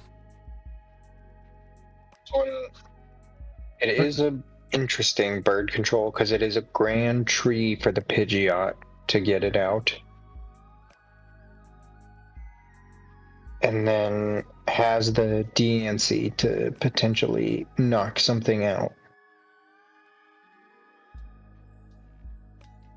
Which, as much of it is bird control, it's still an attacking control. It's looking for whatever part it's looking for. It's like, is it going to go ahead here and sit and make itself what's the word I'm looking for here? Almost a block deck. Is it going to try and make itself attack with Ursaluna or whatever else it has? Yep.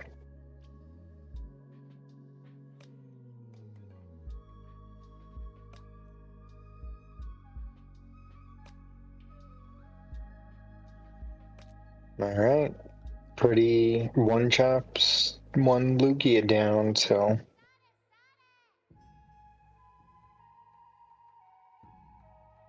I love playing Badoo, but I hate when Lugia just absolutely gets both Badoos in the discard before I ever get a chance to lock them out, hopefully, from the items. Or they just get it next turn anyways. You're like, oh, come on. Yeah. You're not that consistent, Lugia. Don't lie to me.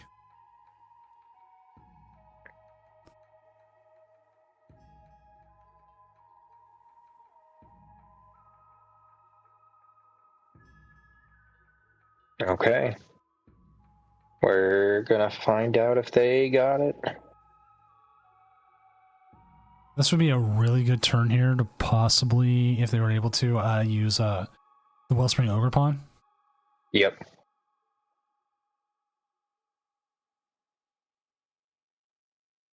Because that little Feebas is not tanky, to say the least.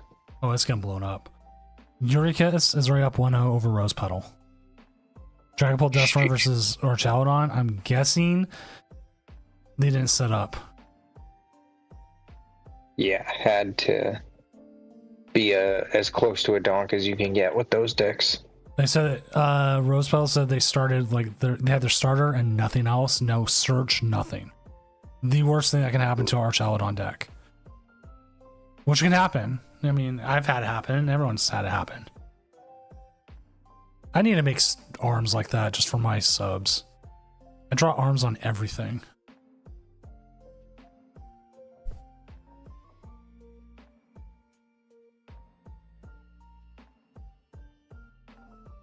So we take a KO without just waiting for the double chops.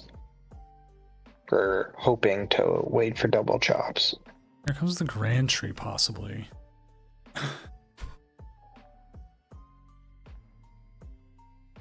Yep, we're seeing the Grand Tree. It was so funny. It's like, it's the Grand Tree. Please tell me, Grand Tree, what happened in the war? Yeah. Well, Sonny, during World War II, I was just a sapling.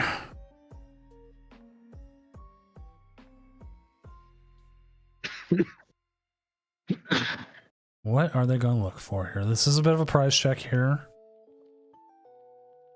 We could see an Arven. We could actually see a KO here on the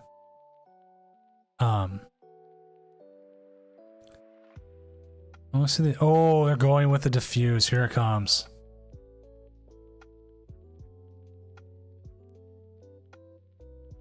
Oh, not quite a KO. So we are gonna then bring up the rat. Rats, we are the rats.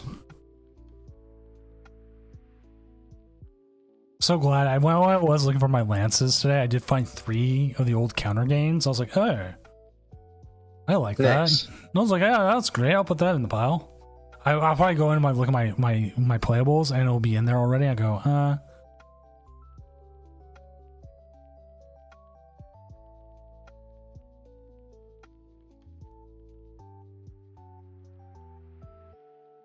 One thing I do think is kind of funny is how excited people were for the silver borders, or like how much they were talked up. But then anytime we get a reprint like Counter Gain, everyone goes and buys out TCG Player to be able to play the old ones with their yellow borders.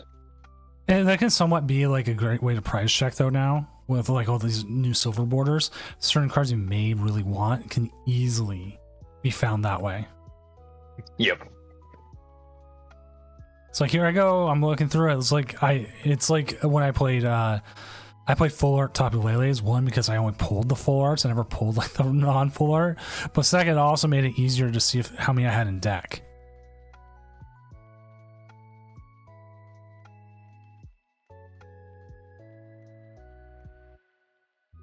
I was like, oh, that is part of why I like the full art supporters.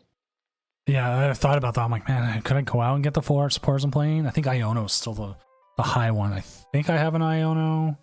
No, I don't. I think I have the Miriam. Crap, I don't even remember if I do or not. But I do have like the full art Professor's Research. Oop, we do see heads. I was gonna wonder if at this point, if you keep attacking with a Stantler, or Weird Deer, not Stantler. Stantler's this baby version. Oh wait, no, Stantler isn't. Is it? I don't remember Weird Deer now. It's from. Yeah, it's old Hisuian. Hisuian. So. And also, it's a V. I was thinking EX is Evolve. Yep.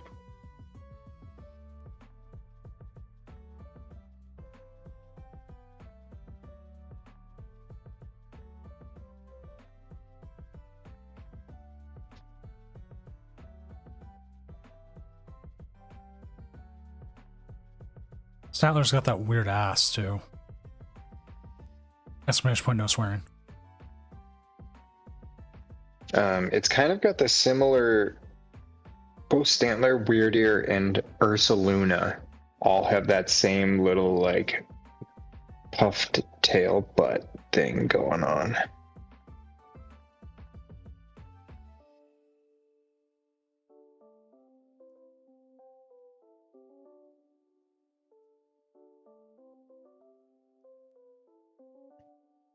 If I want to go 4 Ionos are $14. I was gonna say, like, I mean, Iono's like still relatively pricey, but there's been so many of them now. Oh, the Cosmo foils is pretty inexpensive if you did that with the stamp on it. Yeah. I wonder if anyone's got. Oh, there's 13 of them right there. 59 cents. Okay, and now the bear is coming out, and it's gonna take out the reindeer. No more reindeer. But oh, we don't have a rat. How do you even take 260 on this?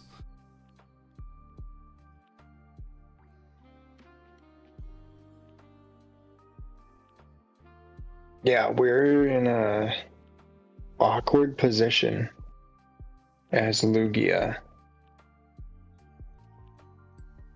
Because, you do any damage, they just penny it up. And sadly, Blood Moon Ursaluna is not a Terra type, so we're not going to see it. Oh. Could see pricing on the Pidgeot, though. That could be a 3-price turn right there. Yeah, that would be...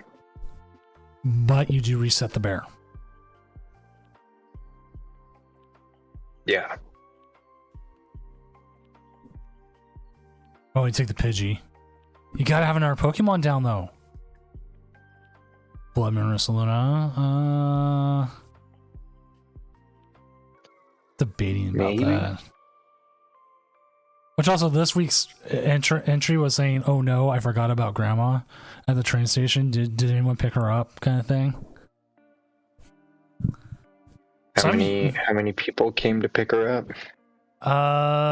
Let's find out. Some people said no. Someone said, no, she's been gone a long time. Don't be sad.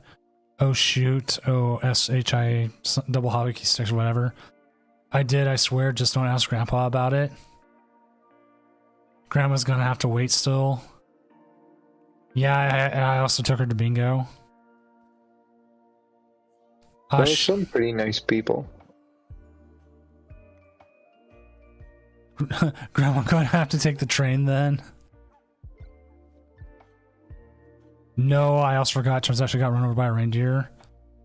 Okay. I was actually waiting for that. And then the next person right after that said it too. Would the first attack have gotten it against Pidgeot? They didn't have enough energy to be able to use the first attack. Yeah, you need 2 lightning energy. Okay, this one is a swearing one, but I like it because it's like it's a very angsty teen one. Grandma's not my fucking responsibility, Dad.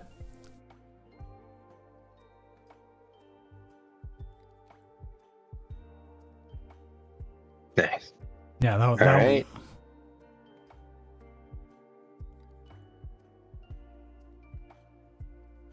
A lot just knows. So some people are evil. Yeah, Blakers, this deck almost never attacks with the first attack.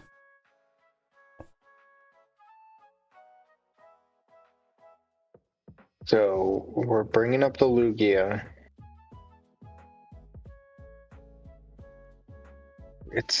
This is tough because I feel like Lugia needs like boss, punch, Pidgeot, boss, punch, Pidgeot. Because KOing this puts you down to 1, but then how are you ever beating the penny loop? Exactly. If you take out the Diancie. After that one donk, we have no other games finished right now. Thornton. You can take out the Ursaluna, but what are you trying to put in there? Oh, the rat.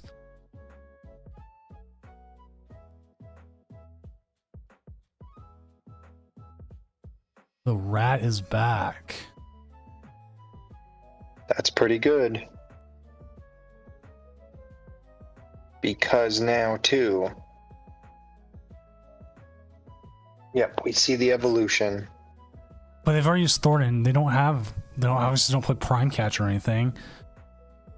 But now, that means you're either swinging into the Chinchilla or no attack? Might be trying to keep Defiance Vest off. Yeah. I wonder if they have boss in hand. Okay, the Pidgeot control likes to use stuff like Countercatcher. By not taking the KO here, you are limiting that. But being open deckless, you should know how many bosses they have. No bosses. So yeah, they're counting on the custom Countercatcher play here. Yep. So okay. So very heads up play. That's one of the benefits of, again, online play with the open playlists. Is this like I am thinking of doing a night of close. I actually might do that for the 3-year anniversary. Just make it a closed deck list night. Yeah. There is what is it? The Limitless guys were talking about in the future here, like short-term future, they're going to allow you to be able to play multiple decks in a tournament. Oh, that could be cool.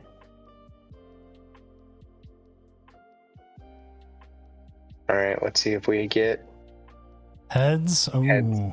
Not what we need.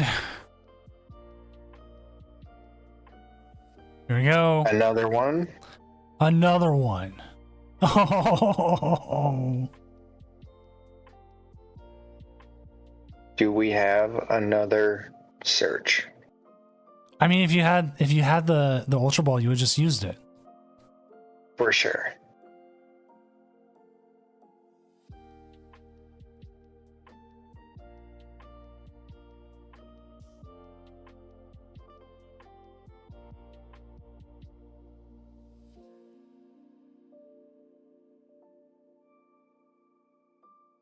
No other updates currently on any of the other games. They're loading up here. They slow rolled this.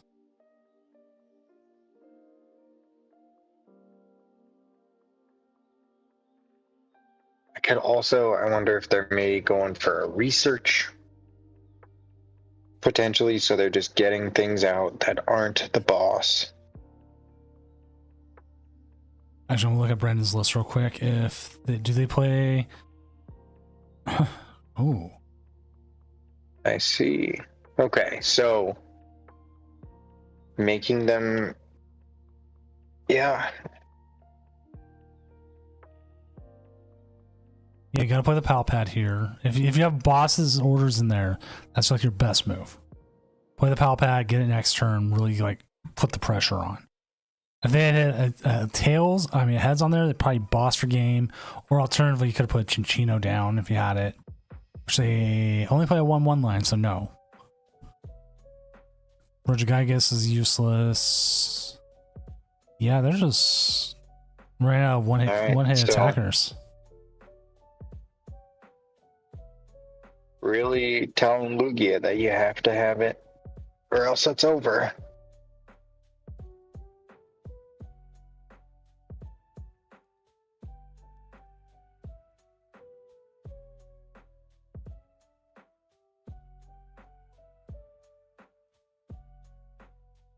Nothing happening, so I'm assuming we didn't draw anything helpful. Or particularly, yeah. Well, good set for the first one here. Kind of had a nice back and forth going to it. Rose Petal and Circus are now split 1-1. Goldingo 1-0 H-Harp over Jink Gardevoir, which I'm assuming we probably saw some coin flips go their way.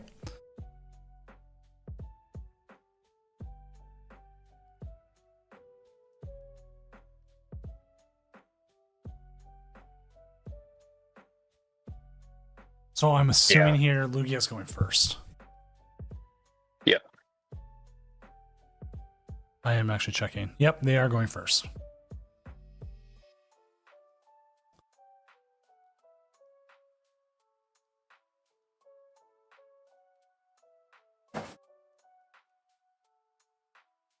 Bum, bum, bum, bum, bum, dun, dun, dun.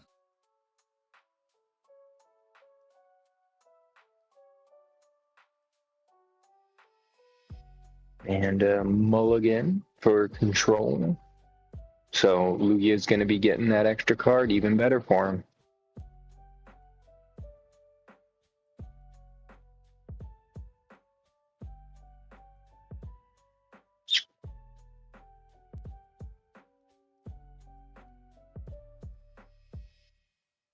Ooh, Alakazam start, but you do have ways to get that out. Meister did put a good point. You think the extra prize will require 2 lightning from the Iron Hands. Yeah.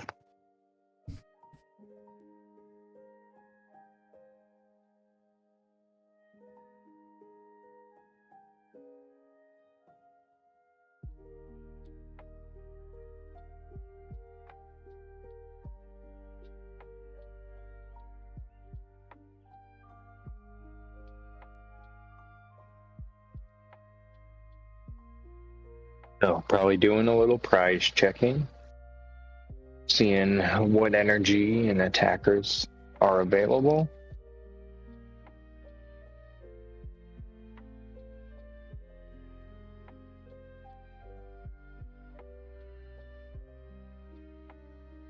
And will we see Ultra Ball double chops?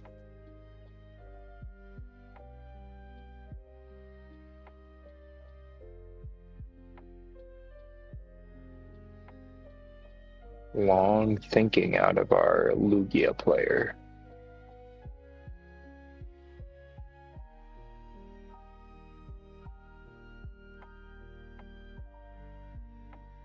I'm actually...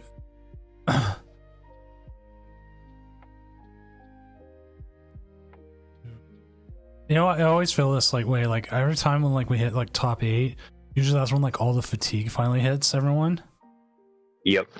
I am feeling it myself. And it's not just like the casters, it's also the players most of the time. It's just like, here we go. And like, oh. I'm looking up Brandon's stream side, seeing what hand he has. Yeah, because that was an interesting choice to not walk, because you could have. Was that just a draw pass? Ooh. Yeah, prevented a potential instant lose. Like I'm looking at Brandon's hand. Spoilers, but they're not sitting on anything too good right now. Yeah, so not squawking. Ultra Ball away squawk seems like such a mistake because you could have. They're saying on Jock and stuff. They have Jock and they have research. They're gonna read the wind to get rid of, I'm guessing. Yeah. But I mean our control player here isn't sitting on as good of a hand either.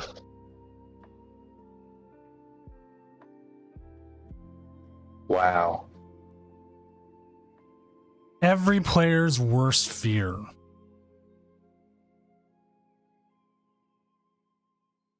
Well, it's going to be a top deck to decide it. Or... I mean, at this point, what do you even do? Ooh, Mezago. Oh, they're just going to knock it off. They're just going to knock it off. Oh, yeah. Okay. Whew. That's at least the good thing from Lugia is you can knock it off. Yep. Now here's a good question. Does Mezagoza continue to see play after rotation? Or has it just been the Lugia only deck card? I don't think it does. And I think we have enough search right now that things will be okay, because nothing else is really playing things like capturing aroma or anything. And I think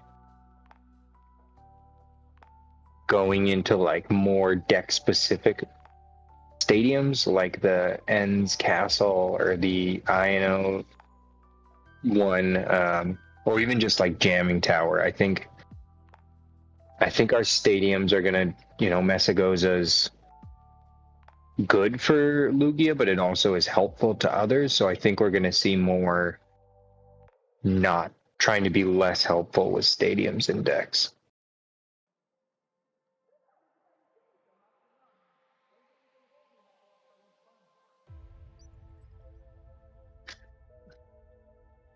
Let's see.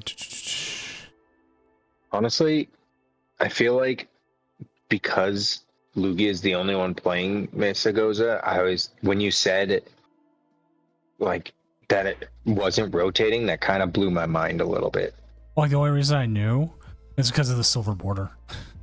Nope, there's a concession. We are going 1-1 into game 3 here. And then updates on others. Rose Petal 1-1. So we do have the Archaludon moving on. And the other games this one's at 1-1, and the other two are currently still at the same place with Kaname up 1-0 over Victor Von Doom, and H Harp 1-0 over Jink 9922.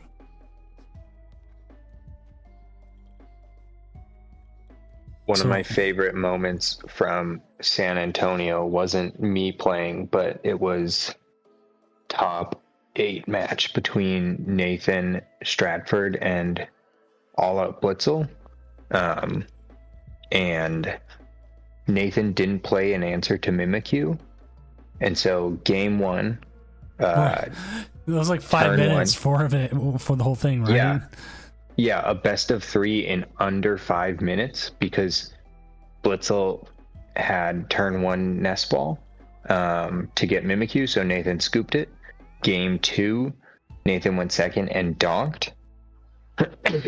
And then game 3, before Nathan even like had a Pokemon down. Blitzel just showed that he had Nest Ball, Heavy Ball in hand with a basic, and so that was just game. That has to hurt. Yeah.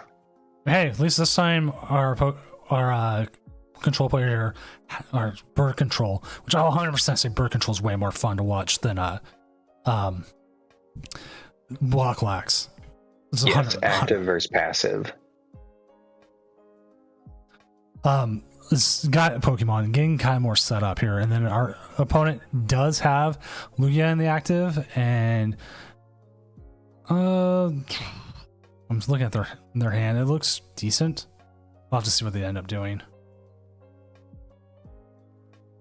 Yeah. Solid start from control. We have the Arvin for next turn with a V Pokemon in hand.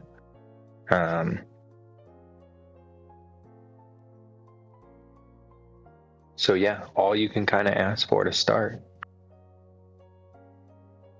All I ask for is when I go to Vancouver that I hit 0 control players for once.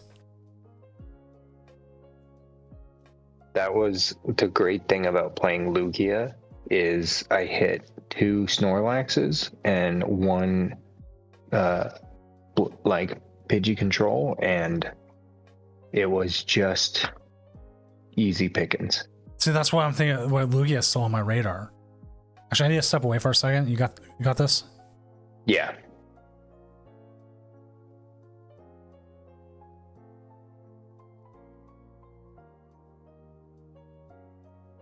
So we get a rat. So I'm wondering if we have... Oh. Interesting.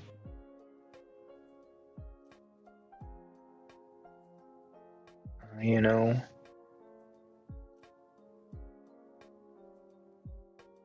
But I guess we're just kind of taking this nice and easy against our control.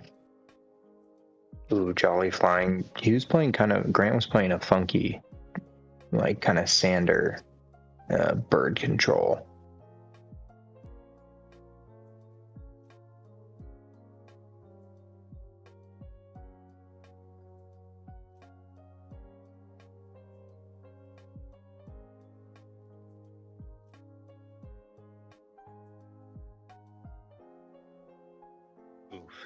I do think that Zerosix is better than Cologne in Thorns.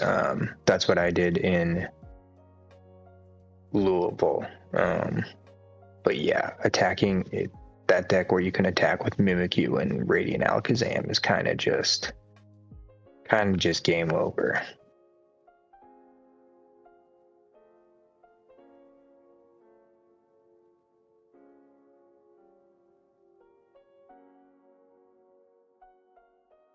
So we see a Mist Energy and a pass.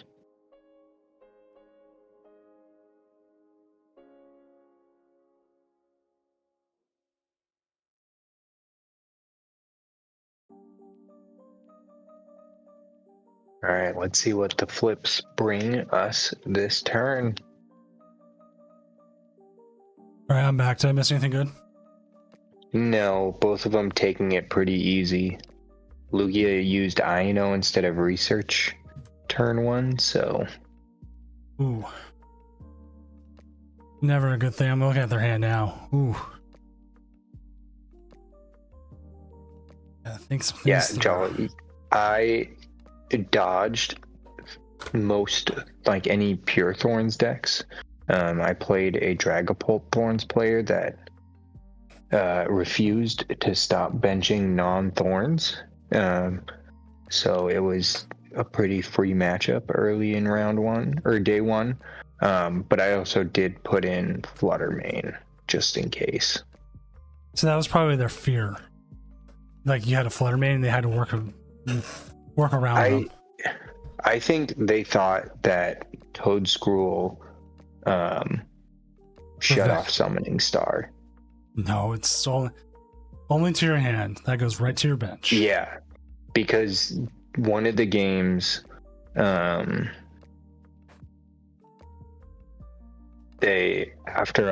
or like game 2, I think it was, I summoning starred before they got Toad's Cruel out, and they said, well, this is useless now, like referencing their Toad Scroll. And so I was like, huh? It was useless before.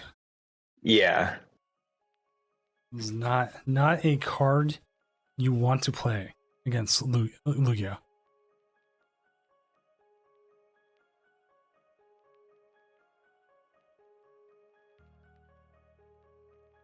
So we have a deer. We have the deer, we have the Chinchino. The Chinchino wants to take the KO. I mean, I think Chinchino can just take a KO here anyways, right?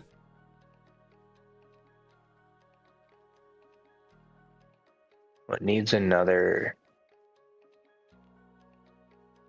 energy.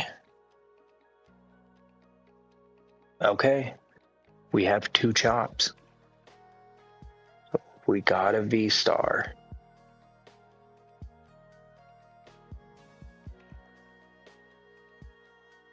But just a matter of time.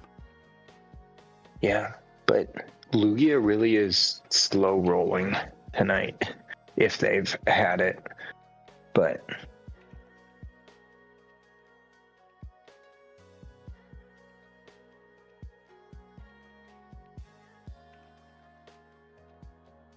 we just got a notification. We have a 75% chance of snow on Sunday. yeah, I think a lot of places are going to be getting snow in the next week or so. Well, it's also supposed to be like 38, so we might get snow in the morning and then just rain away. It's now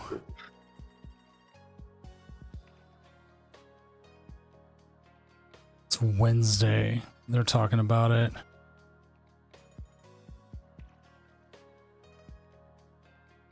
Well, we'll have to see. One thing, I think the Diancie is prized for control, which is not good. And I don't remember, do they play a heavy ball? I thought they did. Yeah, I don't. Well, I'll have to try and look for it next time they do a deck search.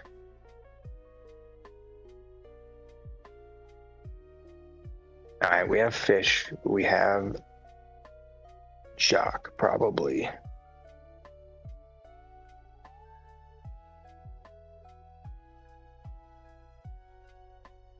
However, they're streaming, they just missed that tails flip, and they looked so disappointed.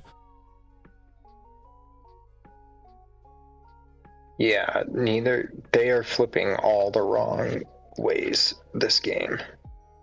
As it goes as a lie, I'm telling you.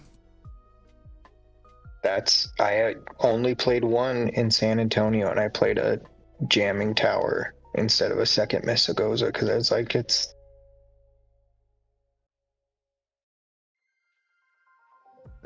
yeah, wow, read the wind again.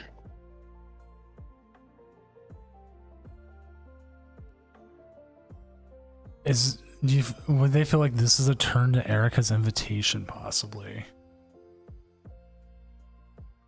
Yeah, I think it could be.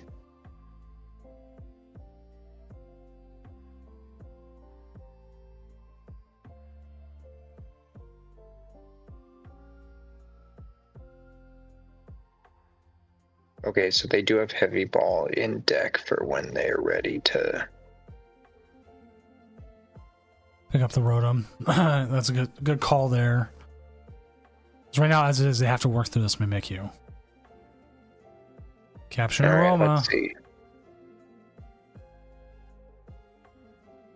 And there finally is going to be a Lugia V-Star. The smart thing is, you notice they have not put down the Grand Tree, even though they could benefit them, because it prevents that Lugia V-Star from ever coming out. Well, yep. But now it's valuable because now you can throw it down, it doesn't matter.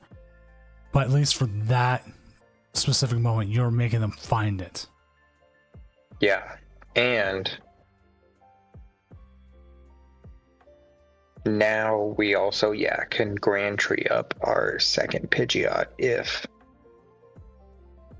Lugia finds a way to KO the current Pidgeot.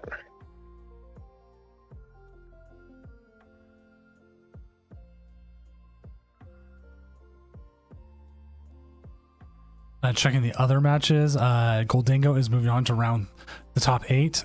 So let me update the standings there, and we can see who they will be playing against. They will be playing against the winner of Archaludon Gardevoir, and this matchup will play against Rose Petal, who is playing Archaludon. So we at least got one bridge going, possibly two, which I think Gardevoir has the better matchup into Goldingo, but Goldingo just beat one. So we'll have to see. It might be Goldingo's night. A week late, but it might be Goldingo's night. Yeah, redeeming itself from last week. The offer stood last week, not this week, last week.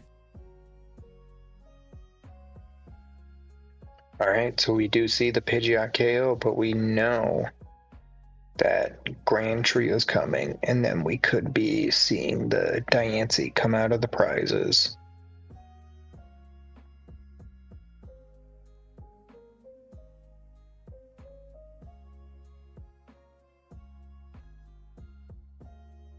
The heads are starting to fall.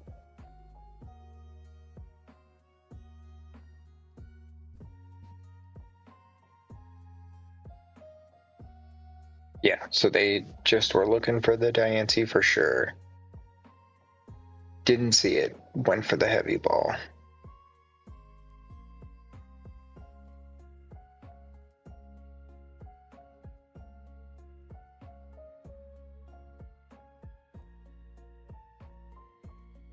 As there's the heavy ball, there's the vest, we have the mist in hand.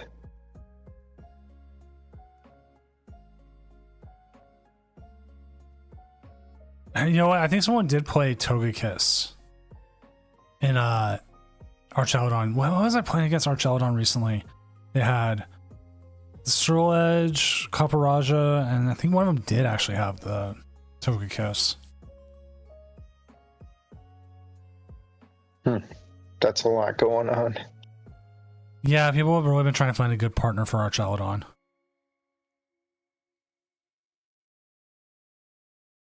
Oh, we got rid of the baby. No more little rat.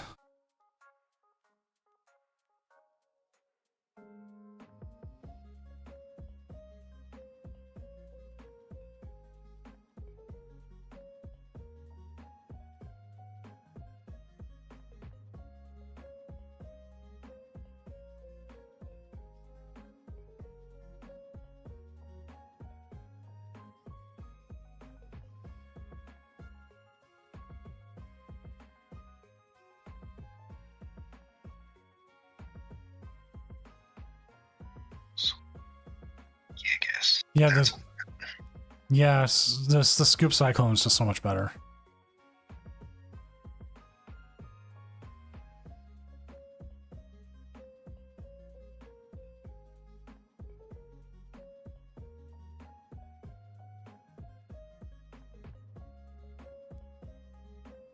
This is one. Are we gonna see a retreat? Nope, double turbo. We're gonna take the KO, get rid of the Grand Tree,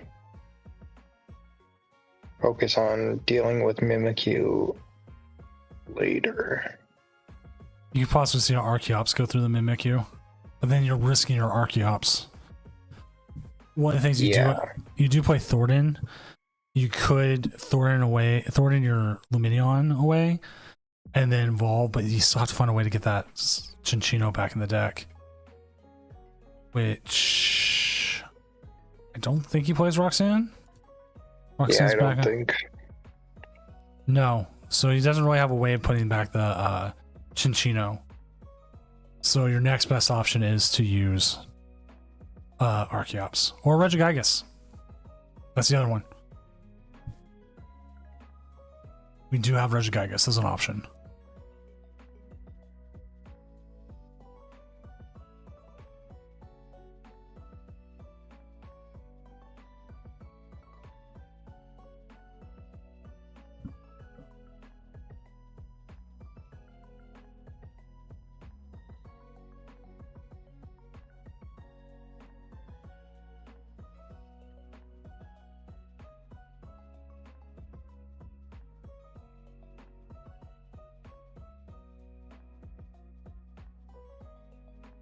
All right. Ursaluna KO. We have nothing that can respond to this Ursaluna or one-shot Pidgeot. But the Ursaluna does need to be reset. They are sitting on switch cart, but it would need to be reset to take an attack. And we have a penny or two in deck. Like, we've got plenty of ways to redo this bear.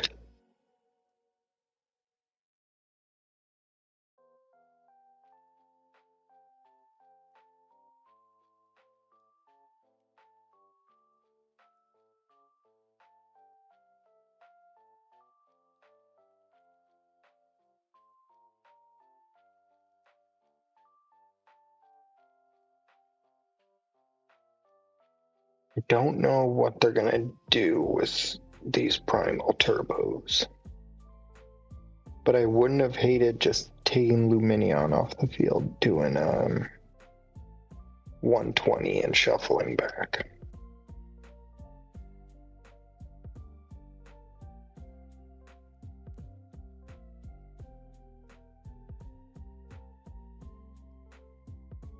We've got a long deliberation on what energies to do. There we go. Probably gonna see the Luminion. Probably have a jet energy in hand. Luminion, bounce back. See what they do next. Thornton, ooh, weird year. There we go. We got Turbo here. You can take the KO on the Ursaluna. Yep. That jet energy makes things easier. I don't know what it is about the like having to do 40 times, but when I was playing with Weird Ear in San Antonio, it took me a few tries of like trying to double check my math. I'm lucky because it is a I'm lucky times. I'm lucky the one time I played Weird Ear when I had an opportunity to KO with it. The Regidrago was already at 220, so I only needed like 2 energy on it. I was like, okay, but let's still put all like 6 energy on it. Yeah. And I was thinking about that, like 40 is not a typical number. We do have Thornton here. And Mimikyu is a liability now with only 1 prize left.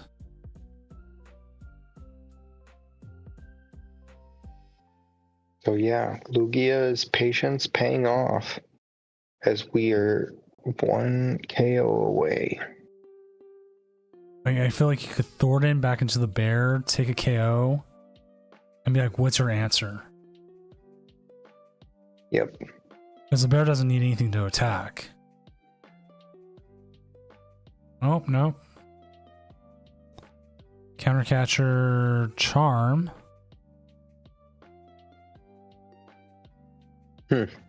See what they're going with. Energy counts might be important here. Yeah, we might be able to saw block. I don't know. That Lugia might be a prime target for this. Kaname 1-2-0 over Victor Von Doom, so this is our last match. Yeah, makes sense. We have 60 minutes left on the clock. There should be more than enough time for them to finish it out. Considering if they did go to time, whoever was ahead in prizes wins, unless they're tied, and then somebody has to win.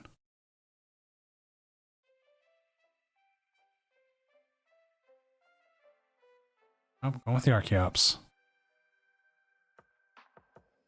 Yeah. Well, I almost felt like the Lugia might have been enough, but you have to check their energy counts. That's one of the biggest things. Yeah. Is Lugia could just not have enough energy. So we have 2 jets on the Weird Ear right now. And I don't know. They also could have a lot of energy in hand. 6 there. 1, 2, 3, 4, 5, 6 there. That's 12.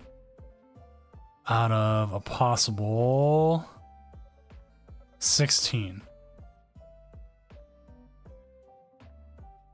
And then that's if they have boss. But if they put a DTE on it, Yeah, then they're no longer. And then that even opens you up even more to another sob attack, because now you put more energy out there.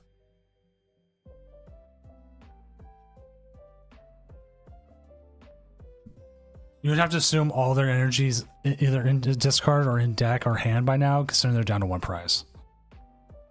Yeah.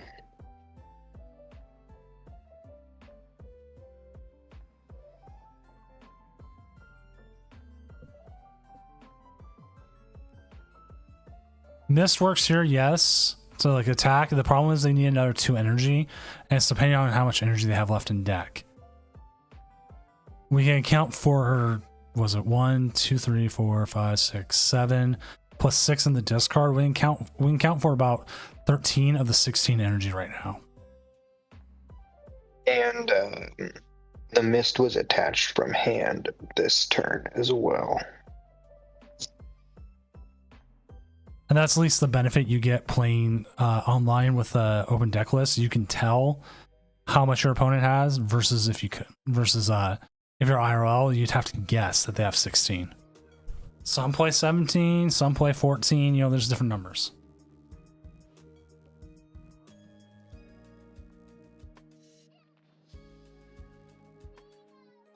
Yes, that's right. Yep. We have a boss here into a switch cart. I wonder if we have a jet energy left. Like if it's in deck, that's where it comes down to. No, it doesn't stop the don't stop retreat. It does not stop it. I'm even going to double check the reading, and I believe it's 100% doesn't stop it. Oh wait, you know what? Maybe it does. Prevent all effects of attacks used by your opponent's Pokemon done to this Pokemon this card is attached to. So yeah, I think it doesn't retroactively remove it, so they can't attach it that turn. But if they hit it now, it would.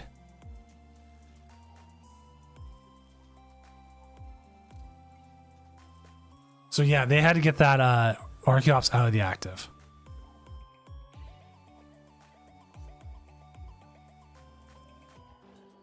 All right, another boss. I mean, they don't have a way to get that out of there. So at least that's how I would interpret the role.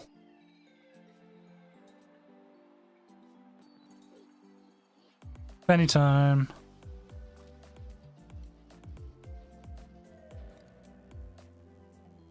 There's the concession. There it is. We're going to go ahead and stick with bird control since we're already here. I think I am going to have to call it for tonight. I don't blame you, man. As I always say, only person who needs to be here is me. All right, next round is up.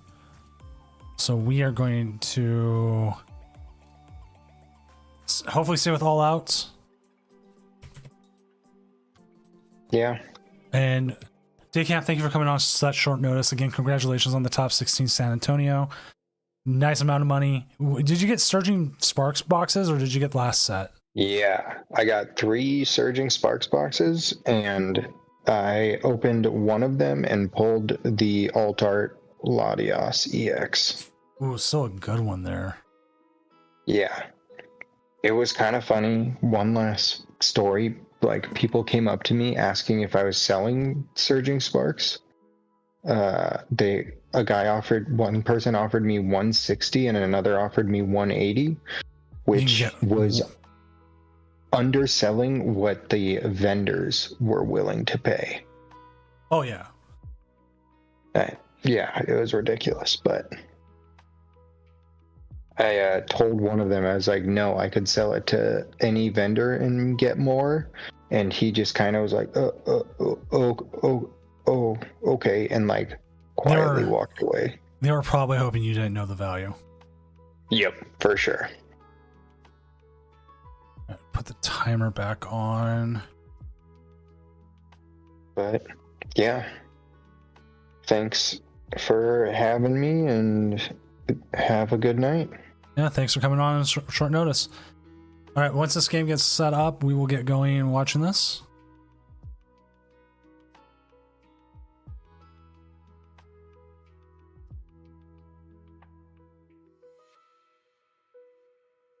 So we'll have bird control here going up against Archaludon. And it looks like the game is going, so let's go ahead and jump on over. So we got this one, and then the other one's Goldingo versus Gardevoir, so we will see who makes the finals. So Bird versus Archaludon is interesting. A Silent Salu, thank you for the follow as well. Hopefully your night's going well.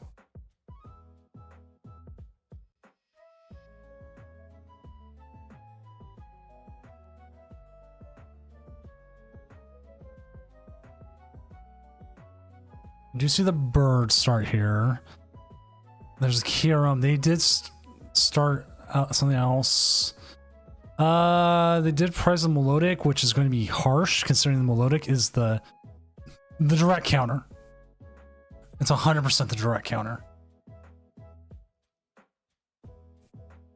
You can get the Melodic, you can keep damage out there, you could possibly Sob. Actually, you know what? Sob would win you the game. You get Melodic, you Sob, they can't get that out of there because they can't pick it up, put it back in their hand. That's 100% the counter.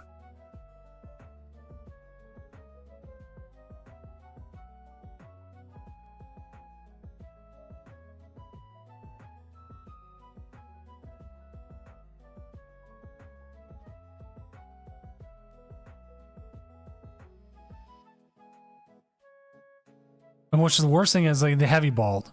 Try and find like the Melodic. Not there. It's in the prizes.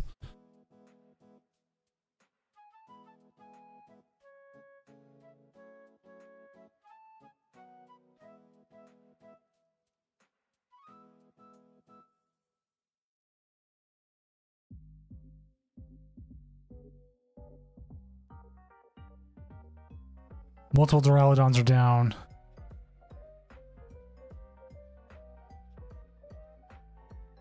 I don't know, as the bird player, do you still want to bring up bring out the little fishy just to like kind of fake them out?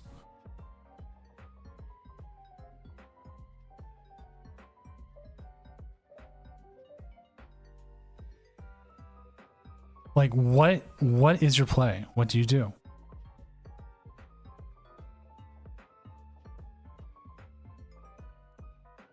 That is always the hardest part of this. Is like, this is where I have like the biggest issues with playing any sort of control deck. Is like, what are my options? What am I supposed to do? What am I? Where do I play this? Where do I do that? Hello there. Hello there, everyone coming in from Brandon's stream. I am Senior Doom tournament organizer, professional illustrator, and part-time lumberjack. Congratulations on the run. A top 8 run is never something to scoff at, especially with an over 200 plus person tournament.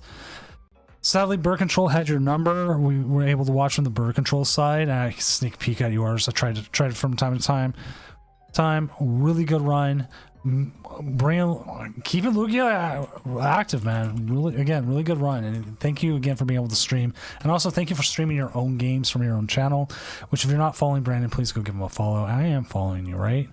Oh, I guess I wasn't. I feel bad now. Well, I am now following you, Brandon. Thank you again for streaming. Right, this control deck I find is, and here's the thing I was talking about earlier. At least this control deck is proactive and not like block where it's like, oh yeah, I just block and that's it. This goes through and it wants to play cards. It wants to do everything. The jamming tower kind of sucks, but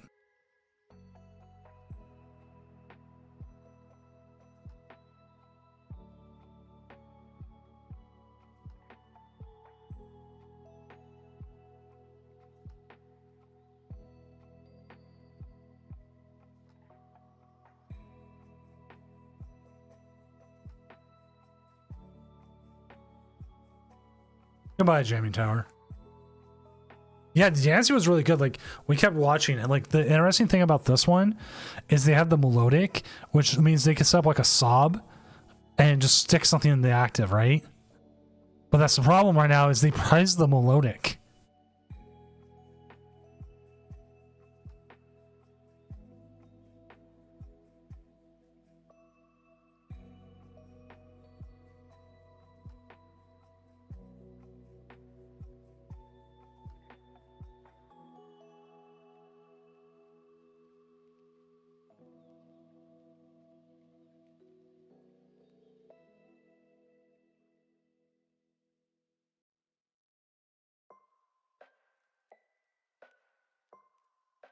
Are you going to see him get a little proactive here with the Luxray V?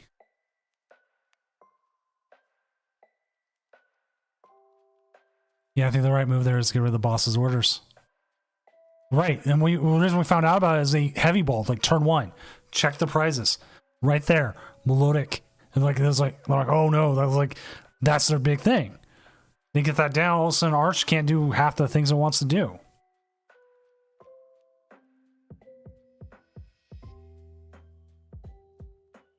So we'll see. They still can win this game. They still play to have so many other things. It's just not as easy as they could have just been like, okay, I can deck you out doing XYZ or something.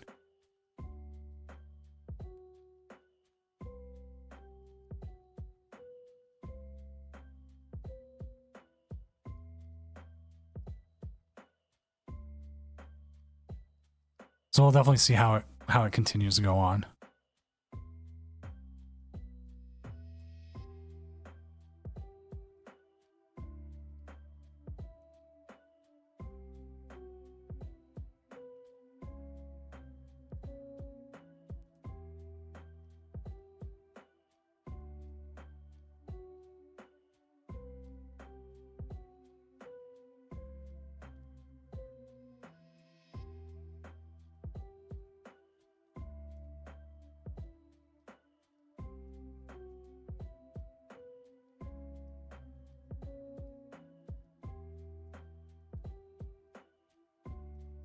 So again, we see the boss's orders.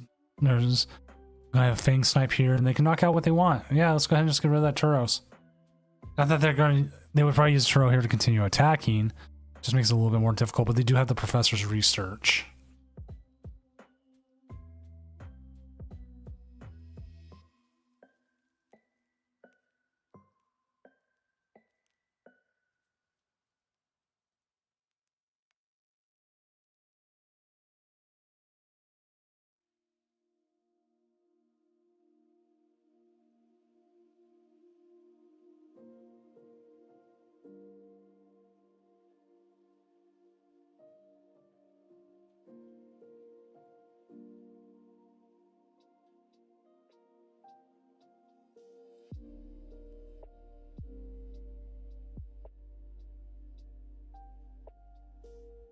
We do see a 30 damage here, keeping that Duraludon in the active, adding up that ooh, the picnic basket. We can see the pickup here. Penny, bring up one of two Pidgeots. One Pidgeot can quick search. What are they going to be looking for here? You can't put them in Mickey down. Grab another Penny. Be ready for the next turn. There we go. Nothing's happened in the other game yet. Goldingo versus Gardevoir. We'll keep an eye on that as well. Yeah, I think you take out the Palpad here. That was a very smart choice. So the Duraludon can get out of the active. We can see an attack from the bigger Archaludon if they're able to find themselves another energy. Palpad, getting rid of it means they will have only essentially one use of Turo left. And then hopefully if they have their Scoop Up Cyclone at some point, they'll be able to use that. But we'll see Archaludon here take a hit, and then not much else they can do here.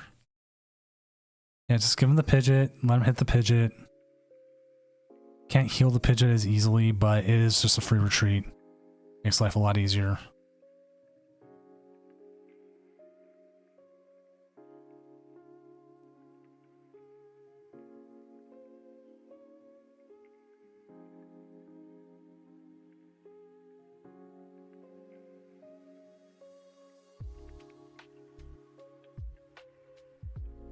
I wouldn't mind having the other game being able to watch it on stream, but sadly, I don't think any other player was able to.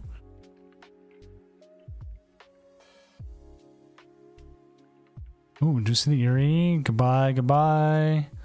What else they got in there? Do you just want to take out the research here?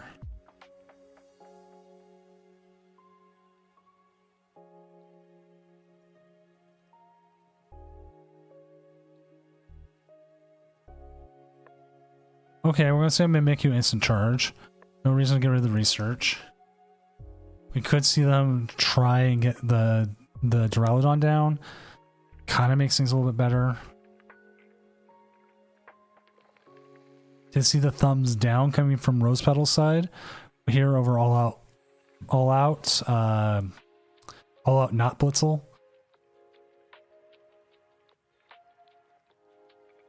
All out Drip King. 60 damage here against the Mimikyu. But again, we can see in our Penny here. Quick search. Switch cart into Luxray, and Luxray is going to continue attacking. Fang Snipe for 10. And then they end up knocking that research out. No, one card in hand is the Dialga, and the other one is a energy. We could see the energy get attached here. Yes, we will. Oops. 30 damage here into the Luxray. You do have to watch out because that Raging Hammer can do some damage.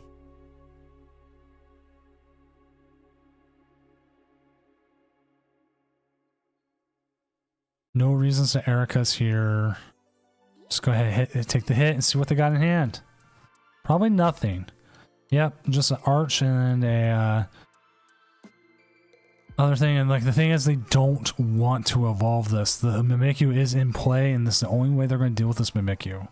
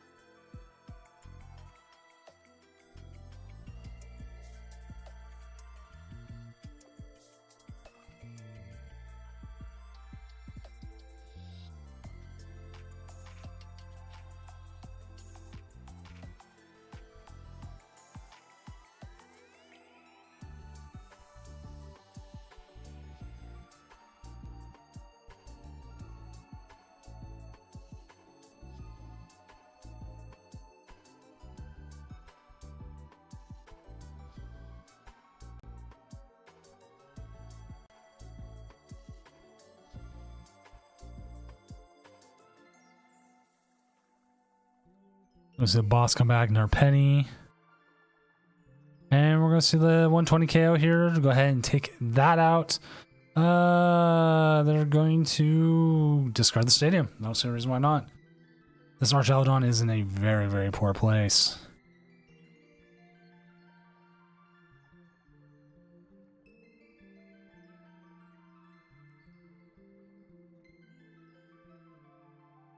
And yep, there we see it. Game 1. Oh, hey, I'd already put Game 1 on there. I'm sorry. I never reset it. So there we go. Semifinals, Game 1. I probably pressed the button that I'm not supposed to. I need to really get like a better stream deck set up than the one I currently have, which is a modified keyboard.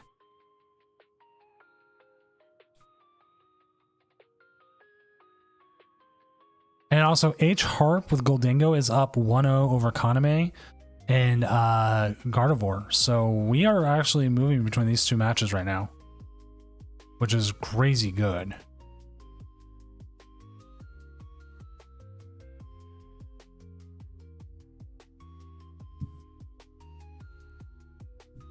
Oh man, I still need to get the Yokohama coin. I would have to get one of the decks, I think. I don't think you could buy it in the live store, right?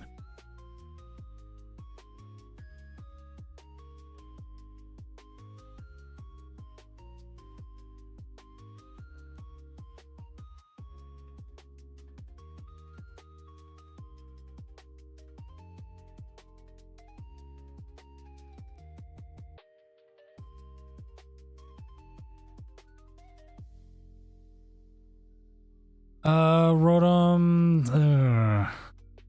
This could be a bad game depending on how well their first prizing goes.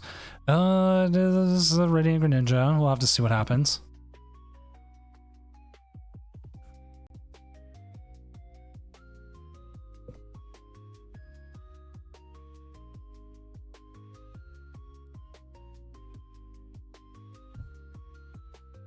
Duraludon pass. It's like at this point, do you or do you not want to try and bench something else? Scoop up Cyclone. This could be a quick game too. Radiant Greninja, Ultra Ball. I'm guessing 2 energy here, or at least enough to get there.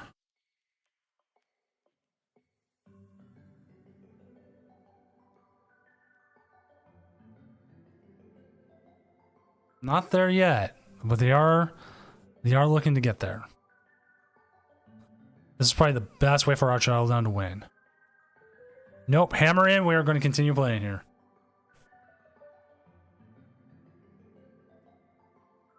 One of those things where I wish I could see the other half of the game.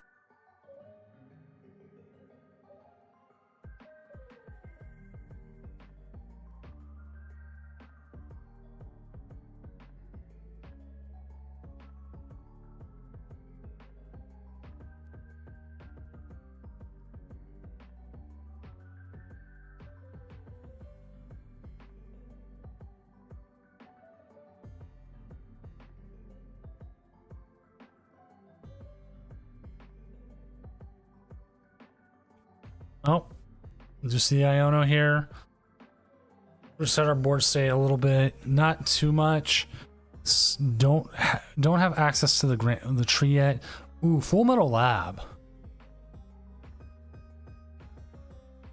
Jolly Flyman, I agree. It beats Block Wax pretty well considering the damage it does and everything, and the amount of Turos you could play and Super Cyclones. Like, you can beat it. The issue is this, where they're going to put down like the Melodic. They're going to put down stuff just to make it harder.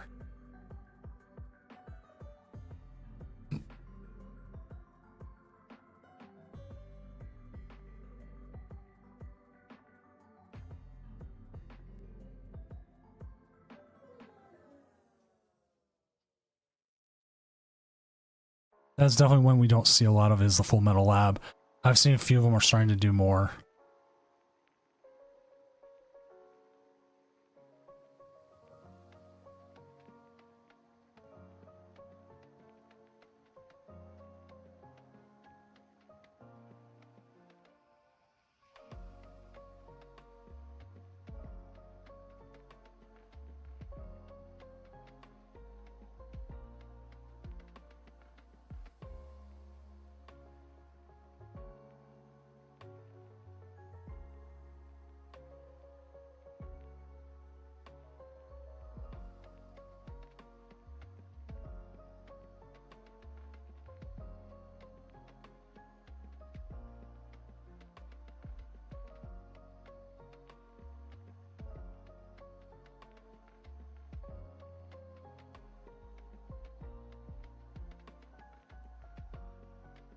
Flip the script. Ooh.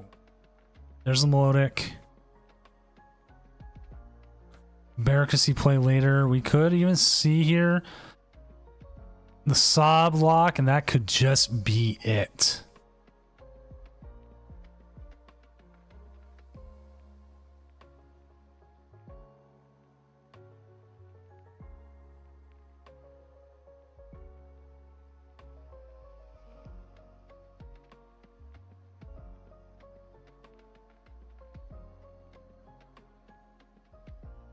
Because you don't see enough of these playing, enough of Archaludon's playing a way out. This feels like it's it. That's it. That's Sob block.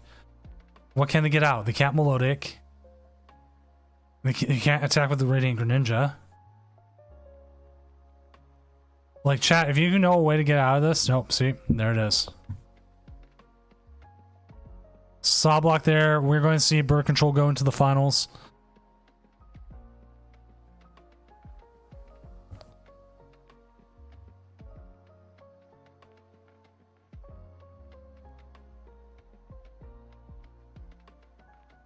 So let's go ahead and update that. And in the other game, we're still just waiting on the could see a quick 2-0. Now the question is, how does Bird Control beat Goldingo? Like, I can see different ways it beats Gardevoir. How does it beat Goldingo? Like, let's look at the Goldingo's list. Obviously, it cannot, it cannot, it's not going to try to pick things up. It does play a one-off switch, so if you try to saw block, it might not work. You can get switched out. Boom, you like have to hit your area or Misfortune Sisters. Mimikyu, that is true. Okay, actually, you know what? Mimikyu, they could possibly try to speed wing it. They do have the Togekiss. So that's a possibility. They could try tackling it. So I mean, they have some options, but those are really heavy energy options. Luxord right way. There's so much more I think this Bird Control could do against Goldingo, but also Goldingo, as we saw last game, where if it gets set up and they have a single Pokemon out, Goldingo's going to blow it up.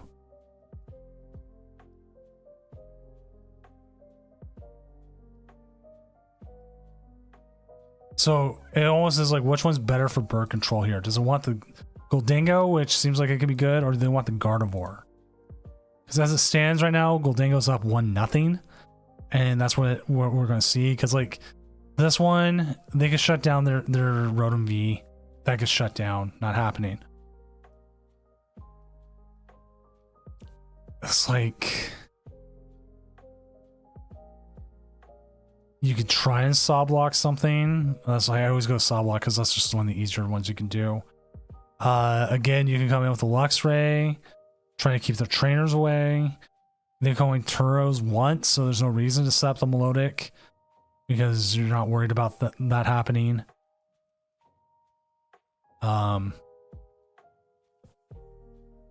Monkey Dory can spread damage. The Monkey Dory can also confuse and attack itself. Like, probably between the two, you want the Goldingo more.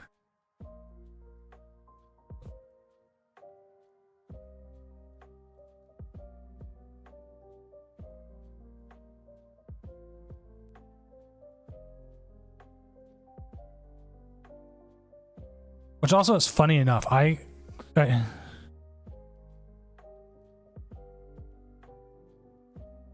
Fleur, that is true. They also do have the Thornton. So there is a couple more. So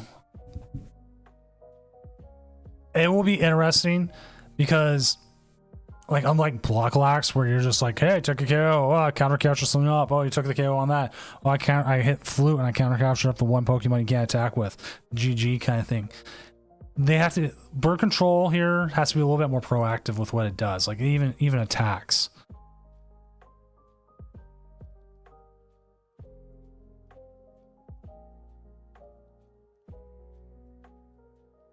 Like, Diancie's not doing much. Kyurem's is meant for Drago still.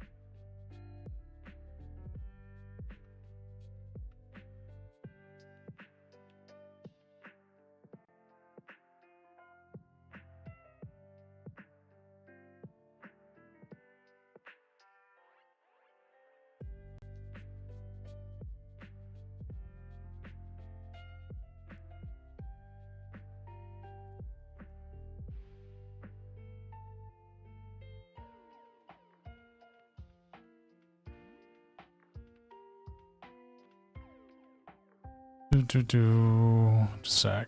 Yeah, no movement on the other game. Sadly, again, I don't have it. So it's just a little bit of missing here. Who did All Out Drip King beat tonight? They beat the Dragon Ball Dusknoir. Yeah, like I was kicking around with a couple of my testing friends about in Iron Bolt taking Toad Scroll out for Badoo, but they kind of pointed out like this. There's nothing that makes them work together well.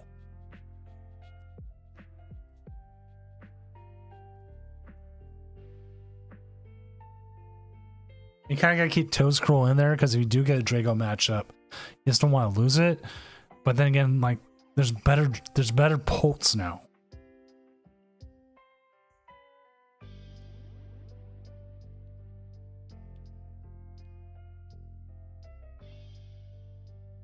Pretty much. You can put more consistency in there. Probably replace it for Lances, to be honest. Put in 6 Crispins. And look at this one. Or quad crushing hammers. Like, let's look at the metagame wise. What was our winningest deck tonight metagame wise? Conkeldurr, technically. Tropicos had a pretty good night. Archelodon Dialga had a decent night. Lugia. 60% win rate, and it's not going to the finals. Gardevoir at 51. Dragapult Dusknoir had a not so good night. Charizard Pidgeot, not so much. Future Box. Someone played Future Box all 9 rounds. Good on them.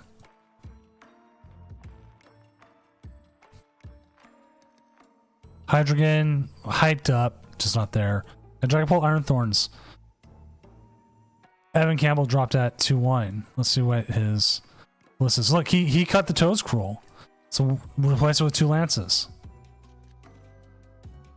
That might be the best move you could do.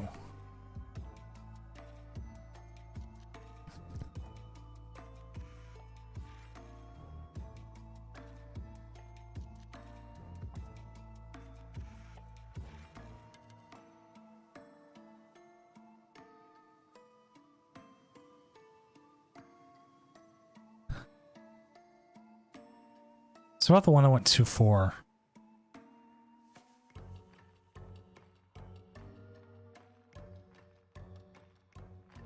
They were still in the Toad Scroll. Gastrodon, that is an idea.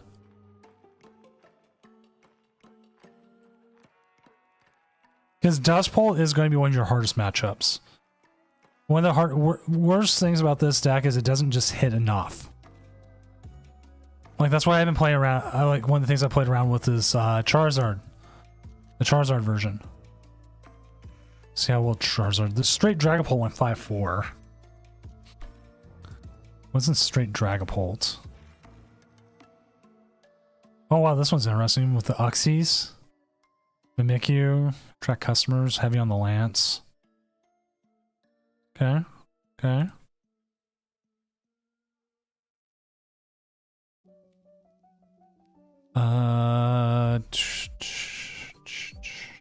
Usually it puts it on your Charizard. There was also a Dragapult Dusknoir that's been running Pidgeot. This is the one that made Top Cut that lost. Not running Pidgeot. Running De-Evolution though. That's one of those cards I've gone back and forth on. Is De-Evolution. Is like, just how good is it really?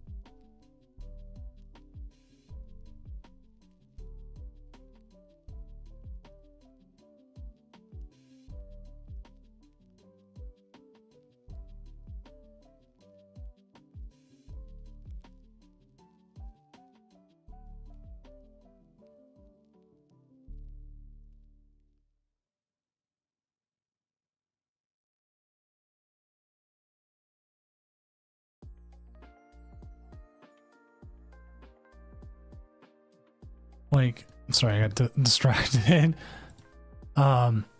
Yeah, like so many different lists. Like even just looking, if you just go to like decks overall right now, like win percentage wise, RCS Armorers is up there.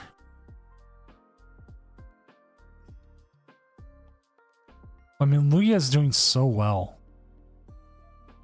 Rhydon's up there, Gouging Fires, not played by enough decks.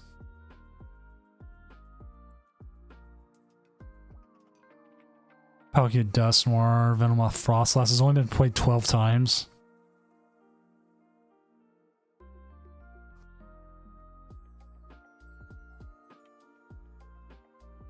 Like right now, the deck that's played the most is Dragon Ball Dusknoir. Let's with the last big one they had. They had January 29th, first 266. And this was a pretty standard one. Oh, I played 3 Lance. 3 Lance, 1 Badoo. You've seen it flipped. Yeah, Locke will probably do that. Yeah, ask Locke how his testing is going, because he actually Locke showed me a spreadsheet he had. I took that spreadsheet and that's how I've been doing it. I've been setting up my reviews of cards now, like how I'm playing, what I'm seeing.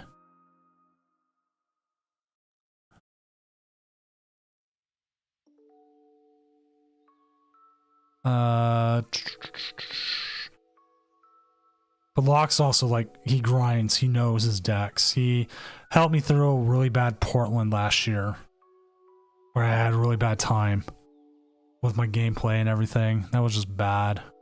I don't even remember what I played now. I played Gardevoir, I think. Did I play?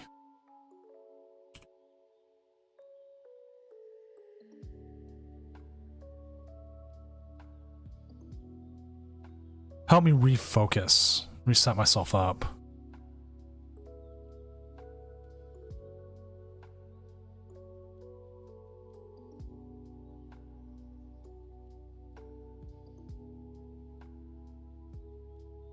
It's gonna be a good one. I'll be at Vancouver. Currently it says there's 1,629 players registered for Vancouver. And registration is still over. Or still open.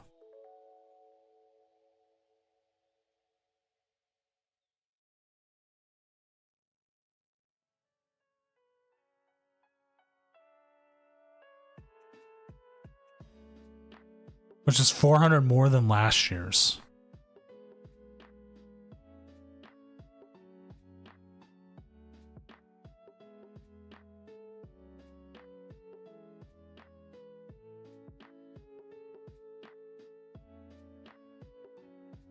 Yeah, see, like in 2023, there was only 622 in Vancouver.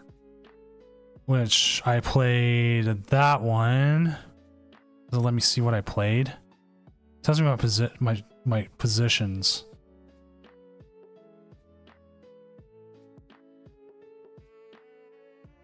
Oh, I played Lugia Flying Pikachu, that's right.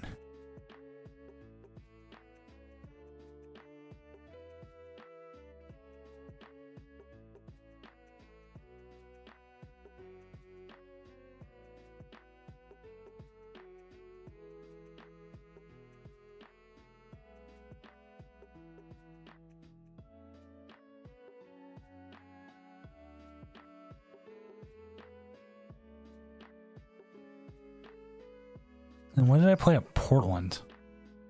That was Gardevoir.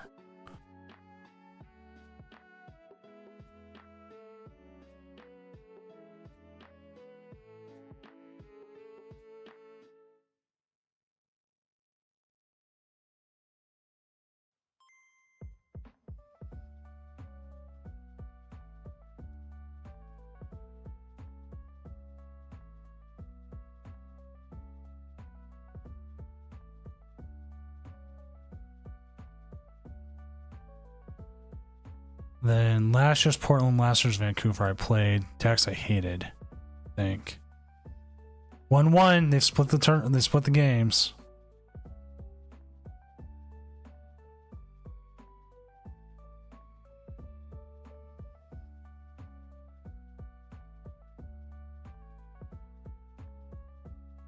Oh, that was Charizard.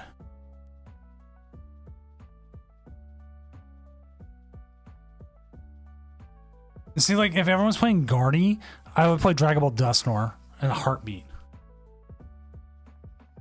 What are these drops? The drops are, if you watch for so long, anything on Pokemon TCG Live, you get something from Pokemon. Let me double check what the Pokemon drops thing is.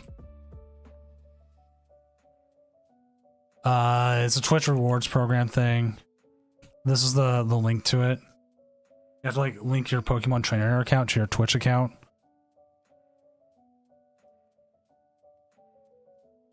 I don't remember if it's active right now or not. Yeah. In Portland last year I played Charizard.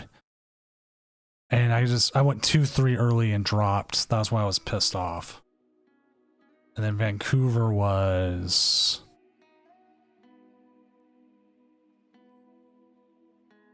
Gardevoir, which I went loss, win, tie, win, loss, and I called it a day because I was just done.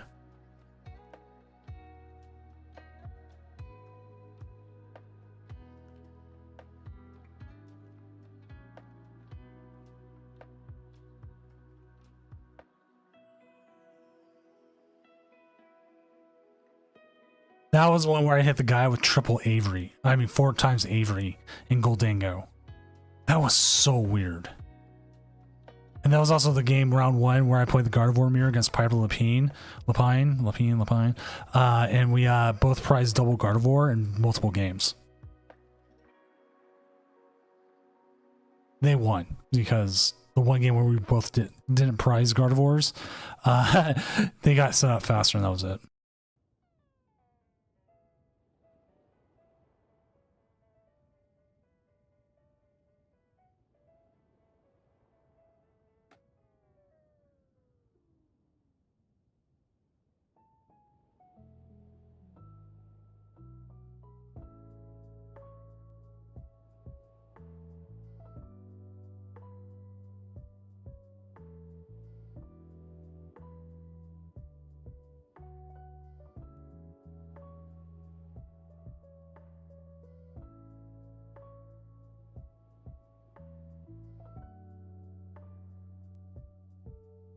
Like, let's load up Trainer Hill while we're waiting out this last game.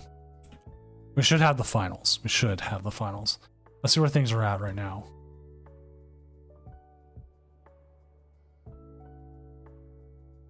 Remind me when Prismatic went legal.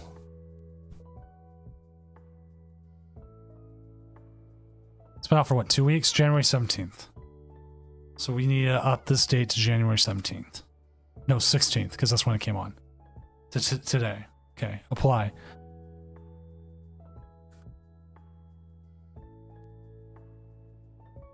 So this is all the data we have currently on matchups from just online tournaments. We don't have any IRL tournaments yet. We should here. We have one in February, right? That's in Puerto Rico. I think we have a couple actually.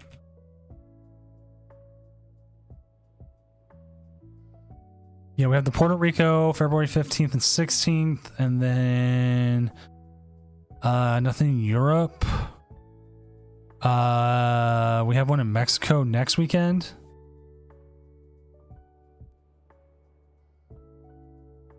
So that's another one that's prismatic.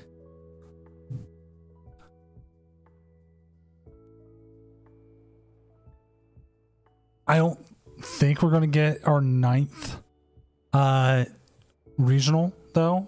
The 3rd West Coast. As much as we'd like to see it happen, I don't think it's happening.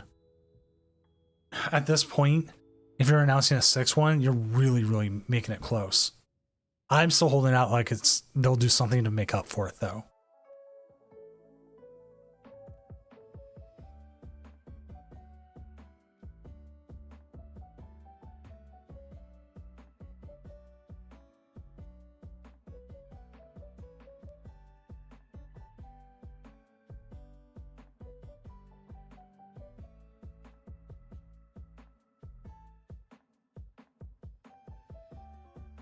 Like a possible last chance qualifier, like the Thursday, bring that back for Worlds or something. Like that would be a decent one.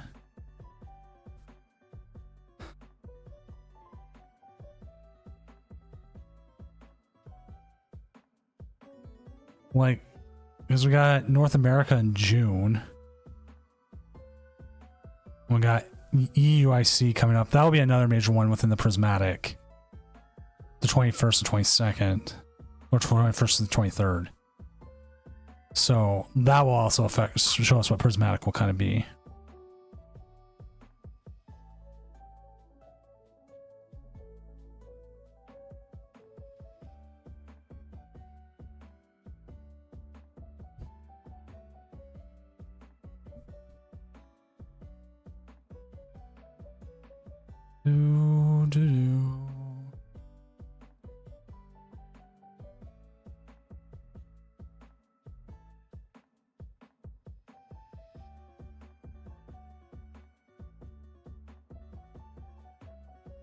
Huh. Yeah. But back to matchup, sorry. Like looking at what we have currently right now, Lugia's kind of got one of the things to look at is how much blue a deck has. And right now Gardevoir kind of has like the best matchup spread. Loses them right on really bad. Yeah, as it stands, Gardevoir's like worst matchup looks like it's just Miraidon. I'm surprised Dragapult Iron Thorns is so high. I guess if you play it straight as an Iron Thorns deck, and they've been cutting a lot of them have been cutting Klefki and stuff, you might be able to just win it. Just like how Gardevoir used to have a really bad time against Quad Thorns. If the Quad Thorns could get rid of their Fluttermane or Klefki, or both, or they didn't have both. Goldingo, Lugia makes kind of sense where they're like almost 50-50. Yeah, Miraidon makes sense. Raging Bolt makes sense. Drago kind of makes sense now. Charizard kind of makes sense. Yeah, as it is. I don't see Cloth, but I can always add Cloth into the archetypes.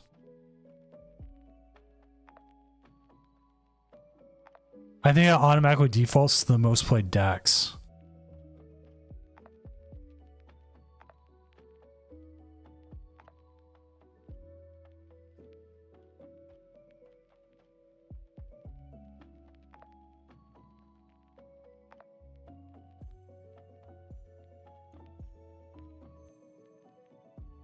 So like here's Cloth.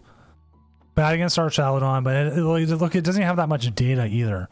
Completely gets destroyed by Gardevoir right now. That one has a lot of data. None of them play in the mirror. Lugia has been beating it up. Miraidon's been beating it up. Raging Bolt has been beating it up. But it does have good against like Charizard, Ceruledge, Archaludon's has been. I just don't know if it just doesn't hit the numbers now or what.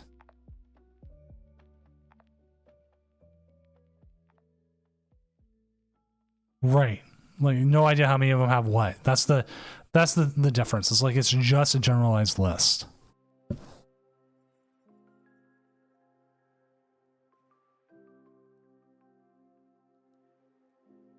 And like at least the other. Yeah, it's in 240. Like you want to hit fast enough. Like it doesn't surprise me that Dragapult Dusknoir does badly against Archaludon. Any version of Archaludon does good against the Charizard. Charizard seems to be taking a nosedive right now. Does better against the Thorns because again, it doesn't worry that much about it. A little surprised Gardevoir is doing better. Usually, I found, at least in my testing, I find that it does better against Gardevoir. Goldingo makes sense. Cloth about there. Lugia is like one of the big problems. If Lugia shows up in numbers, that's the issue. Like, if Lugia and Gardevoir are number 1 and 2, Miraidon becomes very, very good. What I've seen a lot of Cloth Pagos do also is put Black Belt in to hit the numbers for like Charizard, Dragapult and stuff.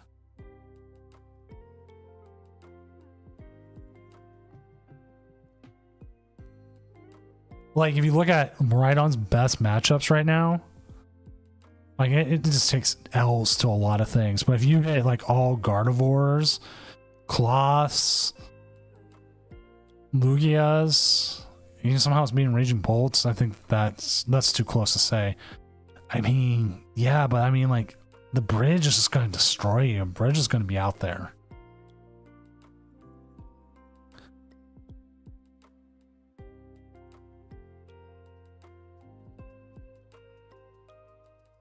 And even then, this is still early. Like, some decks just haven't had that much play against a lot of decks. Like, we have more info from, like, Dragapult Dusknoir than we have, like, than, say, Charizard here. Or Charizard Pidgeot. Because we did have recently a late night where Charizard Pidgeot, like, didn't they win or took second or something like that? Hit all the right matchups.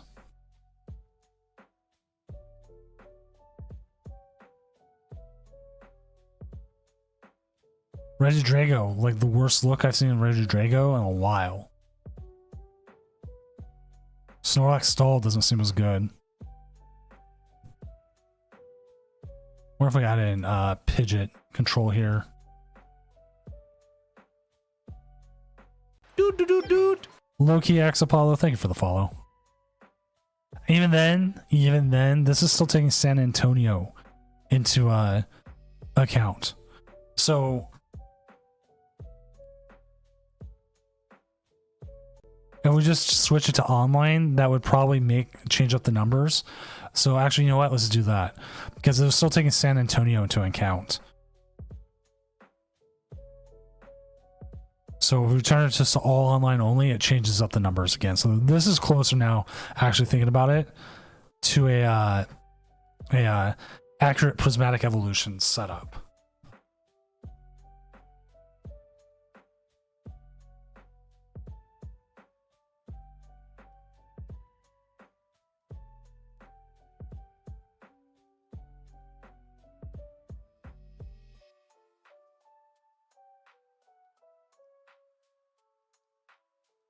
So this is based more off of just online stuff. Again, Dragapult Dusknoir has so many games underneath its belt now.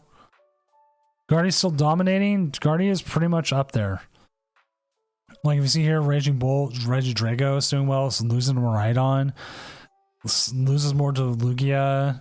Beats Lost Zone right now. Beats Goldango right now. It's actually playing Goldango in the other semifinal game as we're waiting out this last semifinals for bird control versus the winner of Archaludon versus not Archaludon, Goldango versus Gardevoir. They just beat Archaludon.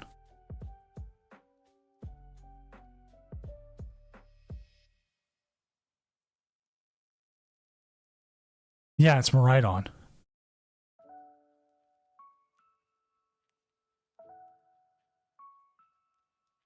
That's what makes Guardy scary, is like nothing really has a positive against it right now. Charizard has a semi-positive. It's close, but if you're going to go like really positive, it's that.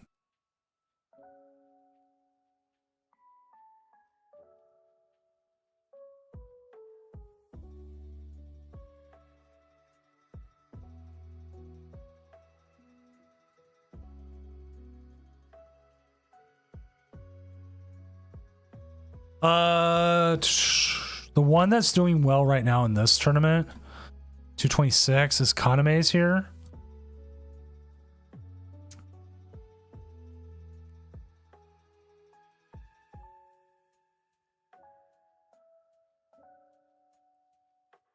Which is still a pretty basic one. Like, this is just a good straight Gardevoir list.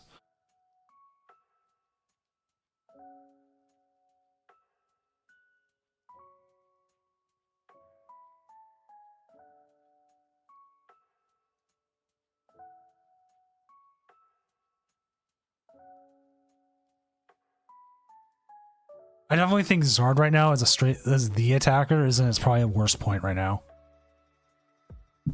If only because of Badoo.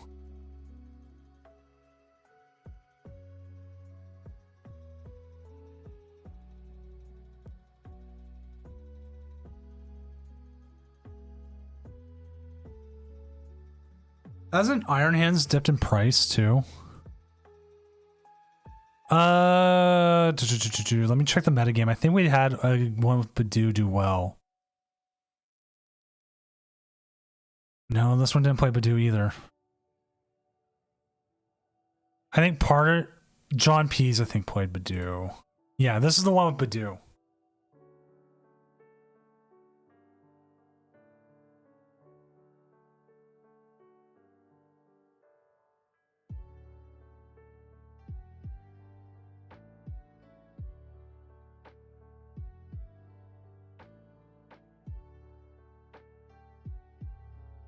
Now the other thing is, ad break, is if your opponent, if you are really well versed with the deck.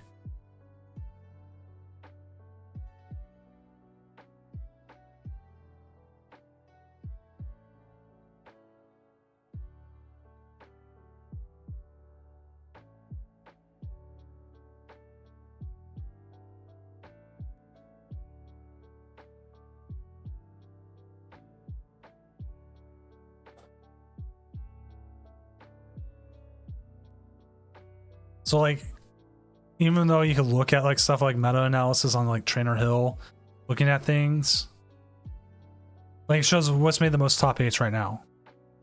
Swirl Edge of all things is making a lot of top 8s.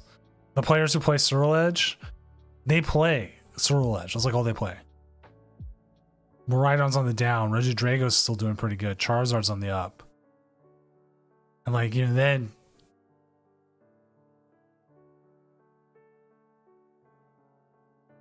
you see the Charizards here are playing the Dragapult, the ones that are doing well.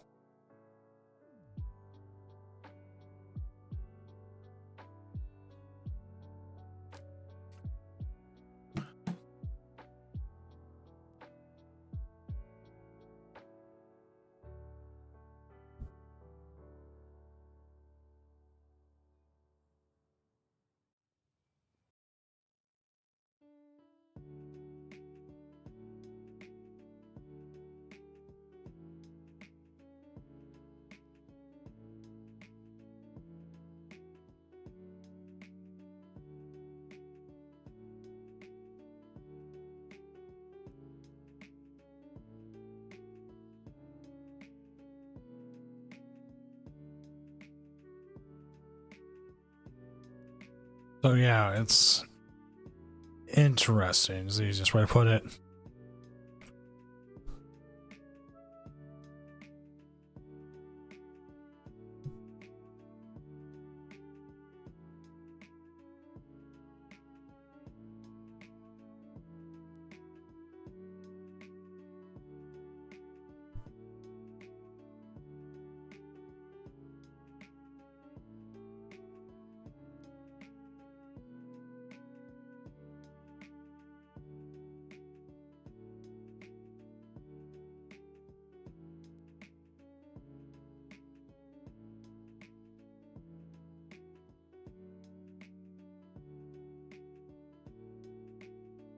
All right. Still waiting. That's all we can do. Like, they were not able to stream their game and not able to show it, but we should hopefully be able to get the finals.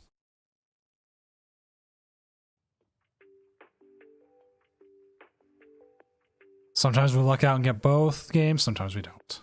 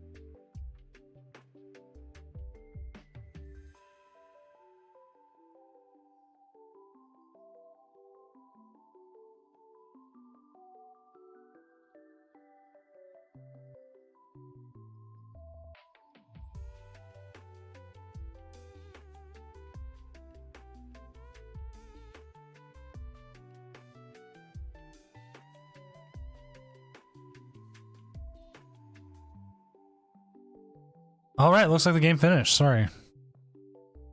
Kaname took the win, so we will see Gardevoir versus Birds.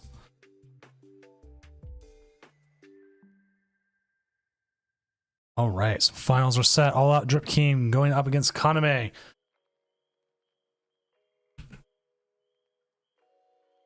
So let's get that set up, and once we are set up and we have the game going, we will get it going.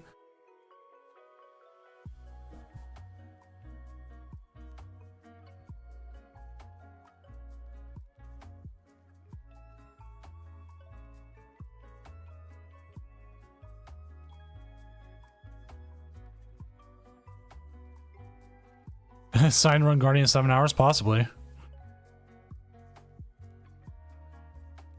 And this is just the regular Guardy.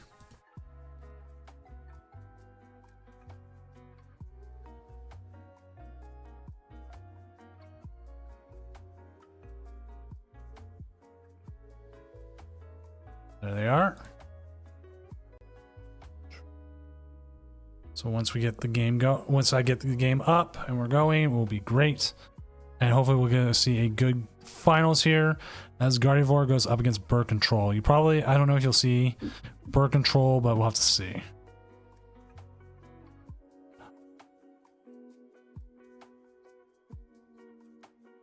So let's go ahead and just bring up both deck lists. Now this is the thing, All Out Drip King here, running Bird Control.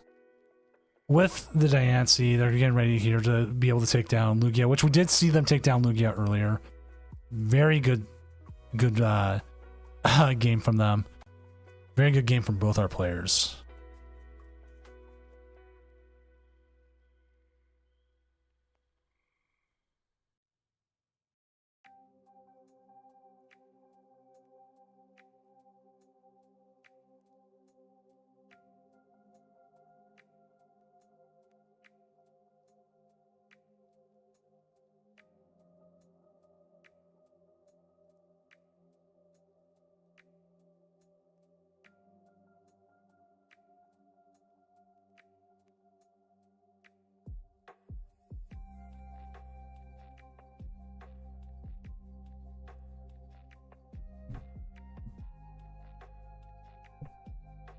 That is true. Run the Badoo, they won't know what hit them.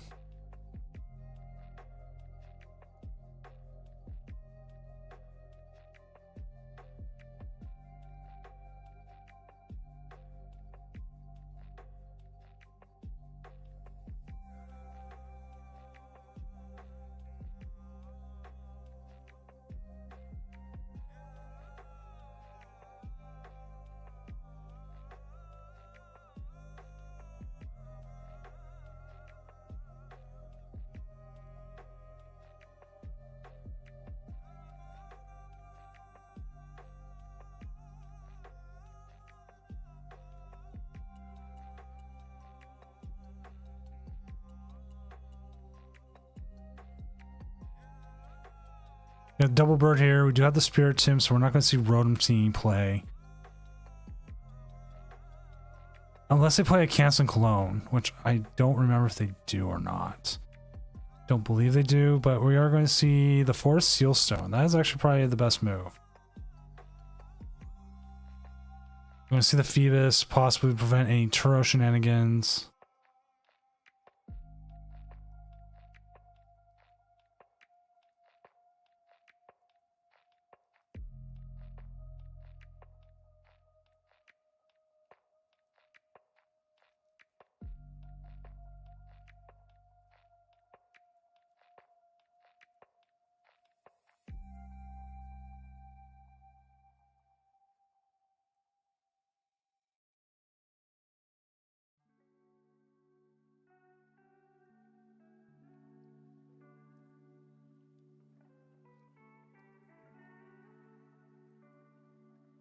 Well, so 96 thing for Demon Demons. I can't believe Mel likes Turkey Bacon. Also, Rytron, thank you for the follow. We'll have to see what happens here. They did start the Spirit Tomb. We're not seeing a Gardevoir this turn. They don't play Rare Candy, but we will see Ralts go ahead and start refinement or we'll see Technical Machine Evolution. Iono, okay, not a bad thing.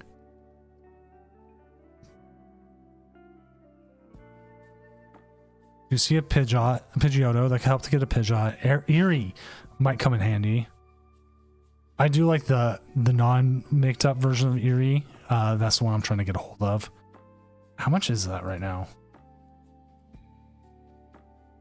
Stamps versus Secret Box. I've liked Stamp just because it deals better with some decks that might not have draw support, but Secret Box seems to set up more consistently. What's up, Sombra? That is one freaky pog, I have to admit.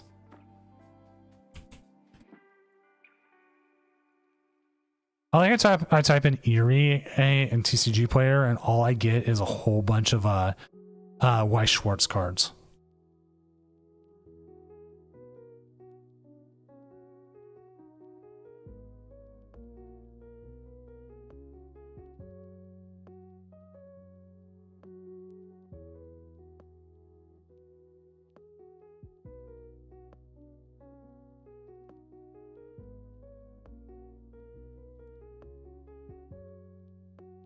It's like the one thing I don't want to see.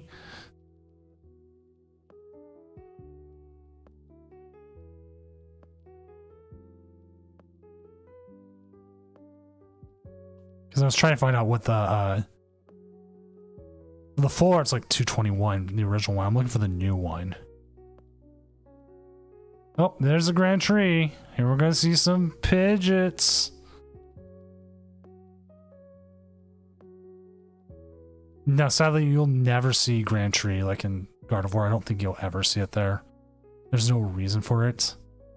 As much as you possibly want to see it, it's not happening.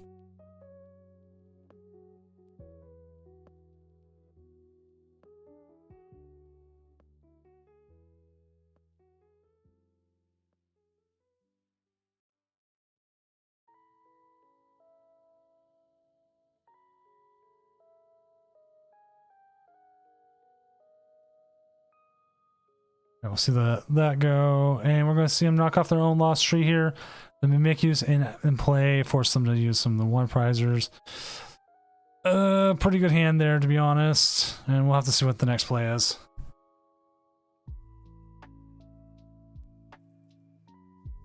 I wish Jesus Pult would go down in price.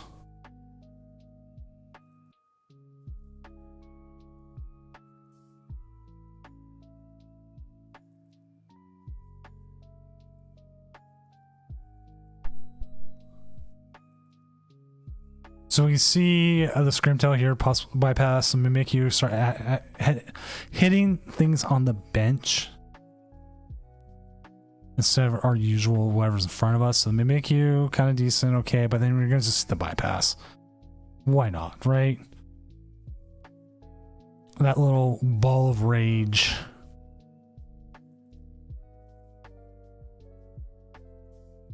And it definitely is like, you do not, as the Gardevoir player, you do not want to put down your Greninja. This is probably the worst move you can make. It went after the Phoebus, okay.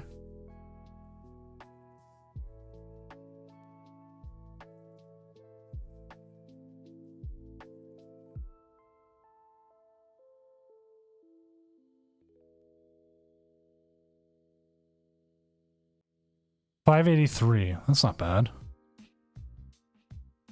No problem, Loki. I do like the Spiritomb just because it helps against Lugia. Spiritomb shuts down Vs, and Lumineon V is very, very much played in a lot of Lugia decks. Even Dragapults and stuff are playing it. So you're using that to shut things down.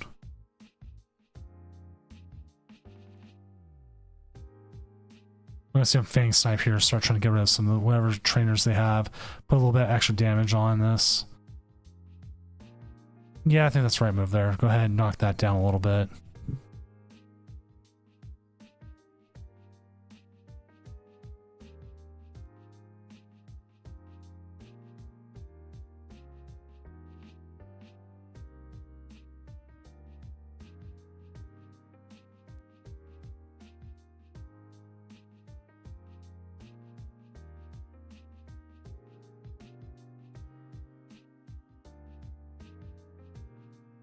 And it's just because like, it really is. We are seeing a lot of Luminions right now. Luminion is becoming a very, very popular card. I've seen some lists are playing more than one.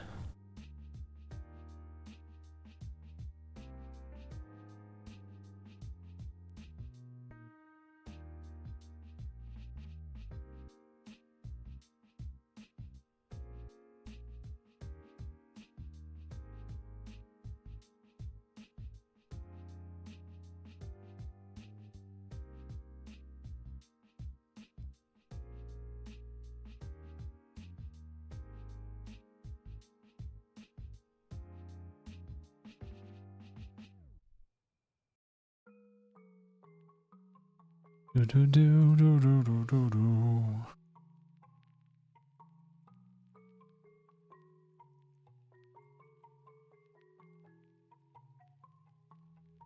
So, apologies. Yes. It shuts down Rotom V. It does not shut down the Forest Sealstone, but it does shut that down. So, Rotom V, I believe, is seeing less play currently. And also, if you for some reason run into like a Snorlax stall, it cannot be stuck in the active. It has a colorless attack, and the colorless attack allows it to go back to your hand.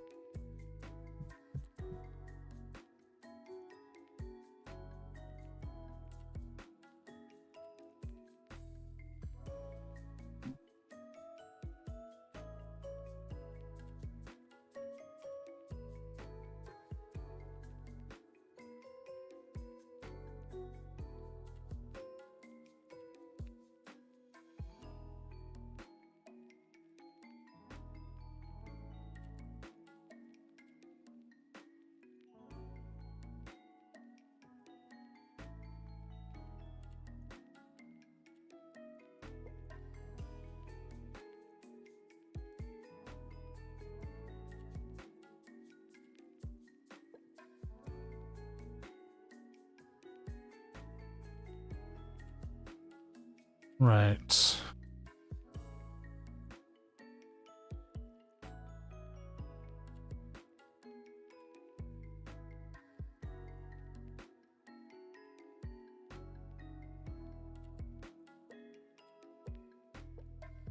Checking some stuff here. I don't know how much Melodic really does in this matchup.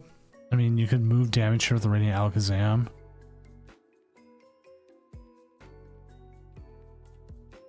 Maybe get a little bit more out of that out of it. You're only hitting 10 here. Makes the Screamtail a little bit weaker. They can't really up the Screamtail as it is. Slowly knocking stuff away with the Luxray. Gardevoir's kind of playing it slow. Just taking the shot where it can. Probably will target the Pidgeot again. Because Pidgeot is not Terra type. It is not protected from bench damage. And there is no Manaphy in play or in the deck.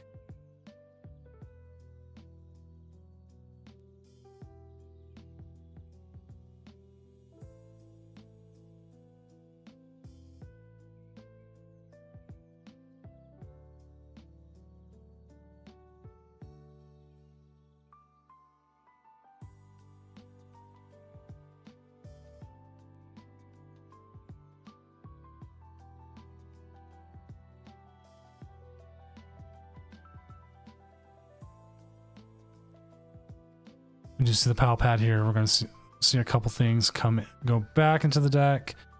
Probably going to see the Thornton, the Silene, keep this loop going.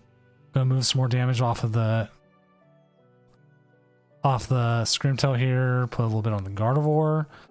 Now, surprisingly, we could see. Well, we can see a lot of other options because they have the ability to possibly saw block something. They have the ability to attack with a Bear. Bear can have a very good attack, take some KOs. But again, the issue is what's our outs. This Screamtail is just going to continue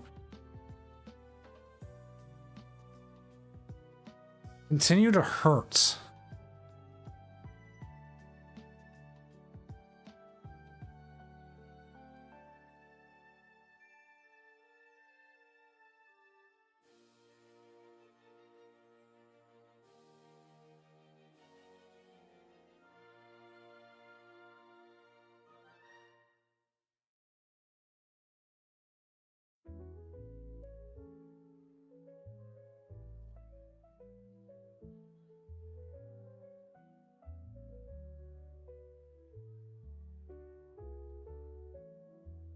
You see the picnic basket. If you like Yogi Bear, or you're old like me, and you're like, okay, Yogi Bear.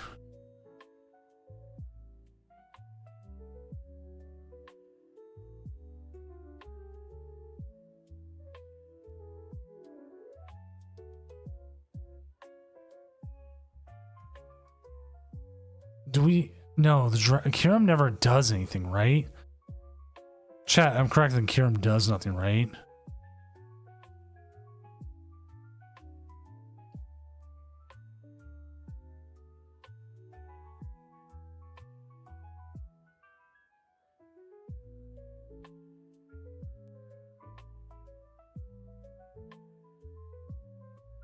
Possibly get it just out of the deck. See more damage here onto the Screamtail, keeping it fairly weak. Trying to force his hand to go and put more damage on it so they could hopefully have all the energy taken. And that's probably what they were hoping for the Melodic to get set up for. Was the Melodic gets set up, it takes out the ability for them to just pick up anything.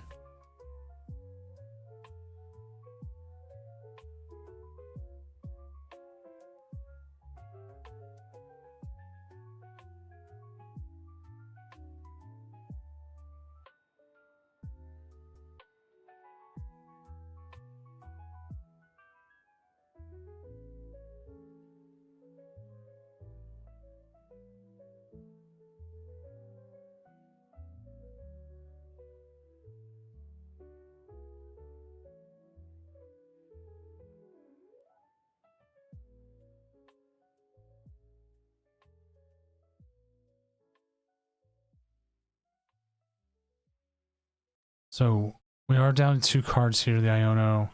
They can't, no Kirlia able to use Refinement here. They're only doing about 60 damage, again with the Screamtail. Only 1 energy in the discard. No options to use Monkey Dory right now.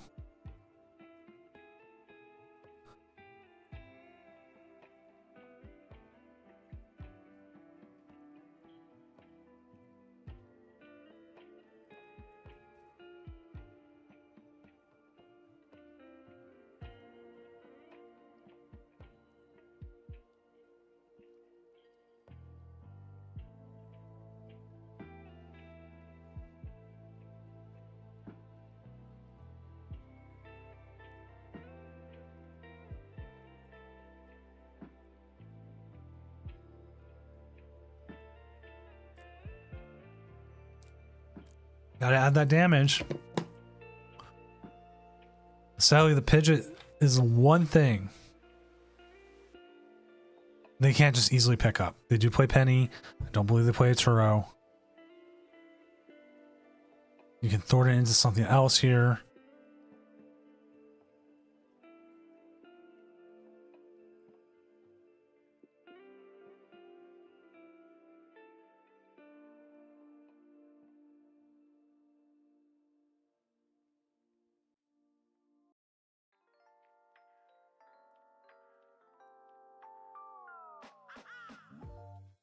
Oh.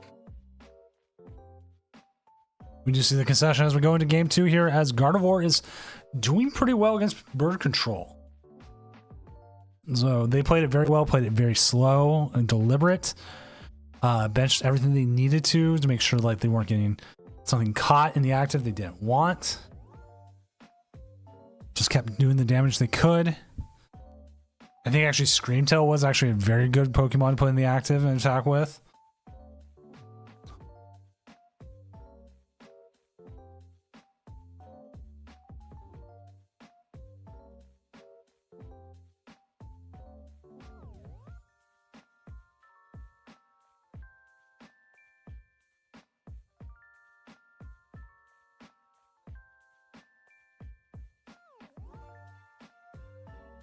So I'm assuming they want to go second, maybe? I'm actually going to check real quick. We'll probably find out real soon. Nope. Drip King will go first.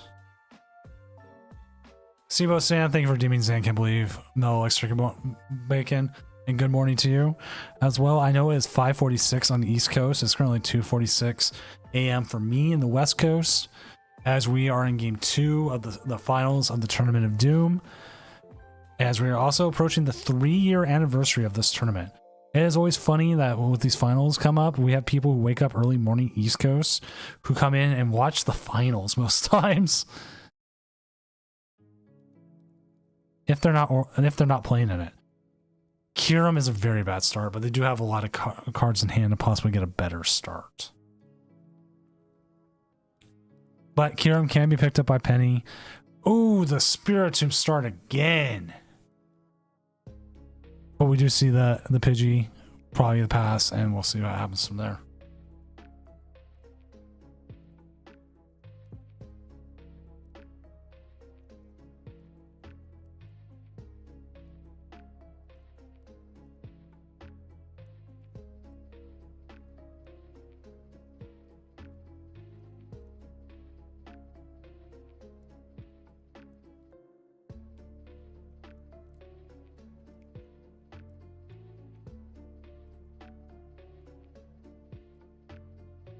Guardy is very strong, and it's been having a very, very good game here.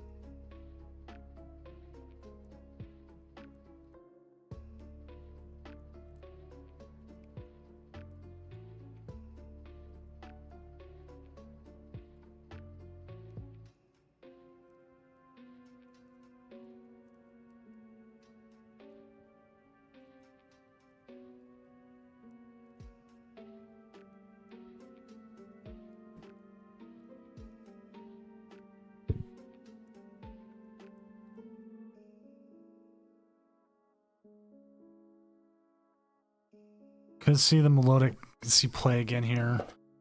They've got the double Gardevoir set up. There is the Pidgeot, but as we saw last game, the very, very slow build up from the Screamtail was just enough to keep things going.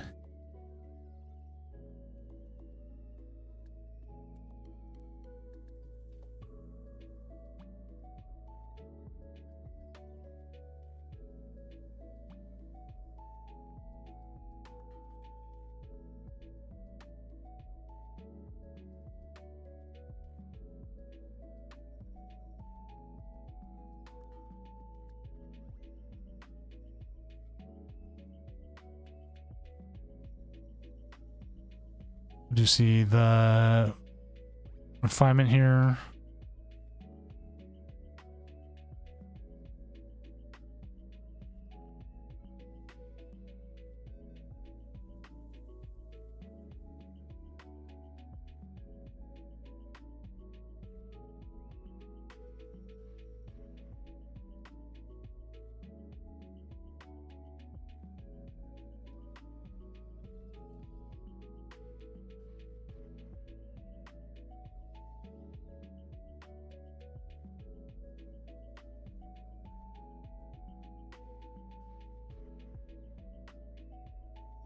Right.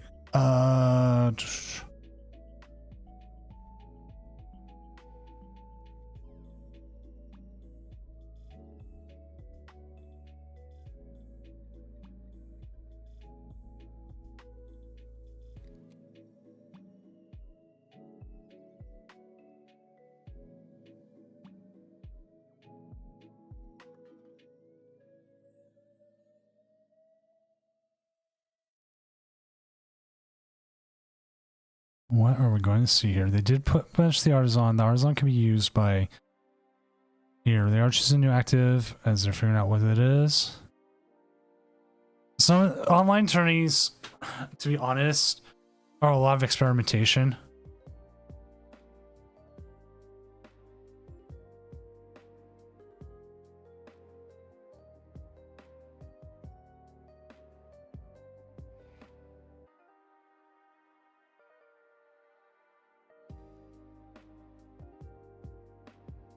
Picnic baskets.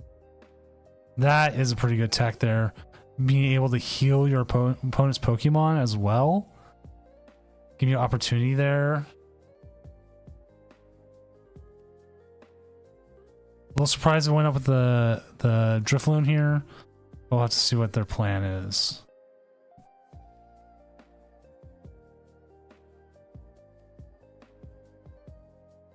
You see Thornton? We can see a Thornton next turn.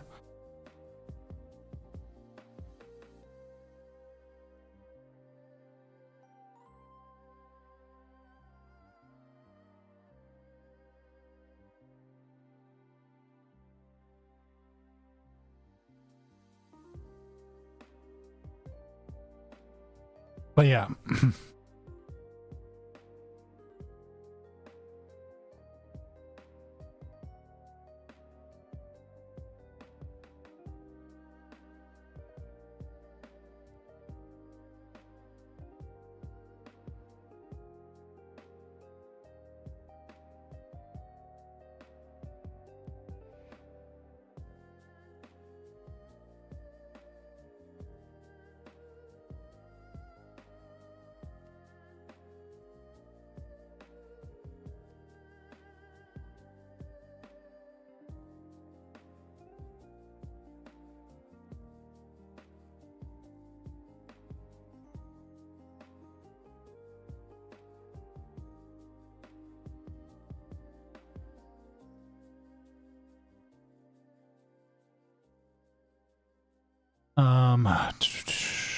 They are free to move. I'm assuming they're going to go back to the Screamtail. No, they're going to go with Big Guardy. They're going to take some prizes here. They are definitely looking to take some prizes.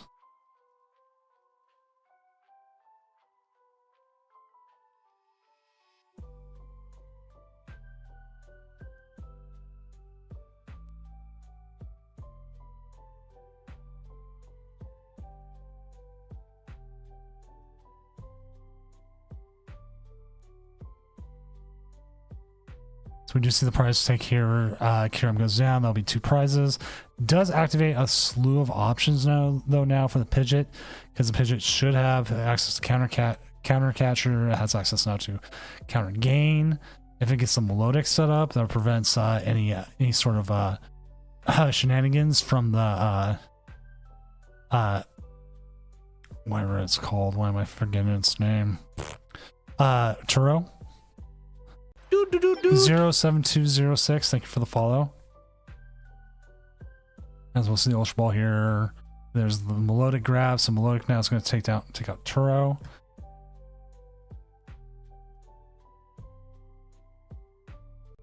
Quick search here for the Pidgeot. We're going to go ahead and grab whatever card we like. Counter Catcher. Your best Counter Catcher stuff. Well, I mean, Spiritom's okay. Spiritomb can fade out, but it does give you access to V's again. And so then it depends on how they want to play that. And you're going to do 10. You're not even doing damage to the Ogerpon. And by doing so here, you're also giving yourself the opportunity to possibly Erica's Hospitality something. Specifically, what the thing you're looking for is the Greninja. And if you can do that, and you can sob here, there went the Greninja. So what's the only thing they have left in the deck that you could possibly want to sob here? Manaphy would be your next best bet.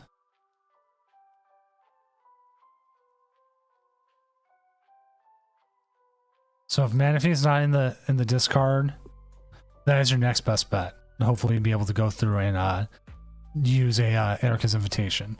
Seems to be the way they look like they're going. They're not going to take any damage from the Spiritomb attack. Oh, it doesn't even go back into hand. Oh, I didn't even realize that. The Melodic just doesn't put it back in hand. So it doesn't matter. The Spiritomb was the right move. Oh, I didn't even realize that was the rule. I thought the attack would overrule it, but no. The attack doesn't even overrule it. The Spiritomb does no damage and is just stuck in the active now. Can't throw it. I don't believe they play any switch. Gardevoirs historically don't play any switch. Yeah, at this point, you scoop and go to game 3. they're just going to continue to sob. Go boo-hoo, boo-hoo, boo-hoo.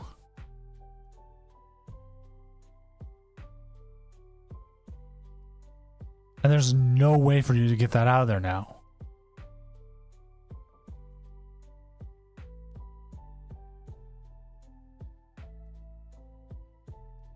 Maybe, okay, you know what? There is. Maybe you boss up the melodic and hope they don't have the energy for it. But they should. They have the access to Pidgeot. Yep, there's the concession we're going to do at game 3. I didn't even realize that. Good play from our Pidgeot player, our Pidgeot control player here. Getting the setup and making sure that there is no way for that Spiritomb to get back into hand. I got caught up with it differently. All Out Drip King here was able to figure it out much better. Good on them. That is where I learn from our players. Like, that's the only thing I can get.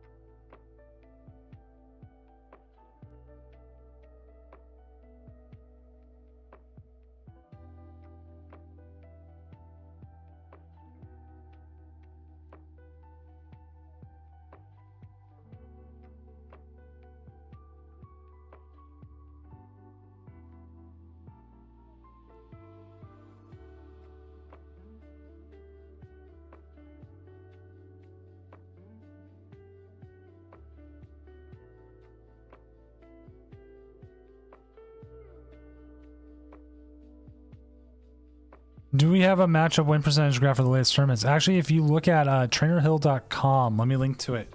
They actually take all the tournaments and they do a good win percentage of everything. You can even choose the dates, and if it's online or majors as well, that's probably the best thing that you could use, Rytron. We were looking at it earlier. But if you go in there, they have a meta overview, common matchups. You do want to filter. Currently, if you want prismatic, you want to select the 16th of January, and you want to say online platform only on the filters. And the reason why you want to do that is because it counts San Antonio as part of it, and San Antonio is last format, not this format. Fast start. We're gonna see the Pidgey come down. Currently, the only deck that's being Gardevoir regularly right now is Miraidon, and that's only because Miraidon can turn 1, I mean, take 2 prizes.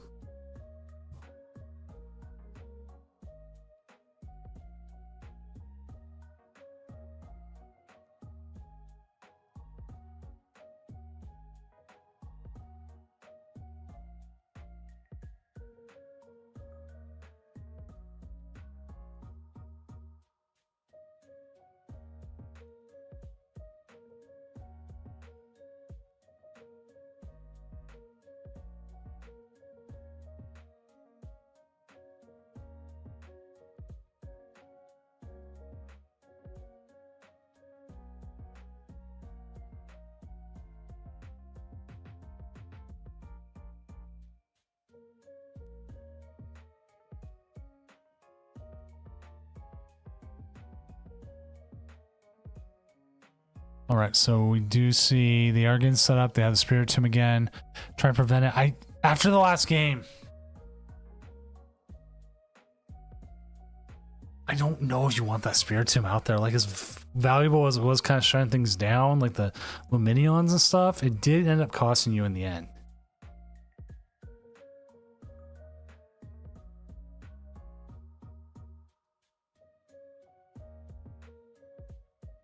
I don't have exclamation point drops, but there is the drops coming in from Pokemon.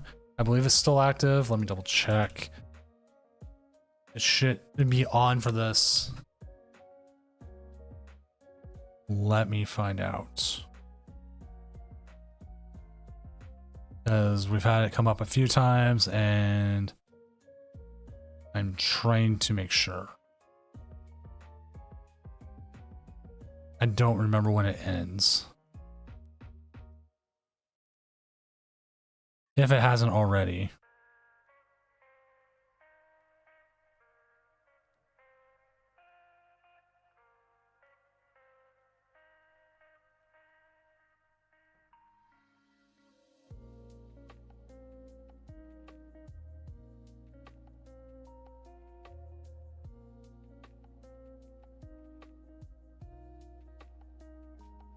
Yeah, we're on game 3 now, Cash.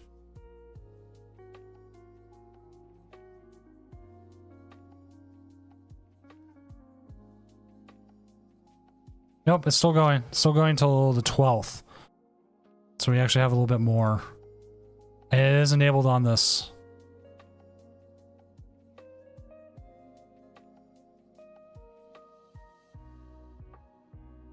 There you go. If you are trying to renew reward on the drops, this is where you want to go. You do need to log into your Pokemon Trainer account, and you do need to link your Twitch with that, and that will be able to get it, and that will help you redeem what you need. Did you see a Pidgey go down? We do not have access to Luminion. This could be okay. A little bit better.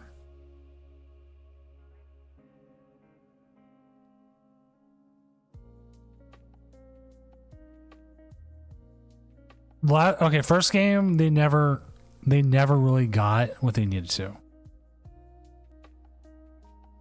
I didn't realize my Surging Sparks ETB expired. Not that I care. I know I redeemed Prismatic.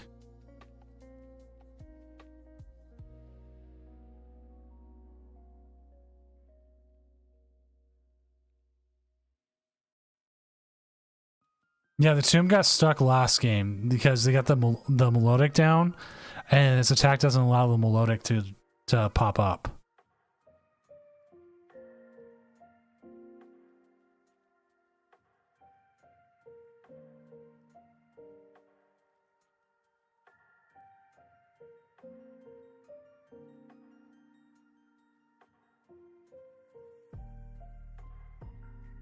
Yes, the codes can expire. They used not to, but they made them expire now. I don't know why. I kind of thought it was a dumb decision in my first.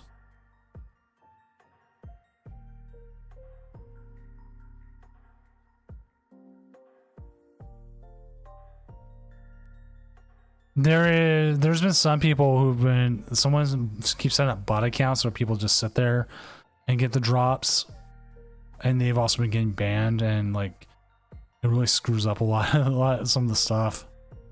Screws up a lot of the analytics they've set up.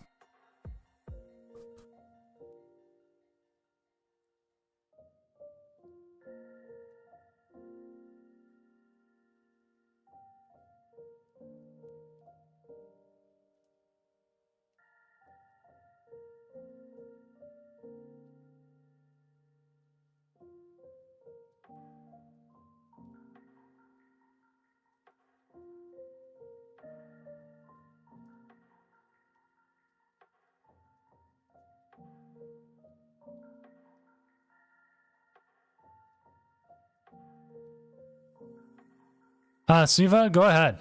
If anybody wants codes from it, just go ahead and drop it. It's all good. I'm a little surprised it didn't go after the Pidgeot, but you know what? Sometimes that's what you gotta do.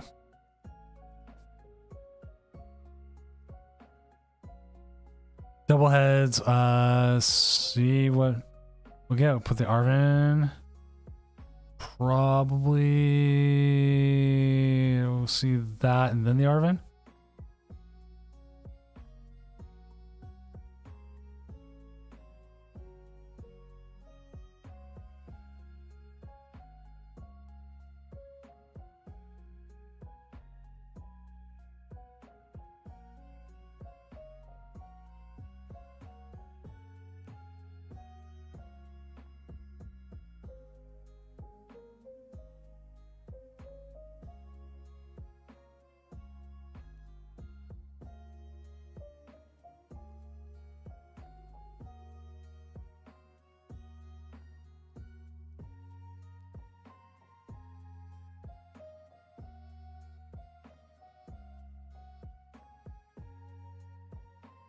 Right.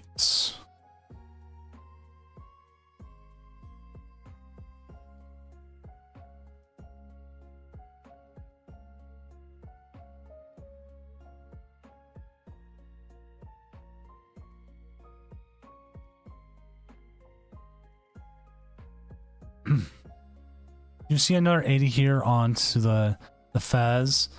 Fez here will probably assume to keep getting hit. Did just put Arvin on back and shuffle back in the deck, but we do have the rare candy already in hand, so the Ultra Ball was the correct move. Go ahead and get the Pidgey here. What are we gonna get? You can't put the Melodic down. I mean, you could put the Melodic down. That's what I've been wondering, Cash. I think they want to take the Fez out so they can't draw 3 extra cards at first.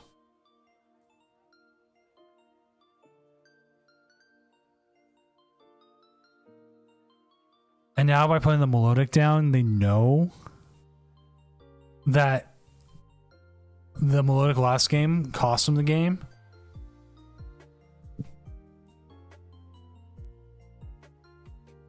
But the other issue is if they do knock out the Melodic, then Thornton comes into play.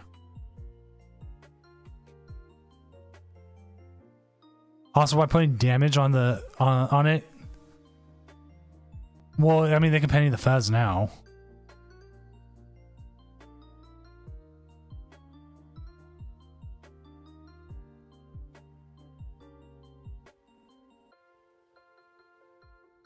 It's just a matter if they here. There could be a double KO. We'll have to see. I don't think it's GG yet. Again, now okay, now they have access to Fez possibly. Or not Fez, Thornton. They do need to put another Pokemon down for it to work, but they do have flipped the script here.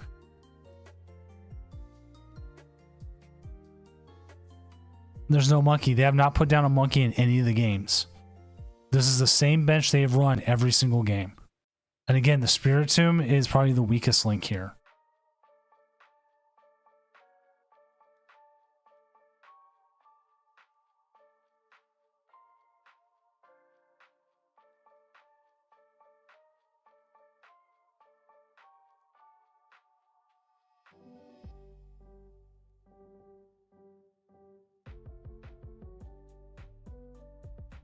We could put down Grand Tree and get a second Pidgeot. Or we can see a penny here. Removes the damage. You can put the Fez back down. You're also ready to start trying to get a little bit more. See Alakazam. Now, okay, we saw this last time too. Alakazam went and started moving damage off. Melodic was prized again. That's 2 games it's been prized.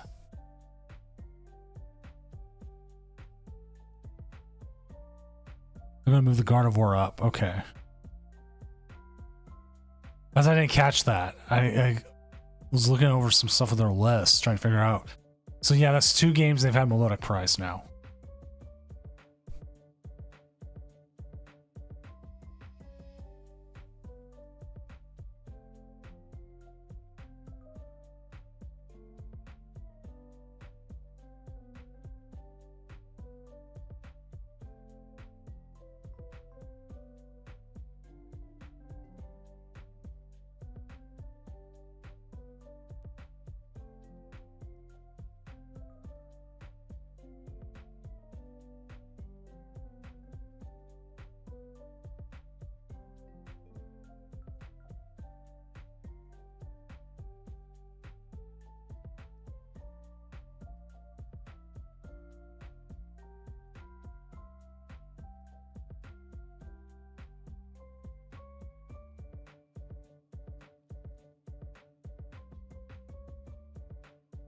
I think what they're trying to do is get them to, yeah, they don't want Monkey in play. Trying to get them to commit to the energy here. But they can still Turo it. Like, this problem is, like, they really wanted that Melodic.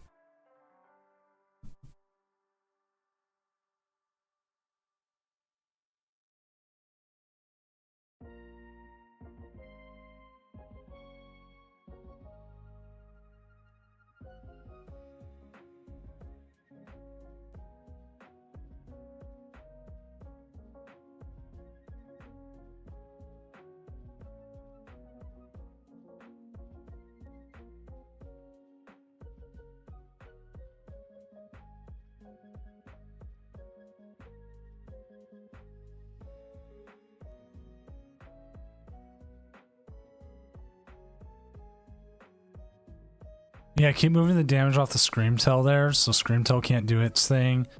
No damage is going to be happening to the Drifloon. There's a lot of energy already on the Pokemon. You can still throw something out, but then again, it's like, okay, what more can you do?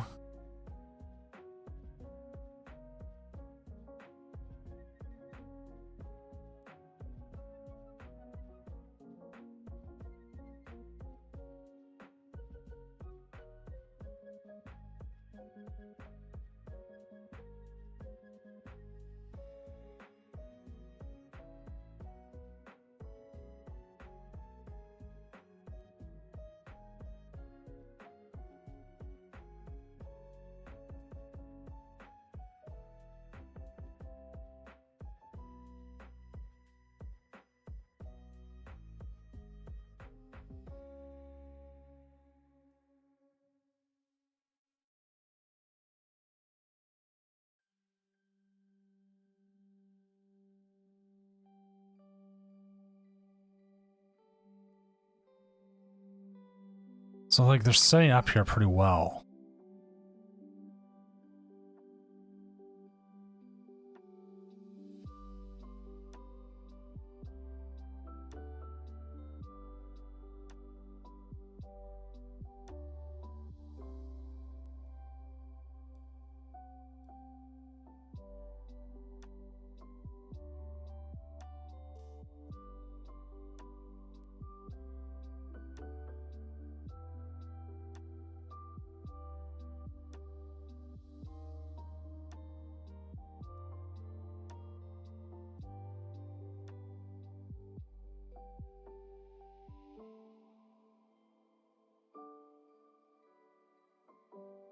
Right, we can continue here to see the Pidgeot.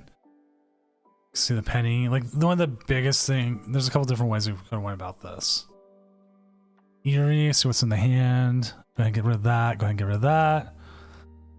There's a boss's orders. There's that Turos. That is what they've been waiting for.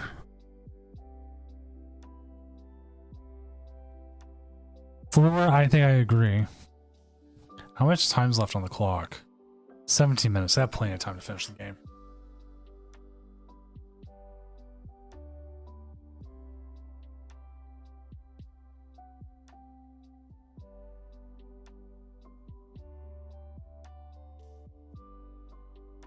Now I could actually set up the schedule in the future to have like the finals gets more time, but I can just always reset the match if it ever comes up. It doesn't really come up, so.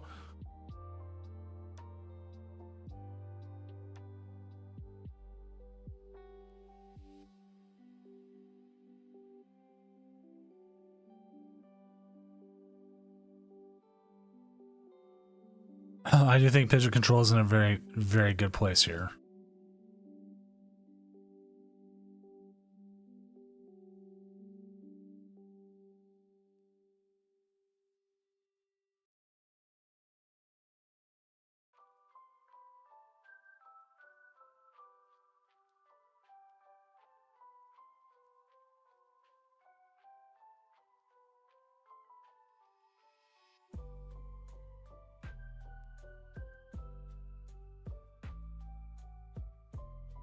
Yeah, Guardy's almost out. This could be a very much a deck out situation here.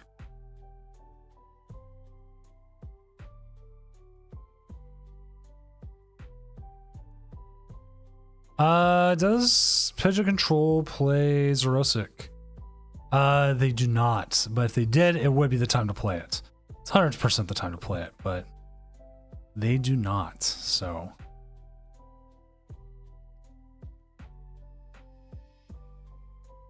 Looks like they were able to use a Turo here, and they're going to figure out what their next move will be.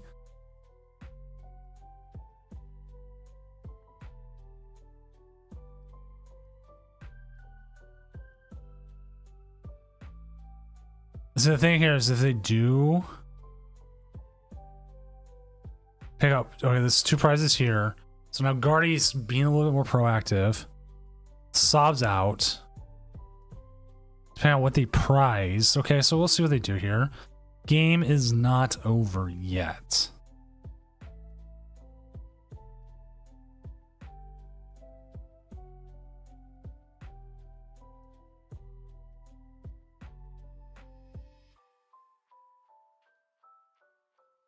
Entry, Luminion still can't do anything. Exactly, because we can get control. There's a couple different ways we can get.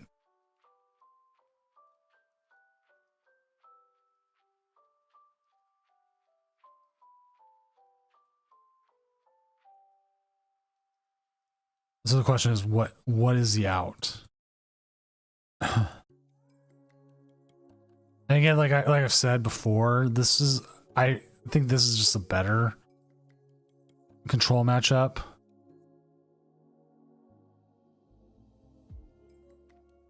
Not better control match, better control to watch. If you're gonna watch control, this is what you want to watch. I want to snooze the ads. The game's almost over.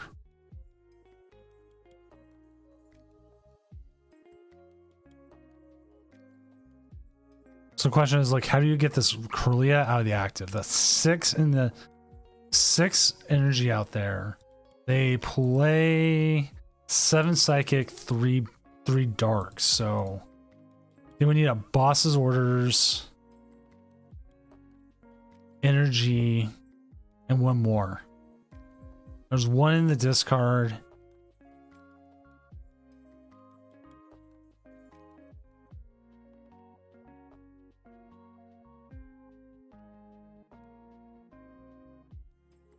So, you know, yeah, they need the dark. And like, if you're doing this now, you have to have that dark.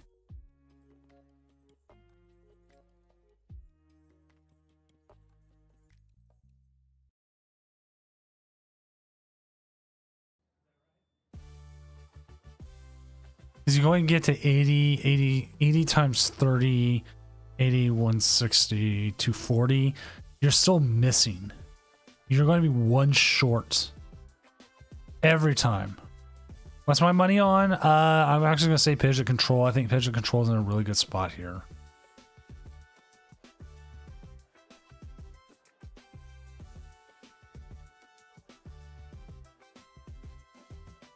No, they're not going with the boss here. I think they might just be going for the KO on something. Probably the Pidgey.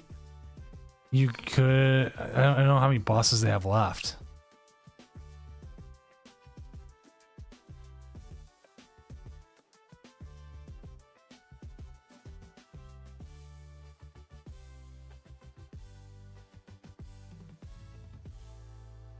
Okay, there's the Iono. That's going to prevent deck out. Doesn't limit here.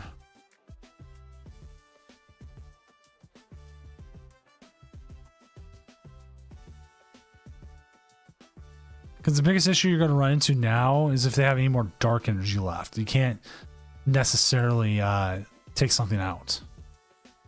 They're going to move the damage off the Strifloon. They got to continue doing so.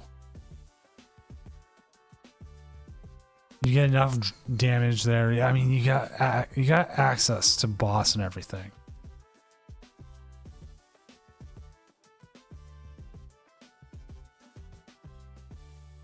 You could see a KO here from the Ursaluna. That makes life very difficult. But that puts the energy back in the discard, and then they just need to find a Gardevoir.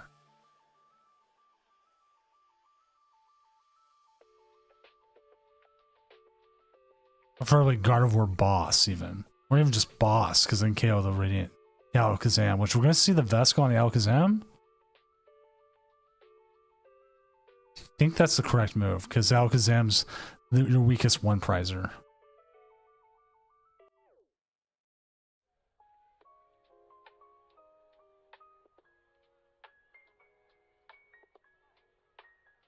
I need that to loop the bear. So now we can see bear start taking prizes.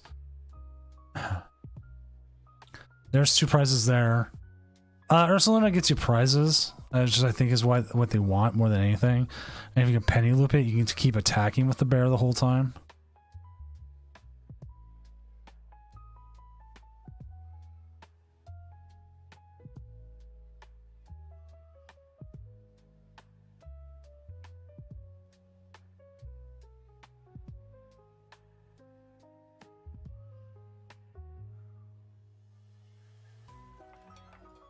Correct, 2 seconds gone, but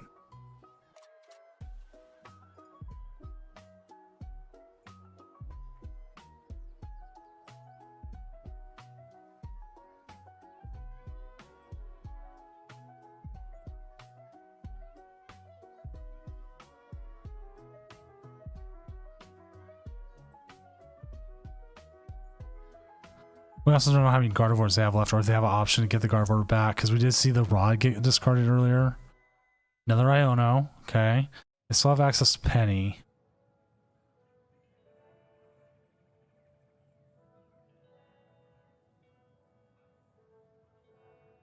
So they're going to force the Penny here, and then they get the attack again. But if they KO...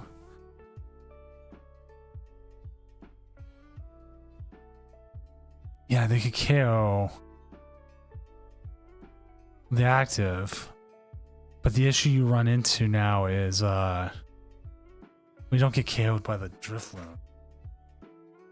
But if they can get a Gardevoir, yeah, they might strip you out of recovery.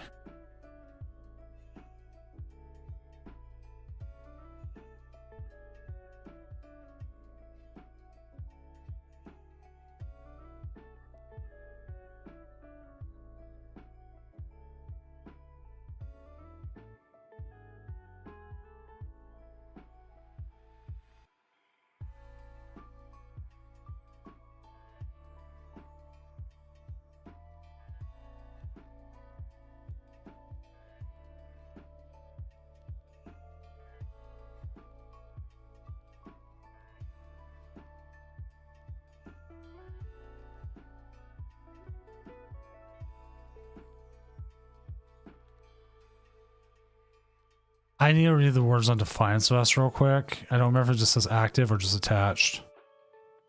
40 less, okay.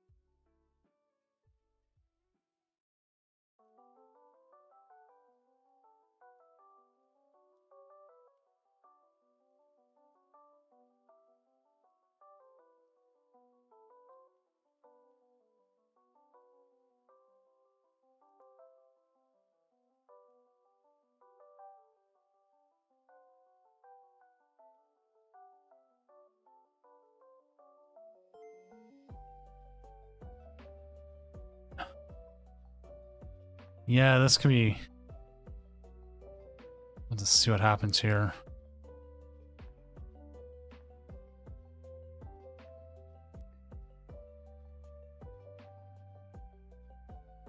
You can take a KO, but then you lose all the damage out there.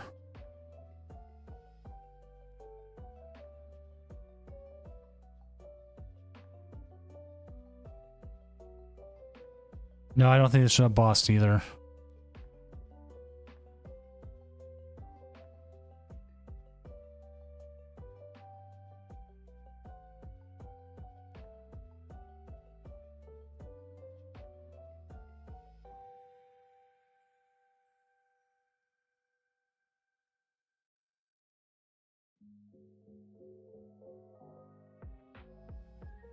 Either they have to be confident that you don't have a way to get a Gardevoir here or something.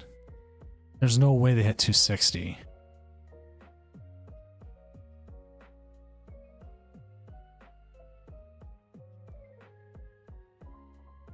So yes, I was just gonna not do anything.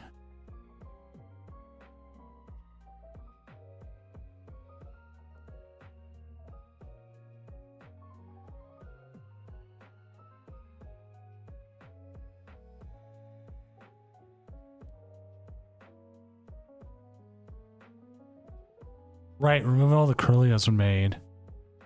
Is there enough? Are we going to see a Monkey Dory? Oh. Is this enough? On the... Oh, this should be just enough. They get the Screamtail set up.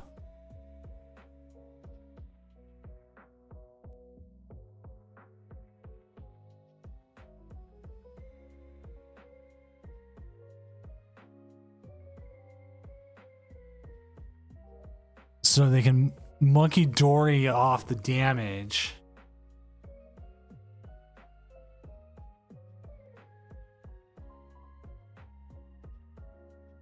from the Curlia. Oh my god, what a comeback at the end there.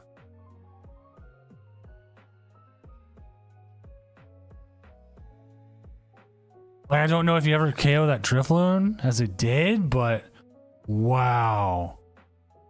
What a set.